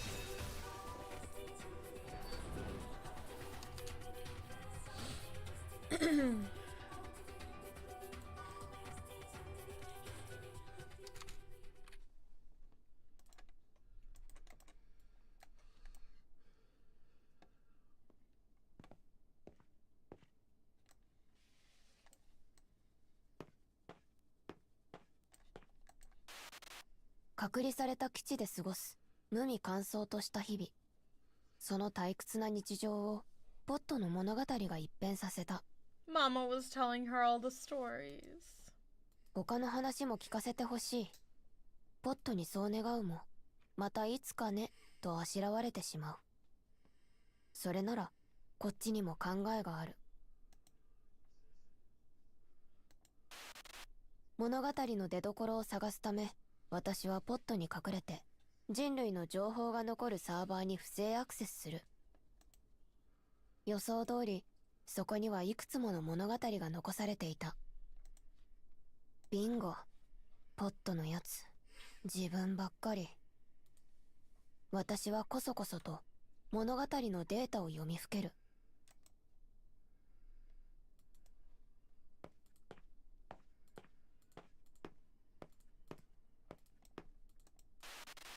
そのうち私は少年の物語を再び手に取った。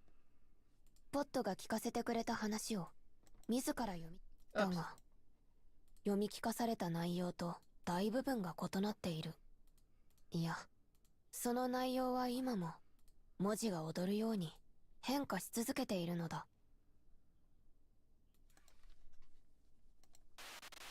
異変の報告をすれば秘め事はバレてしまうだろう。それでも物語を、少年を私は守りたかった。迷いはない。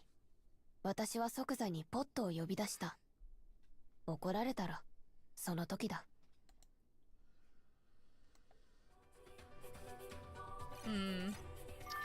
So had she not hacked in, she never would have, like, they never would have realized that humanity's data was being deleted slash changed by her. Just her. It's like when you do a bad thing, but it has a good result. Let's get these things cleaned up.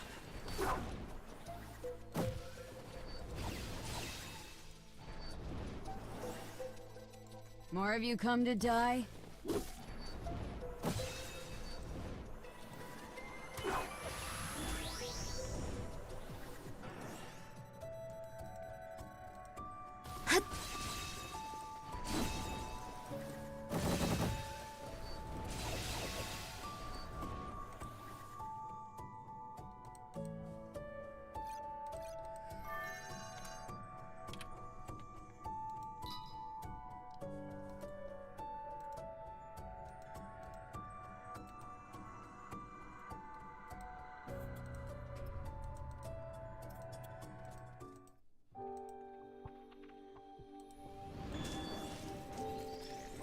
I'll grind them into dust.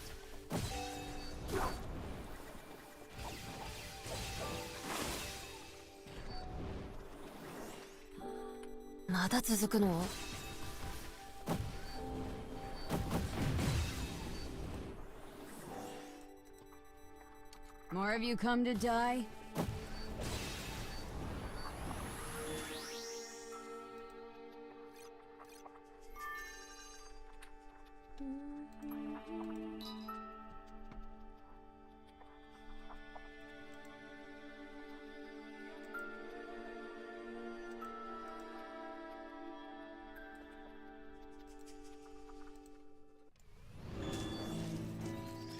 Let's get these things cleaned up. Jesus, there's a lot of, like, space between, like, doing all of this. まだ続くの?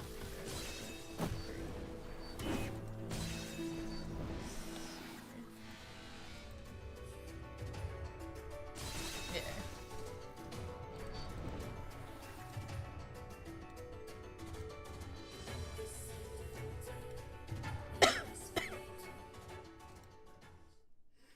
Proposal, continue cooperating with 10H in order to, well, it's so fast. So 10H was like the player character then. That's what 10H was acting on. もう旅なんかやめよう。戦争は止められない。小屋の中に閉じこもる少年。背中をさすって癒す従者。私とポットは書き換えられた物語のデータに入り、様子のおかしい少年たちを眺めていた。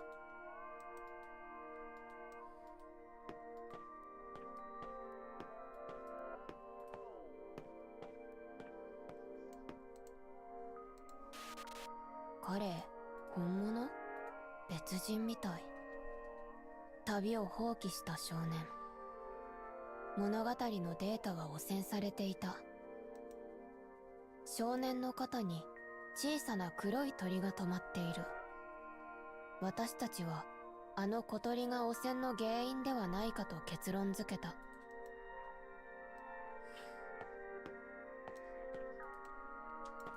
Die. 少年の背にそっと近づき、黒い鳥を追い払う。しかし、変わらずに殻に閉じこもり続ける少年。予想とは裏腹に、彼の様子は変わらない。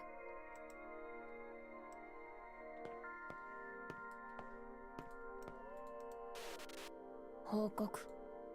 これは、手遅れかもしれないわ。物語は根本まで汚染されているかも。と、修復の方法を問うと、ポットは打つ手がないという。絶望的とも言える状況。それでも私は諦めきれなかった。She's like, now we're fixing this shit. Mama!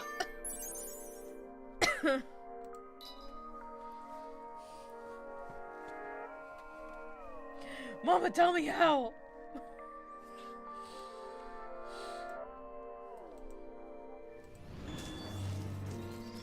Let's get these things cleaned up.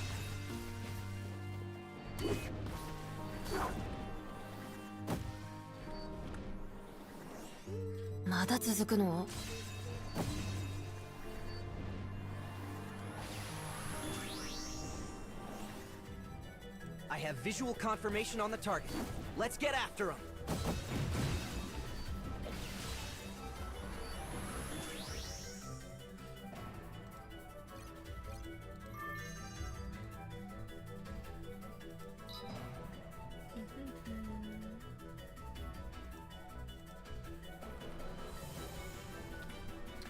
I'm really gonna pray that,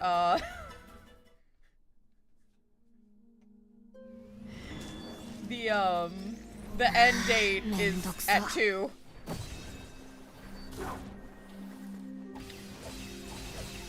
We're really gonna pray here, because we're cutting it close. More of you come to die? We need to take him down, fast. Take down these nuts.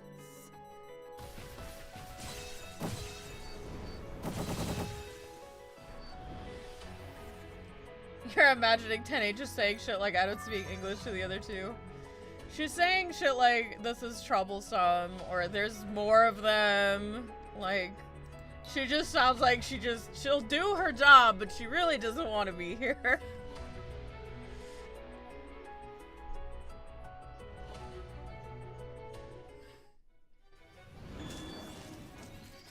I'll grind them into dust.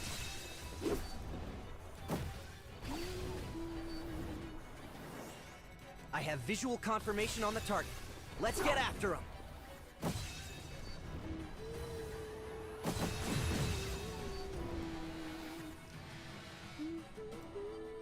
More of you come to die?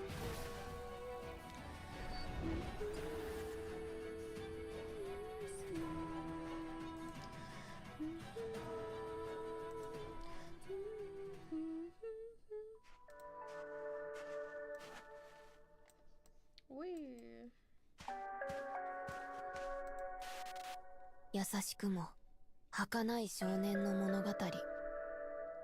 ポットが初めて私に読み聞かせてくれた物語。汚染された物語のデータの修復は不可能。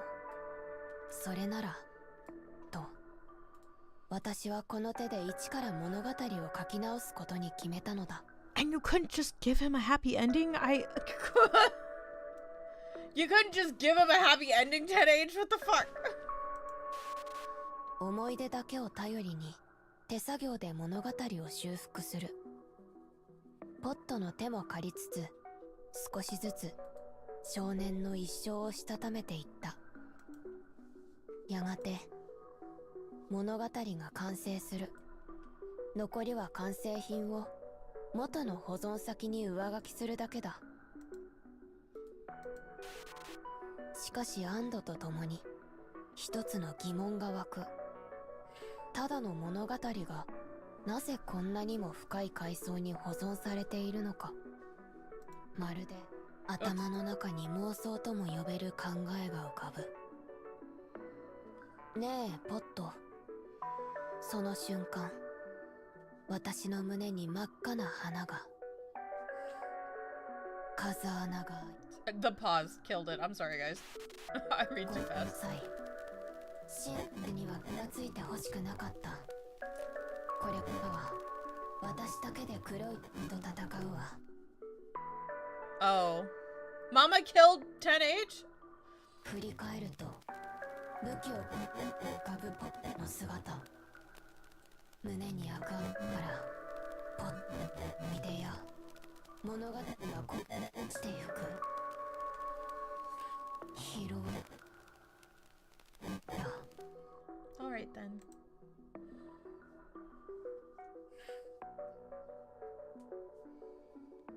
$10H has been reset. Next will be the 50th time. This is fine. 10H is just in purgatory over there. This is fine. Well, as much as I would love to ruminate on things, we need to hurry the fuck up and get to her dark memory quest before the game shuts itself down. I don't even know if I'm gonna have time to pull. I thought, yeah, sure, we'll be able to get through all of these. I say as I scroll with ruthless abandon. Oh wait, shit, I'm going to the wrong spot. Library. I need to go to the library. Panic. Alright. Oh.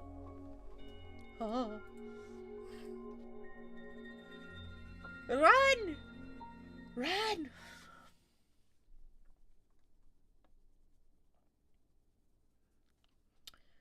Copied Floral Silhouette, Part 1. She still knows nothing of the truth behind this base.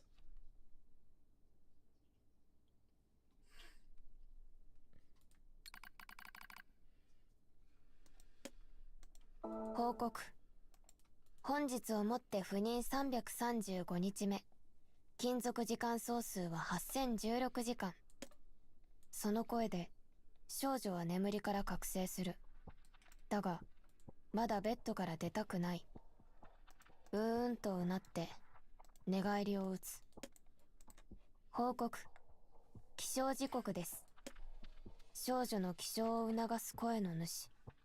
それは少女たちアンドロイドの随行支援ユニット、ポットと呼ばれる機械のものだ。推奨。起きなさい。起きません。少女は毛布を引き上げ、顔を隠そうとした。Aww. その時、パンと銃声のような音が聞こえた。少女は驚いて、状態を起こす。目の前にいる赤いポットが、そのアームで、円錐状の爆竹を鳴らしていた。辺りには極彩色の紙吹雪が舞っている。まるで、祝砲でもあげたかのようだ。報告。今日は、赴任11ヶ月の記念日よ。白い壁、白い床、白い天井。白一色のこの部屋に、ポットが白いワゴンを運んでくる。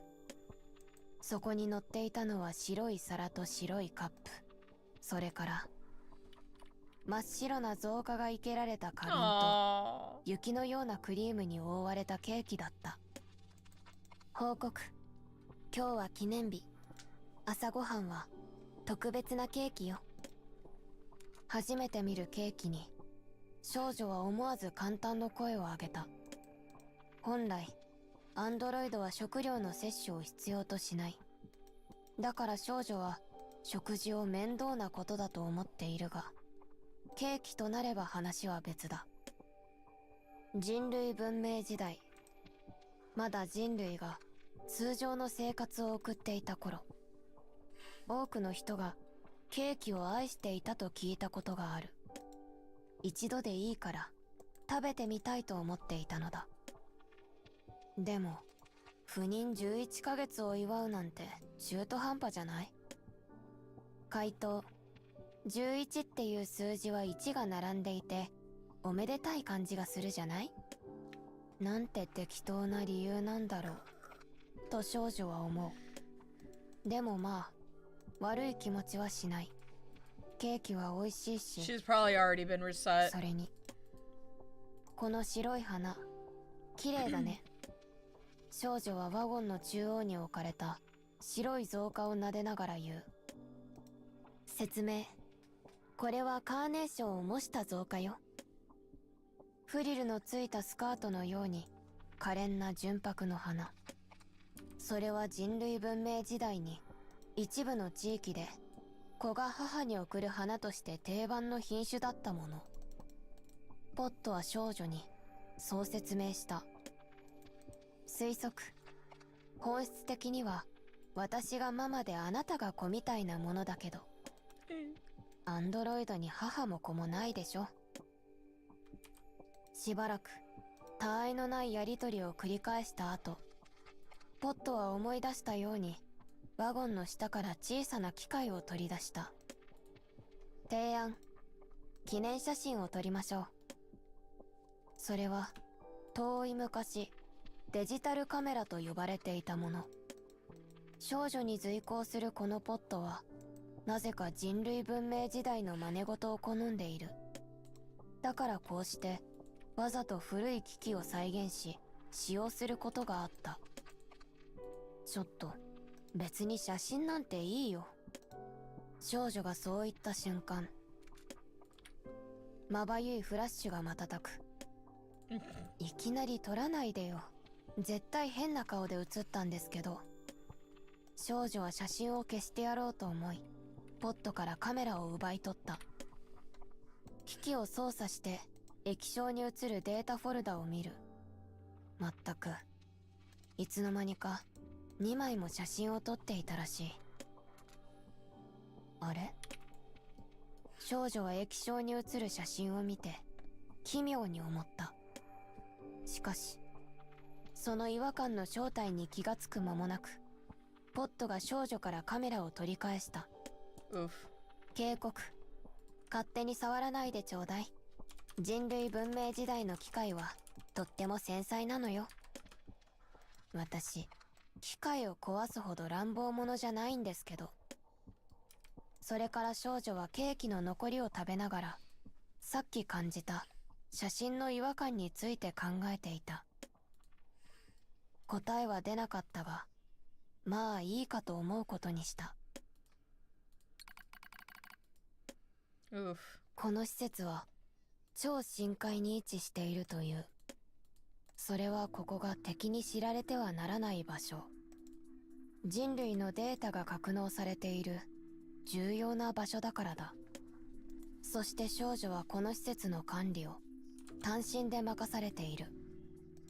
正確に言えばポットたちとだが、同じモデルの赤いポットが十数体、サーバールームをせわしなく動き回り点検を行っている。この施設で稼働する全部で数百体のポットたち、そのどれもが同じ自我を共有しているから皆ガミガミと口うるさい。少女が雑にサーバーの点検を行っていると、すぐにどこからともなくポットの叱責が飛んでくる。推奨、もっと自分の仕事に責任を持ちなさい。はいはーいと流しつつ、少女は胸の内で悪態をつく。私だってアンドロイドなんだから、人類のために働いてるっての。とはいえ、仕事のほとんどはポットが担当している。つまり少女の出番はあまりない。少女はため息をついて辺りを見渡す。白い壁、白い天井、白い床、退屈極まりない景色。色があるのは自分の黒い服と赤いポットだけ。不意に少女の記憶領域にさっき見た写真が浮かび上がる。そしてようやくその違和感に気がついた。それは真っ白な部屋に赤色があったということだ。でもその赤はポットの赤ではない。カーネーションの赤。あの写真に写っていた花は赤かったのだ。おかしい。少女は首をかしげた。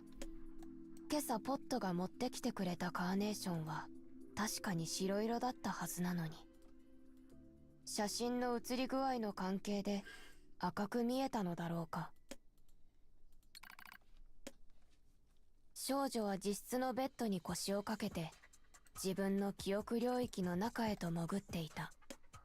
見たばかりの花の色も思い出せないなんて、記憶領域の調子が悪いのかもしれない。だから念のため調査することにしたのだ。どこか機能が停止してしまっている場所はないだろうか。少女は領域の奥へ奥へと調査を進めていく。だが異常は見当たらない。機能に問題はなく、システムもすべて正常な状態を保っている。確かに今朝ポットからもらった花は白かった。そして確かに写真に写っていた花は赤かったのだ。でもそんな矛盾ありえない。さらに記憶領域の奥深くに潜ってみる。そこで少女は身に覚えのないものを発見した。それは暗号化された怪しげなデータ。少女は何とか暗号を解くとそれにアクセスした。少女の目の前に映像が広がる。映像の中で少女はとある倉庫に侵入していた。そこはポットの予備機体を格納する場所だった。それから少女はポットのネットワークにハッキングを仕掛けて、その先の映像は壊れていて見ることができない。映像の中で起きたことはどれも少女の記憶にはないことだ。でも確かにこうしてデータの中には残っている。誰かが私の記憶を消したとか。でも誰が？この施設には自分の他にはポットしかいないのに。少女は倉庫に向かっていた。あのデータに残された記録の真相はわからない。だがわざわざ暗号化して記憶領域の中に残されていたということは、きっとあの場所に何かがあるのだ。気づけば隣にポットがついてきていた。設問、何をしに行くの？少女は適当に返事をして倉庫の扉を開く。薄暗い部屋にポットの予備機体が数百体。推奨、用がないなら立ち去りましょう。壊したら大変よ。うん、そうだね。そう言って少女は素直にきびすを返す。ポットも少女について倉庫の外へ出た。その瞬間、少女は勢いよく床を蹴った。そして倉庫の中へと駆け戻る。ポットは少女を制する声を上げた。だが間に合わない。ポットと少女の間にシャッターが降りた。残念でした。ごめんね、ポット。それは敵の侵入に備えて用意されていた防衛装置。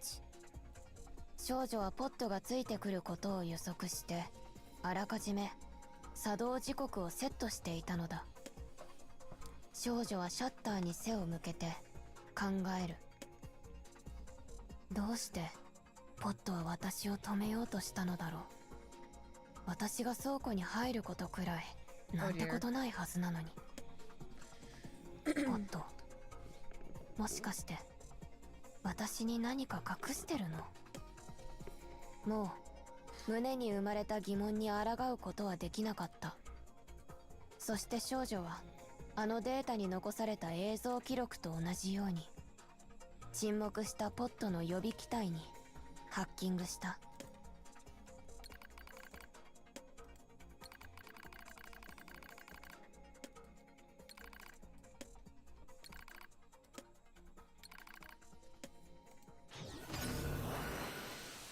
電脳空間の平原。無数の白いカーネーションが咲き誇っている。それ以外は何もない。地平線の先まで何も。ここはポットのネットワーク空間。少女はハッキングに成功したのだった。ゆっくりと歩き出す。あの赤いカーネーションが写った写真は何だったのか。自分の記憶領域に残されていた謎のデータは何なのか。ポットが隠しているものは何なのか。少女は進んでいく。一歩踏み出すたびに道を真っ白に染める花々。ホログラムのカーネーションが瞬いては光った。そして少女は白い影を見た。白。濁りのない、花よりもまっさらな白。目の前に現れたそれは、白い衣服に身を包んだアンドロイド。少女と同じ顔をしたアンドロイドだった。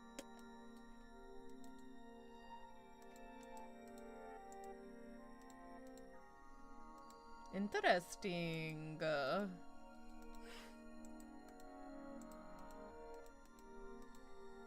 Cause like usually only like commander type units were white.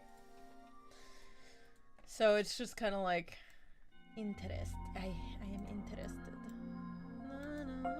All right.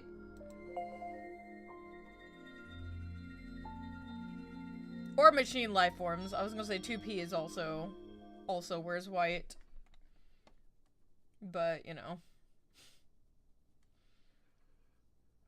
She's technically not a real fucking character, so.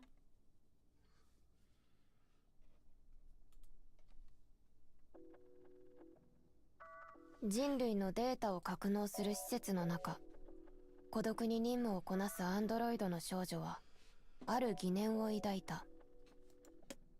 きっかけは、少女の記憶にない写真を彼女の随行支援ユニットポットが持っていたこと。ポットは何かを隠しているのではないか。その真相を確かめるため、少女はポットのネットワーク内部へと侵入。そこで白い影と対峙した。それは胸像とでも呼ぶべきだろうか。衣服こそ対照的な色をしているものの、少女と同じ顔をしたアンドロイドであった。そのアンドロイドが何者か少女には分からなかった。知らない間に自分の派生モデルが開発されたのだろうか。だが通常は黒い服を身にまとうアンドロイドがなぜ白い服を着ているのだろう。そもそもここはポットのネットワーク内部だ。アンドロイドがこんな場所にいる時点で普通じゃない。白く光るホログラムのカーネーションの中、それはうつむきながら何か上事を繰り返している。まるで目の前にいる少女に気がついていないかのように。少女は恐る恐る白い胸像へと近づいた。胸像が上事をつぶやいていた口を止める。そしてゆらりと神戸を持ち上げた。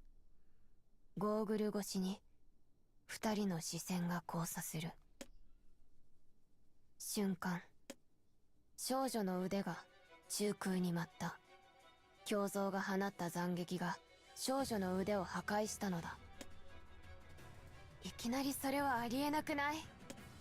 少女は嘆くように叫んで飛びし去った。臨戦態勢に入りつつ胸像から距離を取る。そして切り落とされた腕を再生した。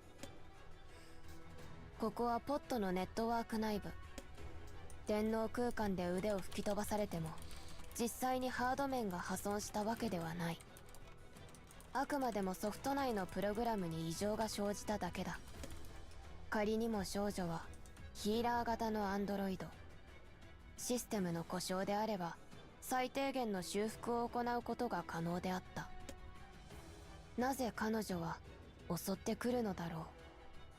少女にそんなことを考えている暇は与えられない。胸像が地を蹴った。足元の花が発光し花弁が舞い上がる。胸像は弾丸のように少女へと肉薄した。少女は攻撃用プロトコルを実行し胸像を迎え撃つ。攻撃用プロトコル、それは電脳空間において刀を具現化することを意味した。両者の刃が交わる。胸像が放つ重い一刀に少女の手がしびれた。その速度、立ち筋は凶暴そのもの。まるで憎悪を吐き出す獣のようだ。儚い白をまとった容姿からは想像のつかない力を持っている。少女は防戦に回る一方であった。ヒーラー型である彼女は本来戦闘に向いていない。それは物理空間であろうと電脳空間であろうと同じこと。一方、この白いアンドロイドは少女と同じ顔をしているにもかかわらずヒーラー型とは思えぬ動きをする。それどころか攻撃を得意とするバトラー型さえ凌駕するような。いや、多分この機体は暴走してるんだ。少女はそう結論付けた。そうでなければこんな高出力の攻撃はありえない。胸像の腕が弾かれたように持ち上がる。獰猛な殺気とともに振り下ろされた刃が少女の刀を破壊した。少女はプロトコルの再実行を試みるが間に合わない。絶え間なく繰り出される胸像の攻撃から逃れるだけでも精一杯だった。ちょっとタイム。少女の震える叫びを敵が聞くはずもない。胸像は乱舞するように襲い来る。胸像の一刀が迫る。少女は体を反らし間一髪で回避した。その刹那、少女は思考を加速させる。この状況、どうすればいい？ダメだ、わからない。長い間、頭なんて使わない生活をしていたんだ。それらしい作戦なんて思いつくわけがない。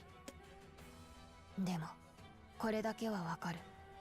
武器がないならば、素手で立ち向かうか殺されるか、その二択。つまり実質一択だ。少女は運動制御アルゴリズムに調整をかけた。一時的に他の機能が制御されるが、これで電脳空間において破格の腕力を得ることができる。胸像が刀を振り上げた一瞬の隙、少女は懐に飛び込むと胸像の右腕をひねりつぶした。ぐしゃりと音を立て、赤い液体が飛び散る。胸像の腕、その肘から下が刀と共に地へ落ちる。足元で揺れる白い花々が赤く染まった。やったと少女は胸の内でつぶやいた。だが次の瞬間、鈍い音とともに少女の腕があらぬ方向へと折れ曲がっていた。胸像がちぎれた上腕を少女に叩きつけたのだ。それだけで出力を上げていたはずの少女の右腕はいとも簡単に破壊されていた。でもまだ使える。少女は血を蹴り跳躍する。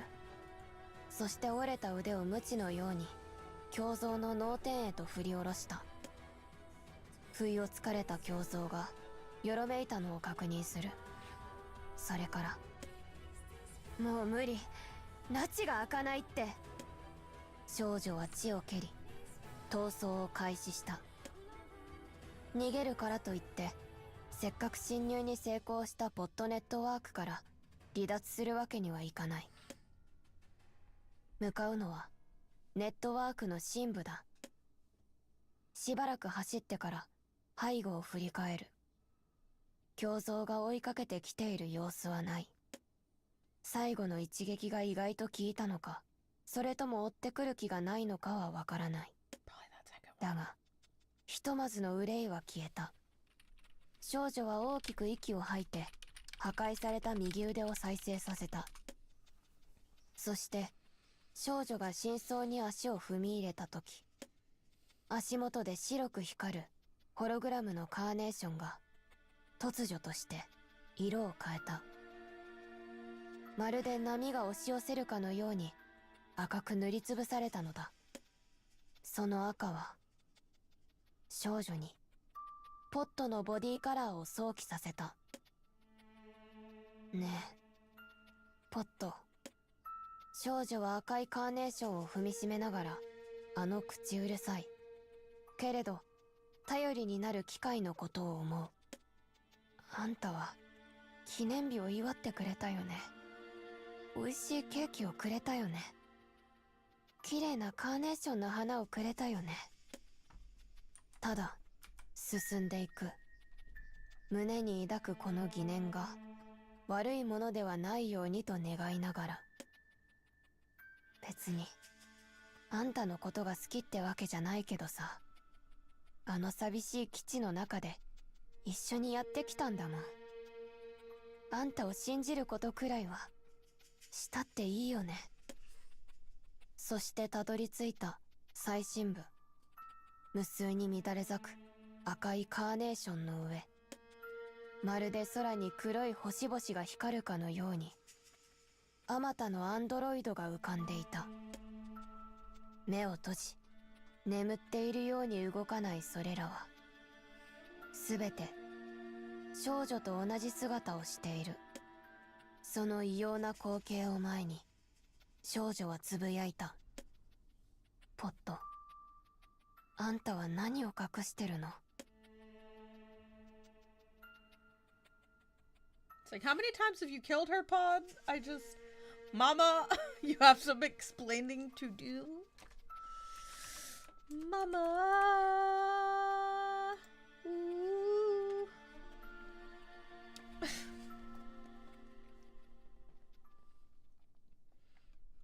Mama just killed a 10H. I said help. Oh. Alright. I'll be like right back. I just need to go pee and take a couple of things to the kitchen. I'm gonna set it on auto. Hopefully I don't miss too much. But, oof. Not the repetitive murder. I can't believe Mama's... Oh, well, I don't know if I should spoil Nier Automata. Reminds me of a certain other storyline. 人類のデータが格納された施設を管理するアンドロイドの少女。 I'll be right back. ある時彼女は自らの随行支援ユニットポットの行動に疑念を抱いた。ポットは自分に何かを隠しているのではないか。その真偽を確かめるため、少女はポットのネットワーク内部へと侵入した。そこで開口したのは、白い衣服に身を包む少女と同じ顔をしたアンドロイド。そして正体不明のそれは突如として少女を襲った。戦闘の末、追い詰められた少女はネットワークの深部へと逃走する。そこで少女が見たものは、空に浮かぶ無数の自分自身の姿であった。宙をたゆたうあまたの体、アンドロイドの擬態を少女は呆然と見上げていた。ポットのネットワークの中になぜこんなものが。やはりポットは自分に何かを隠しているのではないか。大丈夫だよね。少女は自らに言い聞かせる。ポットが自分を裏切るようなことをするとは思えない。だから宙に浮かぶ擬態の正体を確かめても何も問題はないだろう、と。少女はおもむろに両腕を持ち上げる。そして、宙に浮かぶ自分の姿をしたそれの記憶領域にアクセスした。ローディングされた記憶が少女の意識に覆いかぶさる。これは、記憶。以前体験したはずの記憶が。白い床を蹴る。私は走った。毎日毎日嫌になるほど退屈に過ごしたこの施設の中を退屈とはかけ離れた感情で駆け抜ける。目の前に扉が迫る。この扉を開ければ外へ逃げられる。でもこの施設は敵に見つからないようにと海の底に建てられたもの。扉の向こうは深海だ。開け放てば1001気圧の水流に体を潰されるだろう。それでも今ここで止まればあいつに殺されてしまう。だから私はこの扉を開けるしかないんだ。回転式の取っ手をつかむ。そこに流れる高圧電流が文字通り私の手を焼いた。それでも構わない。痛みなんてどうでもいい。私は喉が切れるほどに叫びながら扉をこじ開けた。けれど海水が流れ込んでくることはなかった。視界に映ったのは青い球体。地球。青く光る美しい星。それはただ静かに暗い空に浮かんでいた。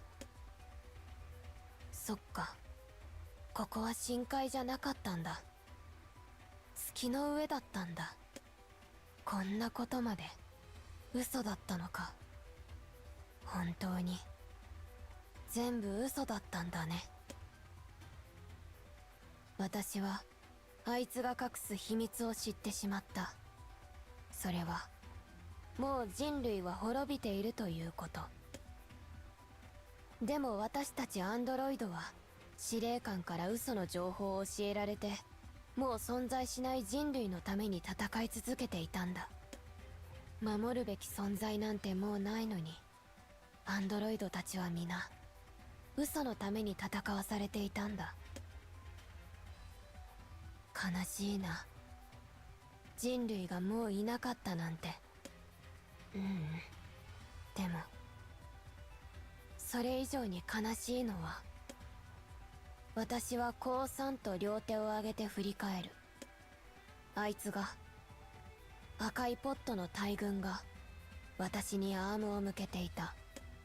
いつも朝食を運んできてくれるそのアームが、一緒にチェスをするそのアームが、今は真実を知った私を仕留めようとしている。もう逃げられない。迫り来るその赤い機体を見て、私はあのカーネーションのことを思い出していた。赴任11ヶ月の記念日にポットがくれた赤い花。あれをもらった時は嬉しかったのにな。データの集端を確認。少女の意識が回復する。宙に浮かぶ無数の擬態。その一つにアクセスして流れ込んできた記憶。それを見た少女は震える足で後じ去った。そんなことがあるはずない。きっと見間違いだ。そう確かめようと他の擬態にもアクセスした。だがそのどれもに同じようなデータが残されていた。真実を知った結果、ポットに襲われて記憶を消される。そうやって何もかも忘れてしまう。何も残らない。最後に抱く悲しいという感情のかけらさえもすべてなかったことになる。そんなことが何度も何度も繰り返されてきたのだ。そう、宙に浮かぶこの無数の擬態はこれまで削除されてきた少女の自我データ、その残骸だったのだ。悲しいな。私これでもポットのこと信頼してたんだけどな。少女は背後に気配を感じた。振り返れば白い衣を身にまとったアンドロイドが、少女と同じ顔をした胸像が佇んでいる。いつの間にか追いかけてきていたらしい。それは虚空を見つめながら何か上事を繰り返していた。少女が破壊したはずの右腕は再生し、その手には赤い液体に濡れた軍刀を下げている。ねえ、あんたの正体は？少女はゆらりとした足取りで胸像に歩みを進めた。刹那、胸像が飛ぶ。刃が宙を裂き、少女へと一直線に迫った。だが少女は逃げなかった。一歩も引かずに、ただ刃を胸の中へと受け入れる。赤い液体が流れ出す。感じるのは痛み。この白い胸像が、かつての自分がポットに裏切られた時に感じた憎悪だ。刃を受け入れたことで少女は理解する。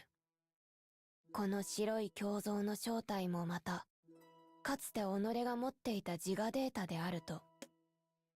どうして消えそうな胸像の声が少女の中で解ける。少女は胸に突き刺さった刀ごと白い胸像を、自分を抱きしめた。わかるなあ、そんな風に暴れたくなる気持ち。だってあんたは私だもんね。無数の自我データにアクセスし見た記憶。何度記憶を消されようとも最後に訪れる悲しみはいつも同じだった。ポットはずっと私を騙してたんだ。そうだね、悲しかったよね。少女は自問自答するように胸像と言葉を交わす。許さない。絶対に。何か事情があるのかもしれない。まずは話し合おうよ。どうせ記憶を消されて終わりだよ。何度も何度も。ずっとそうだった。それは、胸像が少女の胸に刺さった刀を引き抜いた。崩れ落ちる彼女を抱き寄せて、その傷口に頬を寄せる。でもポットはいつも私を気遣ってくれた。嘘だったね。ポットはいつもいろんな話をしてくれた。嘘だったね。胸像の指が少女の傷口をかき分けて蹂躙する。体を支配する痛み。燃えるような苦痛に少女はあえいだ。ポットは私の記念日を祝ってくれた。嘘だったね。ポットは私にカーネーションを。嘘だったね。私は少女をなぶる胸像の指先が、手が、腕が光の粒子となって溶けていく。やがて胸像の体は無産し、少女の中へと侵入した。痛みも憎悪も悲しみも受け入れてしまえば心地がいい。二つのアンドロイドの影は重なり、やがて一つの存在へと変貌する。少女の黒い服が白へと染まっていく。私はポットのことを信じてたのに、ポットは私のことを利用していたんだ。心のない人形みたいに、使い捨てのおもちゃみたいに。私のこと何とも思わないで、何度も何度もこの記憶を消して。嘘だった。全部嘘だったんだ。赤いカーネーションの中、一つ残された白い影は上ごとのようにそうつぶやいていた。Hey, I'm back. Didn't want to like unmute and be like, "Hi guys," during the thing. Wasn't that only story 3? Are we done? Wait. Yeah, we still have a last one. Okay.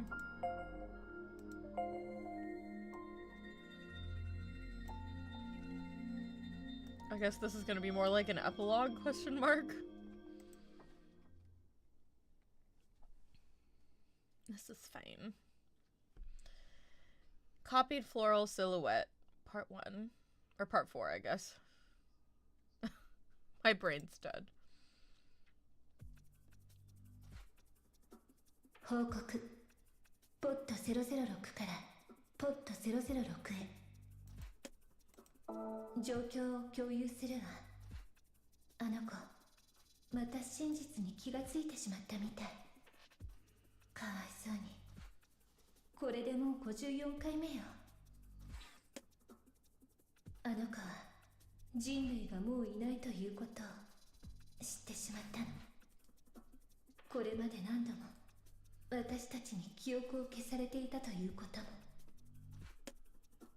あの子は今、私たちポットのネットワーク内部にいるわ。それも一番深い場所。そう、過去に削除したあの子の自我データの残骸を保存していた場所よ。ええ、緊急事態なの。あの子、真実を知って憎悪に飲まれちゃったみたい。ネットワーク内部をさまよっていた過去のあの子の自我データ、白い影。あの子はそれを取り込んで同一化してしまったのよ。大変。早くあの子の元に行かなくちゃ。あの子の暴走を止めて、また自我データを削除しないと。feel like ポットのネットワーク深部、咲き誇るホログラムのカーネーションが白い空間を赤く彩っている。宙に浮かぶ無数の黒い影はどれも同じ姿をしたアンドロイド。削除された少女の自我データの残骸であった。その中を白衣を身にまとった少女が一人上ごとを繰り返しながらさまよっている。どうしてポットは私を裏切ったの？皇帝、そうよ。私はあなたを騙していたわ。少女の目の前に赤いポットが現れる。憎悪の白に染まった少女を見てもポットは動揺しない。ここはポットのネットワーク内部。ポットは少女の身に起こったことは全て把握していた。そしてこれから起こることも。ポットが遠距離射撃モードに移行すると同時、少女は刀を手に走り出していた。射撃。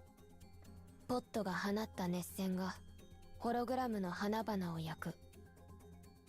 少女は俊敏な動きで熱線をかわしながらポットへと肉薄した。ポットが近接戦闘モードに切り替わる。4つのアームが少女を迎え撃つ。火花が散った。アームと少女の刀がぶつかる。ポットの本体が中空で弾け飛び爆発した。 she's mad. 辺りを爆風が駆け抜ける。だが少女は意に介さず背後へと刀を向ける。そこにも赤いポットがいた。施設の中には同じ機体のポットが数百配備されている。それはこの電脳空間でも同じこと。どうして切っても切ってもポットは次々と現れ少女に牙を向く。どうして刀を振るいながら少女は叫んだ。破壊を繰り返すほどにその失望と憎悪は増していく。どうして。少女は天を仰いだ。ゴーグルの下、少女の目に無数の黒い影が。削除された自我データの残骸が映る。苛立った。ここまでして自分の記憶を消そうとするくせに、なぜこんな場所に、ポット自らのネットワークの中に削除した自我データの残骸を残しておくようなことをしたのか。こんなものがなければ本当のことを知らずに済んだのに。人類がもういないということも、ポットに騙されていたということも知らないで、あの施設の中で退屈に暮らすことができたのに。壊してやる全部。少女は宙へと手をかざした。自我データの残骸、その全てを消すために。やめて。叫んだのはポットだった。まるで人間のような声だった。 No. 瞬間電脳空間が揺れた。風が駆け抜ける。ホログラムのカーネーションが赤い花弁を散らした。それが宙に舞い上がり無数のポットへと姿を変えていく。無数の赤い機体は花開くように宙へと広がって自我データの残骸、少女たちの盾になった。ここは私の聖域よ。お願いだから壊さないでちょうだい。いつもとは違う必死なポットの姿に少女は動揺する。しかし少女の憎悪が消えたわけではなかった。そうやってまた私を騙そうとするんだ。少女はポットたちが守る自我データに手を伸ばした。その時、少女の中に失われた記憶が流れ込んだ。それはポットと共に朝食を食べた記憶。トーストの焼き加減やコーヒーの味を気にしてくれたこと。そんなことどうでもいいと思っていた。でも楽しかった。それはポットと共にチェスをして遊んだ記憶。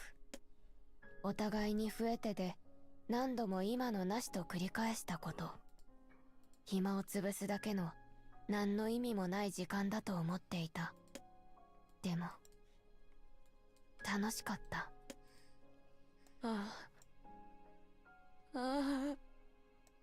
流れ込んできた記憶を見て少女は後ずさる。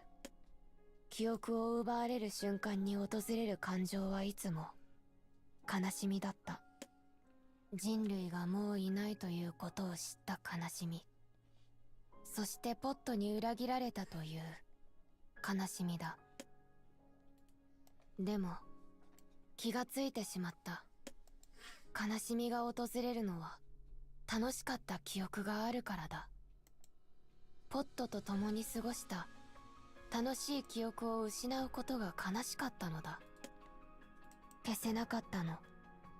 大切な思い出だから。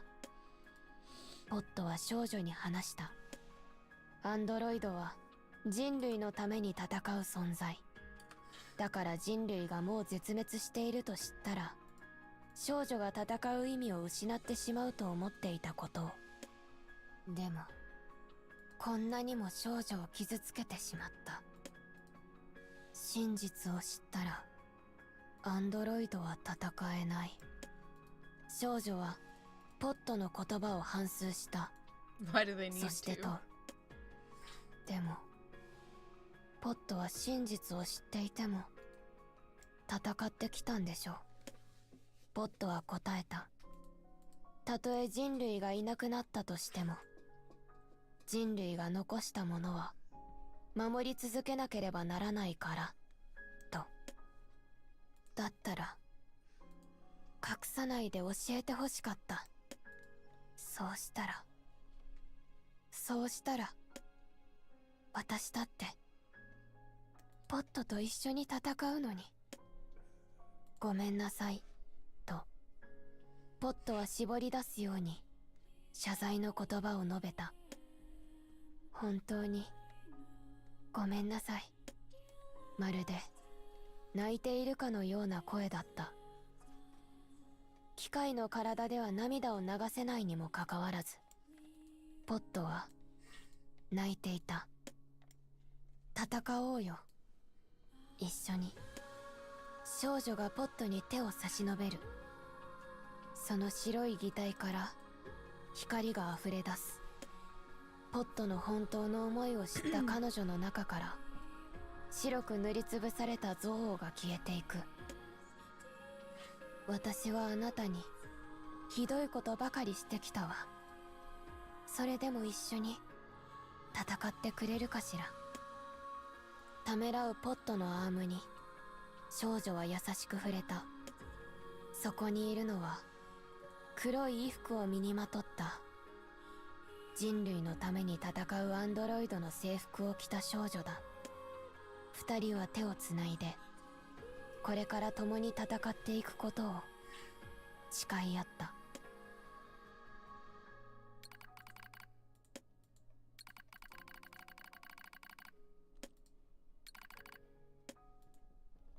報告。本日をもって赴任366日目。勤続時間総数は8760時間。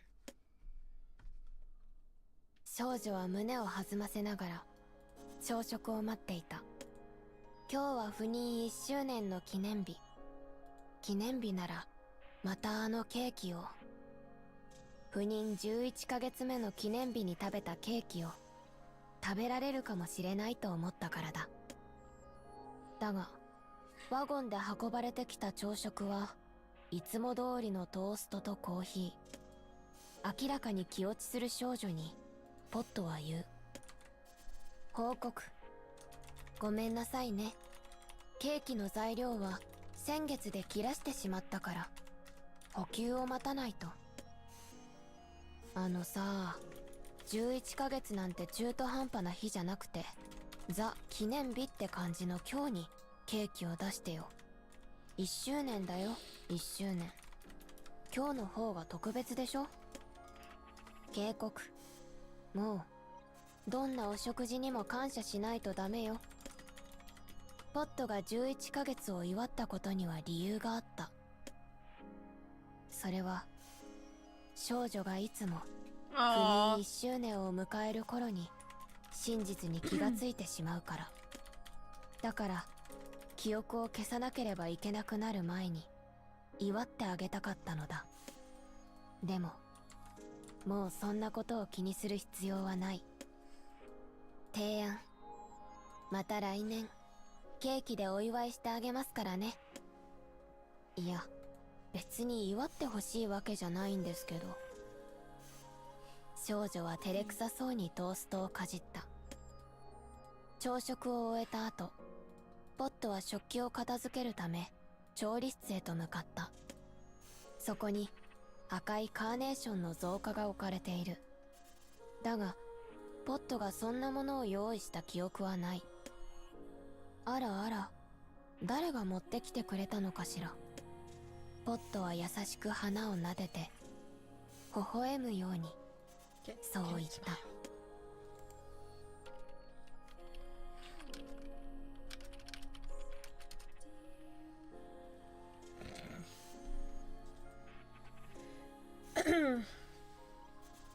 Well, it's only been 54 years. I say as I scream.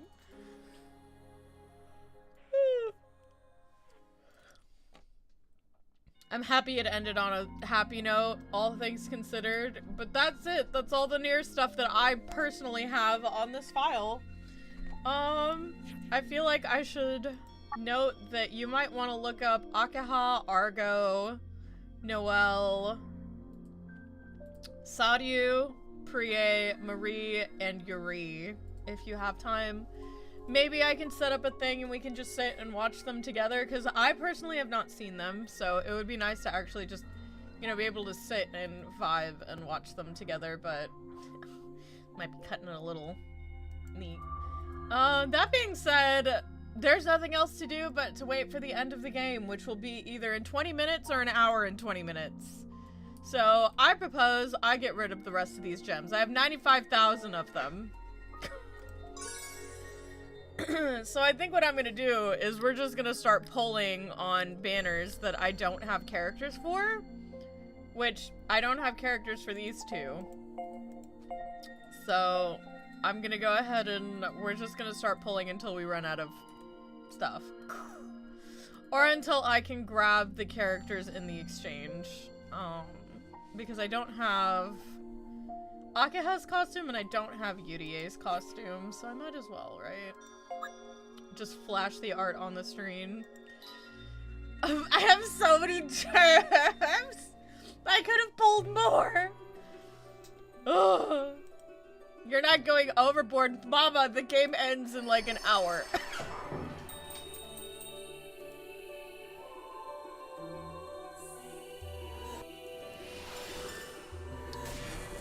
That was good. I'm glad I got to like log everything that I had on this though.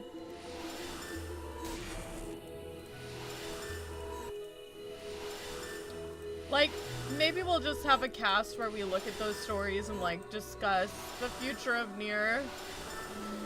And see, like, where we might think it's going and stuff like that. Okay, so that has me at what now? 120. We need 200 per character. Huh.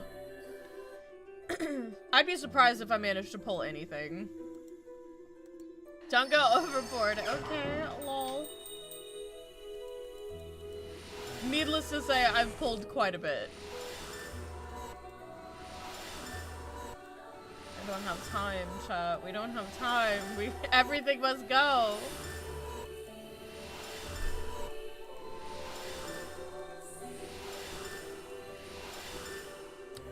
Of course, my luck even at the end is garbage. It's fine.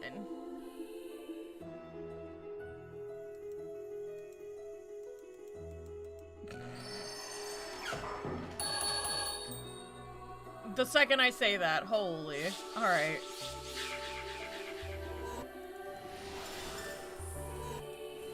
They're all gonna be Saudis. Let's see what we get. Alright, we got a 4-star weapon. Not what I'm looking for. Got another 4-star weapon. Got the bloody monster. Damn. Well, of course my luck is shit.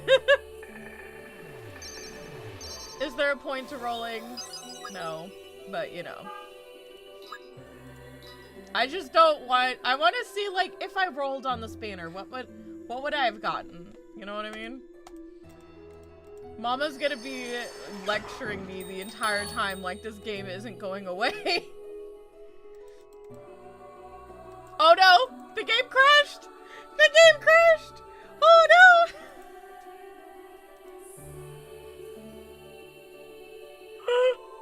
The game crashed! I'm dying! Oh.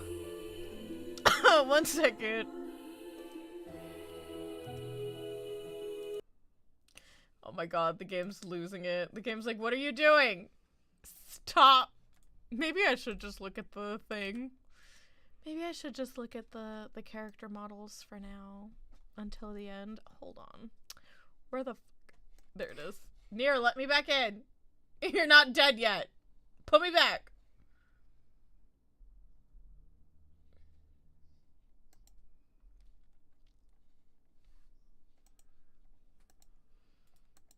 Oh, did it die? I was gonna say if it died, because it like did a weird thing for a second. I was like, is it gone? Oh shit. Okay, there. I think I have it back. Hold on. That would have been funny if it just straight died and like that was it. Oh my god, it's dead. Y'all, I think it's dead. I think we barely finished it. It's dead! Ah! They did it early! We barely finished? Are you fucking kidding me? Let me check it on my phone.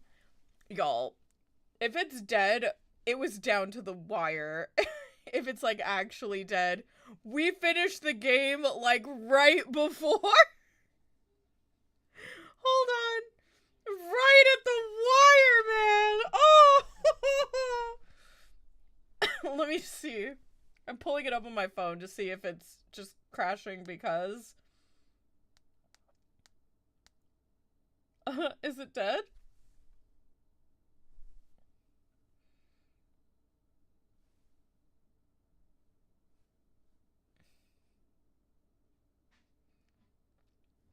Is it dead? I think it's like struggling. Is the end nigh? Oh no. Oh no, it's frozen. The loading bar's frozen, y'all. I got back in. Goodness gracious, this room suddenly got so very cold, didn't it? What the fuck, mama? Okay, wait, I got it up. What mama said? I'm dying. Oh no. Okay, so the game's not dead. Mama's dying, y'all. Mama's going cold. Okay, hang on. Let me get rid of the window capture thing. I'm just genuinely curious to see if I can get back in over here. The room suddenly got very cold, didn't it? Me screaming internally. Oh god, wait, where's the volume? Send help.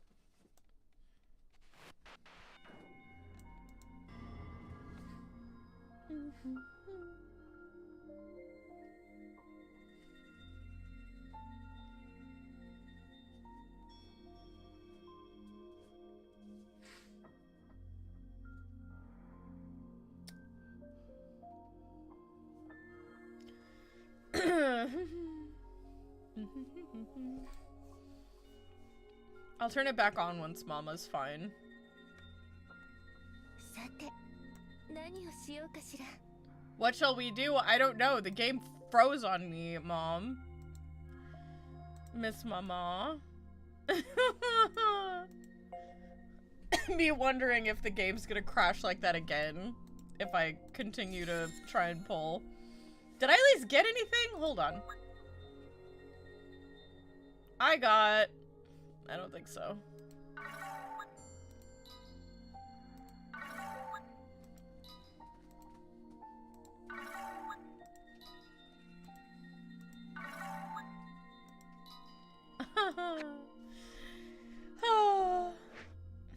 Do you guys think that I should continue to try to pull, or is that it? I don't know if there's even a point. Ugh. I guess I could, like, show off specific outfits. Also, I love the paid-only multi-step. Like, I can freaking get gems at this point. I'm gonna pull until 1 o'clock, and then if we still have an hour and it hasn't crashed, I'm going to just assume that, like, we still have an hour and we'll go and we'll pull up the previews. How's that? Like, I'll just pull up outfits that y'all might want to be, like, see in the 3D viewer, you know what I mean? This game fucking crashed. That was funny as fuck.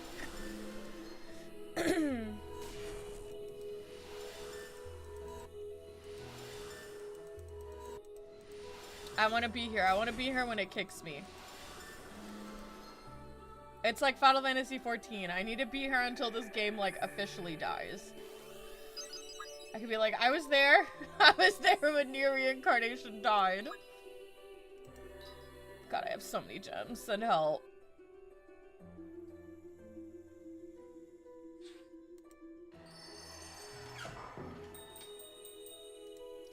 All these gems and no luck. I'm gonna need to do like 2 pity pulls to get the last 2 characters. The white lights sure be bright. Yep.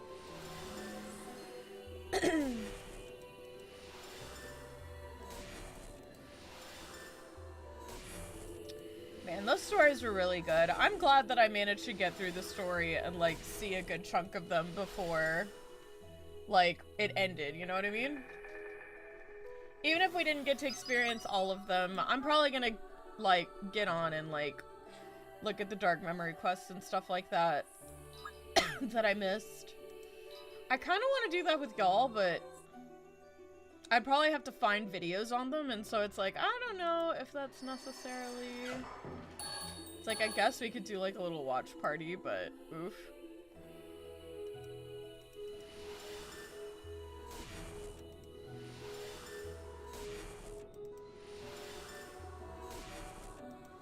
Me looking at those purples.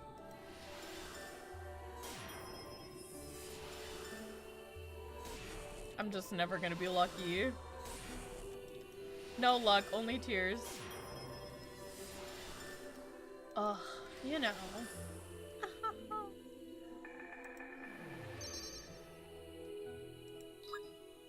I'm actually gonna hit the pity first. I will have pulled 200 times. 200 times before I get one of the other ones. I was hoping I'd at least get 2. Oh, Jesus.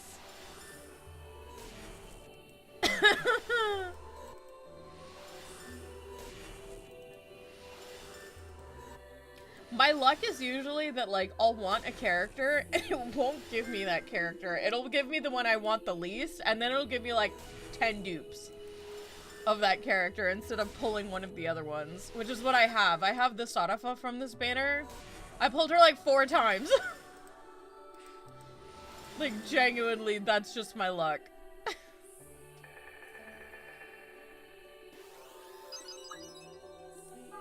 That's how my luck always goes. Alright, I'll be able to afford one. And then I guess we'll see if it kicks me at 1 o'clock. If it kicks me at 1 o'clock, alright. But if it doesn't kick me, we'll go ahead and we'll go to the model viewer and I'll like show off some of the units.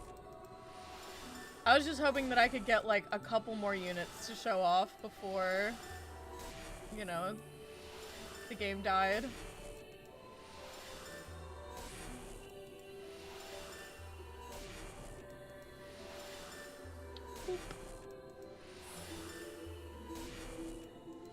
Looks like I'm gonna have to just grab her. This is fine. I'll just grab her. Alright. I got 200 pulls. That means that I can go to the exchange. And I can either grab...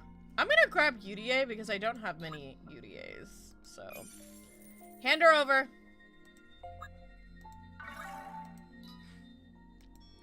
Alright. So I got 1 extra unit. I have 70,000 gems. I just...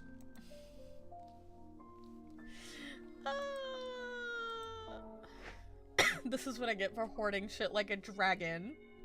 Hoarding my resources like a dragon. This is what I get. Alright, so let's go ahead. Let me see if I can't figure out how to do this, because I don't actually remember. How do I get to the 3D viewer? Maybe it's under Enhance?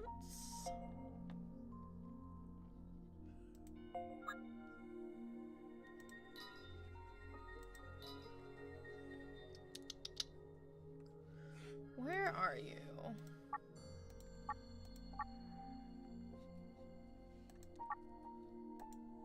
I don't remember how to get to the model viewer. Send help. Is it in the library? Thick. Hold on. I Google. Google help. How to get to the character viewer in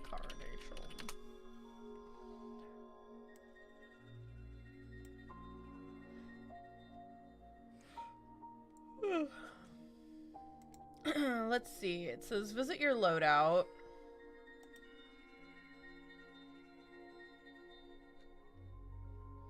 Wait, no, but what do I do?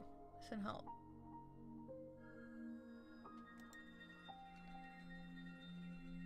Visit your loadout and there should be a new model viewer auction for the loadout selection. Oh, okay. Okay, that's fine. Oh, here we are. I'm an idiot.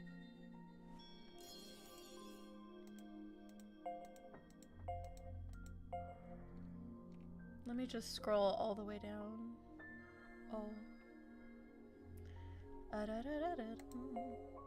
Sure. Yep. It's fine. I've actually never used the 3D model viewer, but I figure why not.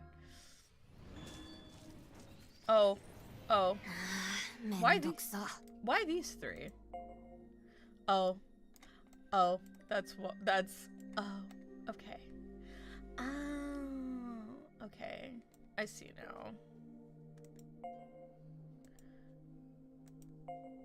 And then do I just. Oh! And then oh. Okay. I see now. Now, how do I zoom in? How do I zoom out? I'm a little close. I don't want to be this close. Hold on. Like, how do I. This is fine. There should be like a zoom. Is there a zoom out? Or am I just uncomfortably looking at them? Send help. That being said, now that I think about it, even if I can't zoom out, I'm kind of... I've never actually, like, looked through these before. These are, like, the battle arenas. Like, fully. Like, I've never actually been able to just sit, or I've never actually sat and just looked at the arenas, so I might, like, actually just do that, because these are some pretty nice arenas, not gonna lie. Okay. And then what happens if I hit... Okay, but why did it grab these 3? Did I actually? Oh, because I hit auto, yes, and then I hit 3D without looking at it.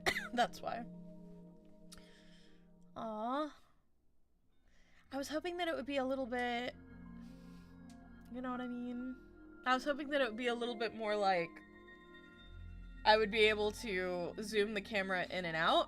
If I can, I don't know how. Oh wait, shit. It's 12:59. Hang on, we have to see. Hold on. Hold on. Are we gonna die in like less than a minute? I have questions. Are we about to die?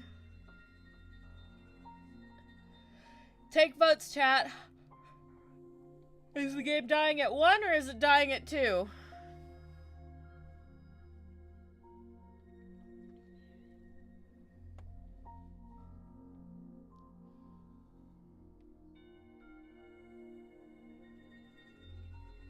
I'm so scared.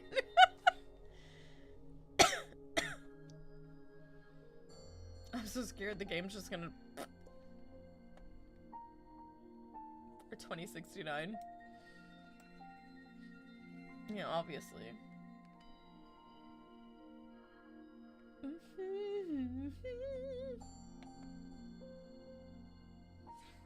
Alright, it's 1 o'clock. Is nothing bad's happening? This is using Japan time. Well, no. It's not 1 or 2 Japan time. It's 4 p.m.? I don't remember. It should say, actually. Well, nothing seems to have broken, so... But here, let me go to the notices really fast. End of service announcement.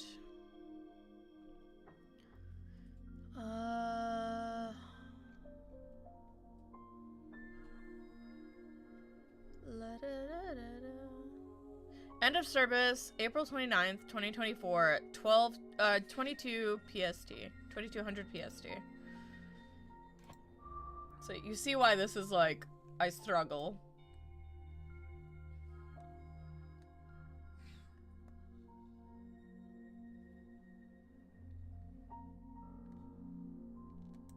It says 11 PST, which is technically now because the West Coast is using PDT. But PST can be used instead of PDT. It could be that they accounted for daylight savings. So if that's the case, we might have another hour. I kind of want to... The question is, what do we do for a whole fucking hour? What do we do, chat? Chat, what do we do? I was gonna look at the 3D viewer, but it's like, not as... It's a minute after, so you're probably good. What do I do for an hour? God, I missed out on, because let's see, this is 2B. And then this is Nier, Kainet, and Emil, and then this is 2P. I missed out on all of the Nier characters. I got 0 in the 4 Persona characters, and that was it. It's fine. I don't know, you got some jokes?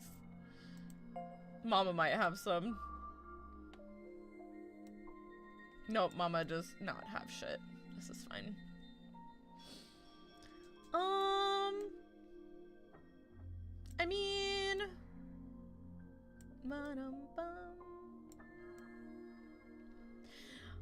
See, I was so excited that we were down to the wire, but now that we're not down to the wire, I don't know what to do. Ah.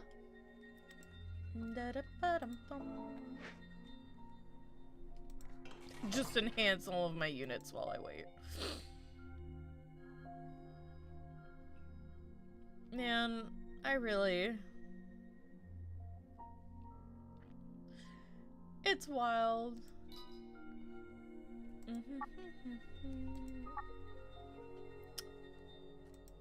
I cry every day. I guess I could like just sit with you guys. I was gonna do the 3D wall viewer. But it doesn't allow me to, like, actually just physically look at the models. Like, it does, but, like, I can't zoom in or out. And I think that that's, like, oof. That's a little oof. That's a little oofies for me.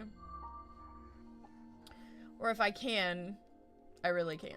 Vibe check. We could. You know. I guess I could just work on stuff while I sit and talk with you guys.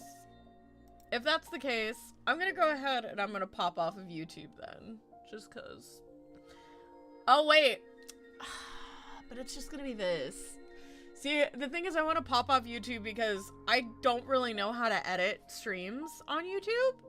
And so part of me just wants to continue the stream, like, on Twitch and just vibe with you guys. But I don't know. Boo, no model viewing. Rain wants me to do the model viewing until it ends. It sucks because I have to use the loadout. Like, that's my big issue with this. But I guess... Alright, so we grabbed him. Let's go ahead and let's just...